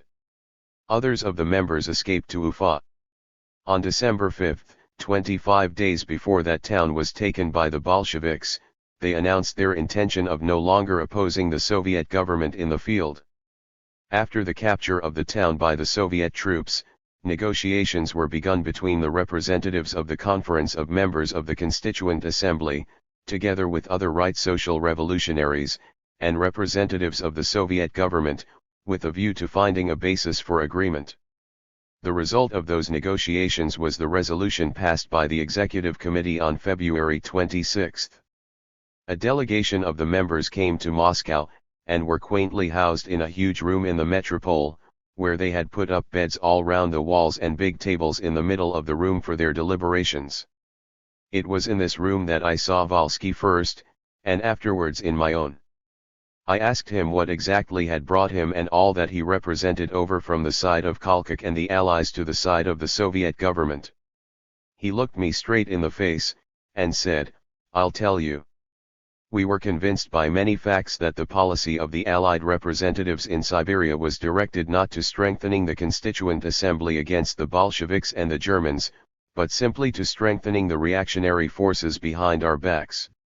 He also complained, "All through last summer we were holding that front with the Czechs, being told that there were 2 divisions of Germans advancing to attack us, and we now know that there were no German troops in Russia at all." He criticized the Bolsheviks for being better makers of programs than organizers. They offered free electricity, and presently had to admit that soon there would be no electricity for lack of fuel. They did not sufficiently base their policy on the study of actual possibilities. But that they are really fighting against a bourgeois dictatorship is clear to us. We are, therefore, prepared to help them in every possible way. He said, further, intervention of any kind will prolong the regime of the Bolsheviks by compelling us to drop opposition to the Soviet government, although we do not like it, and to support it because it is defending the revolution. With regard to help given to individual groups or governments fighting against Soviet Russia, Valsky said that they saw no difference between such intervention and intervention in the form of sending troops. I asked what he thought would happen. He answered in almost the same words as those used by Martov, that life itself would compel the Bolsheviks to alter their policy or to go. Sooner or later the peasants would make their will felt, and they were against the bourgeoisie and against the Bolsheviks. No bourgeois reaction could win permanently against the Soviet, because it could have nothing to offer, no idea for which people would fight. If by any chance Kolchak, Denikin, and co were to win, they would have to kill in tens of thousands where the Bolsheviks have had to kill in hundreds, and the result would be the complete ruin and the collapse of Russia in anarchy. Has not the Ukraine been enough to teach the Allies that even 6 months' occupation of non-Bolshevik territory by 500,000 troops has merely the effect of turning the population into Bolsheviks? The Third International. March 3. One day near the end of February, Bukharin, hearing that I meant to leave quite soon, said rather mysteriously, "Wait a few days longer, because something of international importance is going to happen which will certainly be of interest for your history." That was the only hint I got of the preparation of the Third International. Bucharin refused to say more. On March 3 Reinstein looked in about 9 in the morning and said he had got me a guest's ticket for the conference in the Kremlin, and wondered why I had not been there the day before, when it had opened. I told him I knew nothing whatever about it. Litvinov and Karakan, whom I had seen quite recently, had never mentioned it, and guessing that this must be the secret at which Bucharin had hinted, I supposed that they had purposely kept silence. I therefore rang up Litvinov, and asked if they had had any reason against my going. He said that he had thought it would not interest me. So I went. The conference was still a secret. There was nothing about it in the morning papers. The meeting was in a smallish room, with a dais at one end, in the old courts of justice built in the time of Catherine II, who would certainly have turned in her grave if she had known the use to which it was being put. 2 very smart soldiers of the Red Army were guarding the doors. The whole room, including the floor, was decorated in red. There were banners with "Long live the Third International" inscribed upon them in many languages. The presidium was on the raised dais at the end of the room, Lenin sitting in the middle behind a long red-covered table with Albrecht, a young German Spartacist, on the right and Platon, the Swiss, on the left. The auditorium sloped down to the foot of the dais. Chairs were arranged on each side of an alleyway down the middle, and the 4 or 5 front rows had little tables for convenience in writing.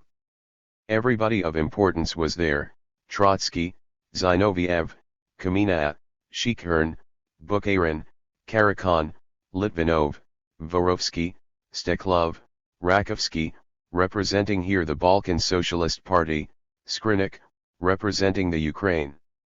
Then there were Stang, Grimlund, Sadul, Finberg, Reinstein, a Turk, a German Austrian, a Chinese, and so on. Business was conducted and speeches were made in all languages, though where possible German was used, because more of the foreigners knew German than knew French. This was unlucky for me. When I got there, people were making reports about the situation in the different countries. Finberg spoke in English, Rakovsky in French, Sadul also.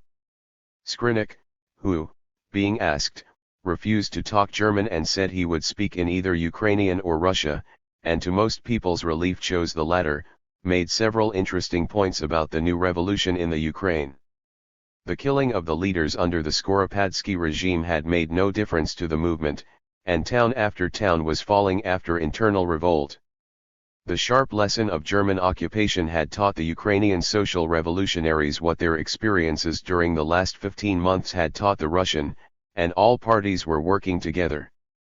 But the real interest of the gathering was in its attitude towards the Bern Conference. Many letters had been received from members of that conference, Longuet for example, wishing that the communists had been represented there, and the view taken at Moscow was that the left wing at Bern was feeling uncomfortable at sitting down with Scheidemann and company.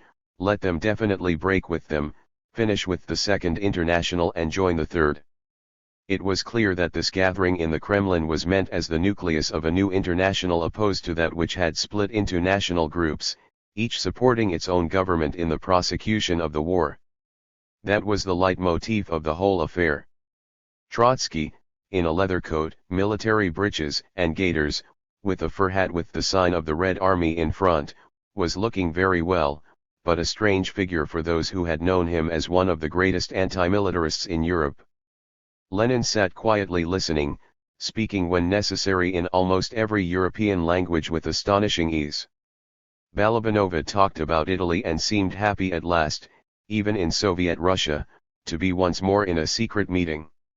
It was really an extraordinary affair and, in spite of some childishness, I could not help realizing that I was present at something that will go down in the histories of socialism, much like that other strange meeting convened in London in 1848. The vital figures of the conference, not counting Platon, whom I do not know and on whom I can express no opinion, were Lenin and the young German, Albrecht, who, fired no doubt by the events actually taking place in his country, spoke with brain and character. The German Austrian also seemed a real man. Rakovsky, Skrinik, and Sorolla the Finn really represented something. but there was a make-believe side to the whole affair, in which the English left socialists were represented by Finberg, and the Americans by Reinstein, neither of whom had or was likely to have any means of communicating with his constituents. March 4. In the Kremlin they were discussing the program on which the new international was to stand. This is, of course, dictatorship of the proletariat and all that that implies. I heard Lenin make a long speech, the main point of which was to show that Koski and his supporters at Bern were now condemning the very tactics which they had praised in 1906. When I was leaving the Kremlin I met Sorolla walking in the square outside the building without a hat, without a coat, in a cold so intense that I was putting snow on my nose to prevent frostbite. I exclaimed. Sorolla smiled his ingenuous smile. "It is March," he said, "spring is coming." March 5. Today all secrecy was dropped, a little prematurely, I fancy, for when I got to the Kremlin I found that the first note of opposition had been struck by the man who least of all was expected to strike it.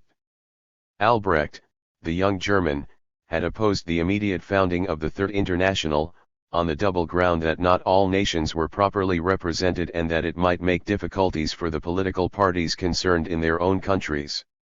Every one was against him. Rakowski pointed out that the same objections could have been raised against the founding of the First International by Marx in London. The German-Austrian combated Albrecht's second point. Other people said that the different parties concerned had long ago definitely broken with the Second International.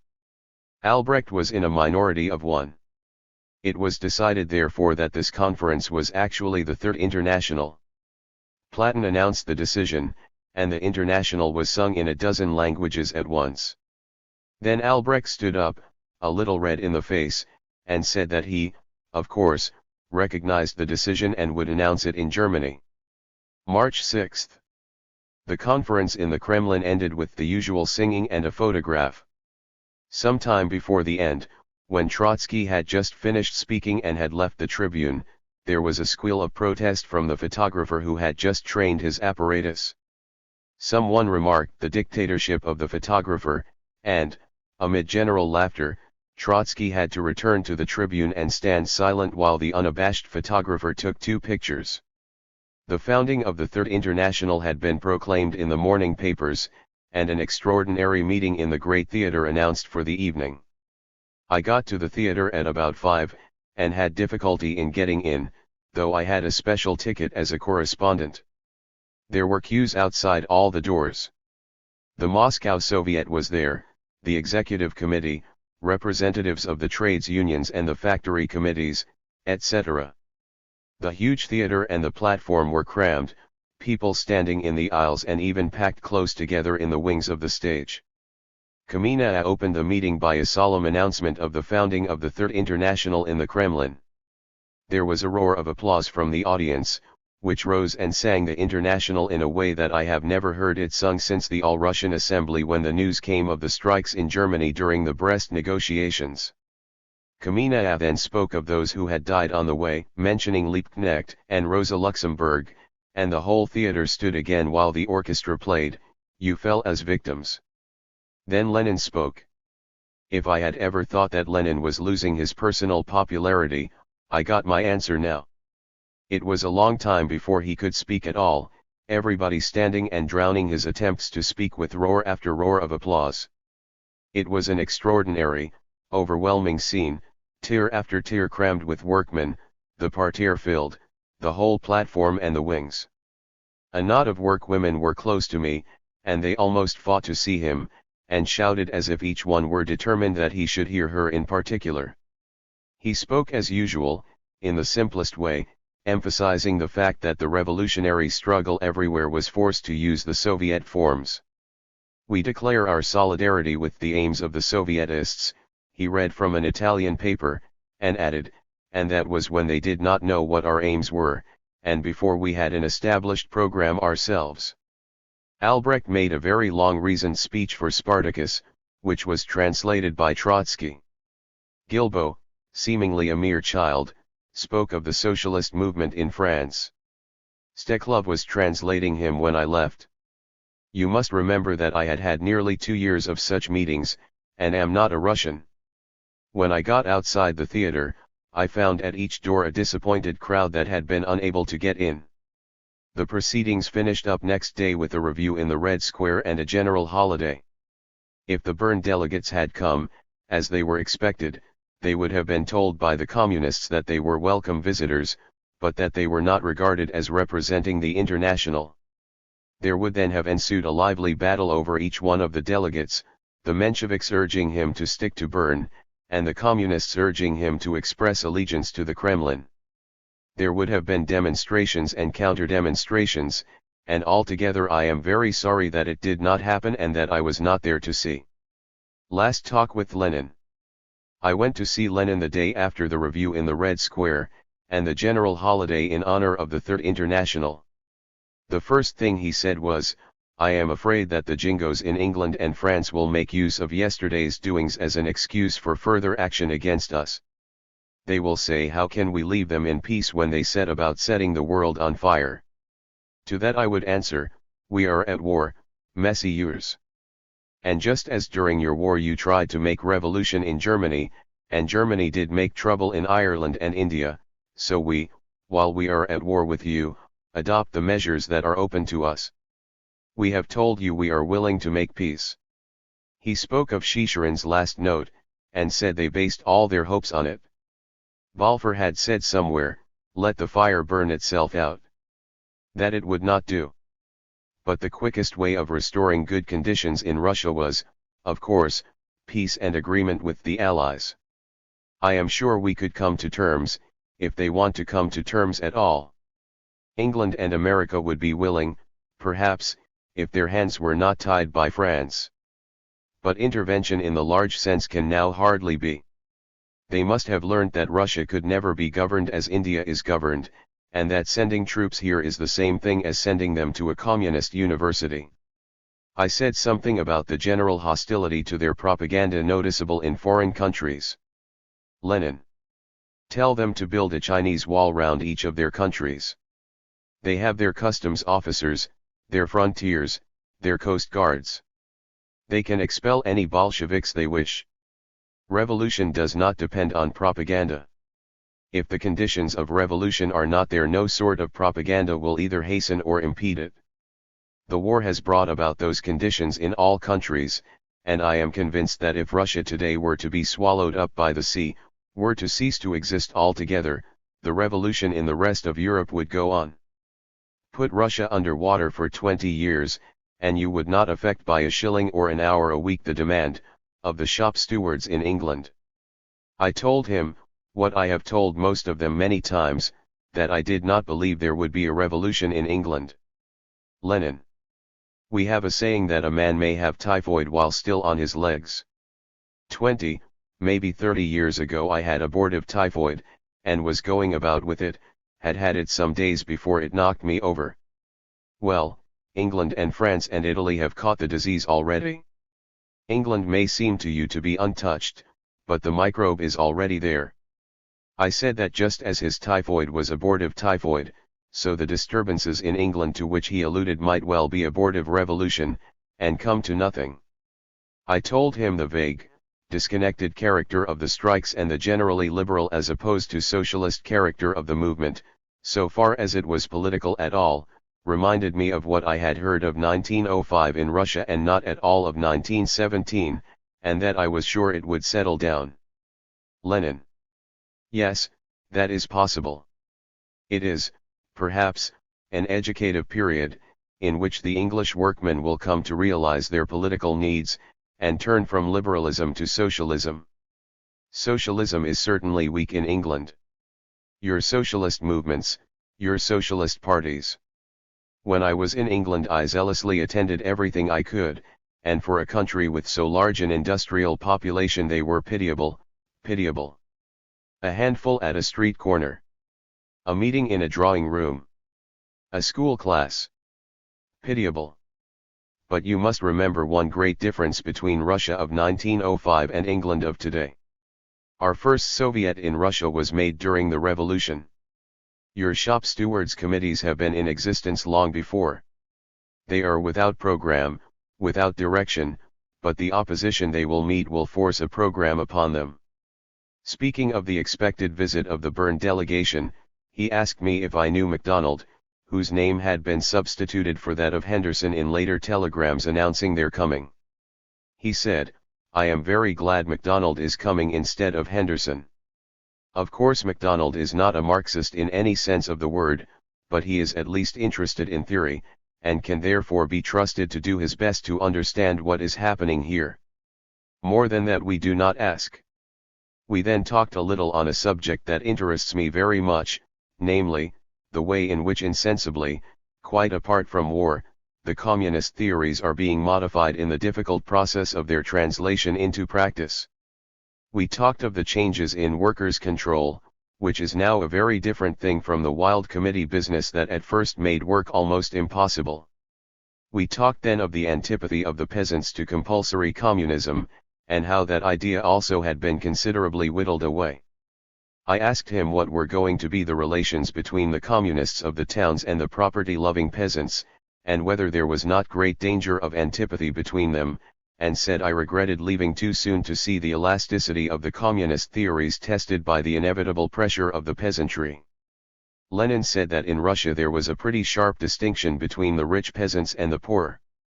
The only opposition we have here in Russia is directly or indirectly due to the rich peasants. The poor, as soon as they are liberated from the political domination of the rich, are on our side and are in an enormous majority.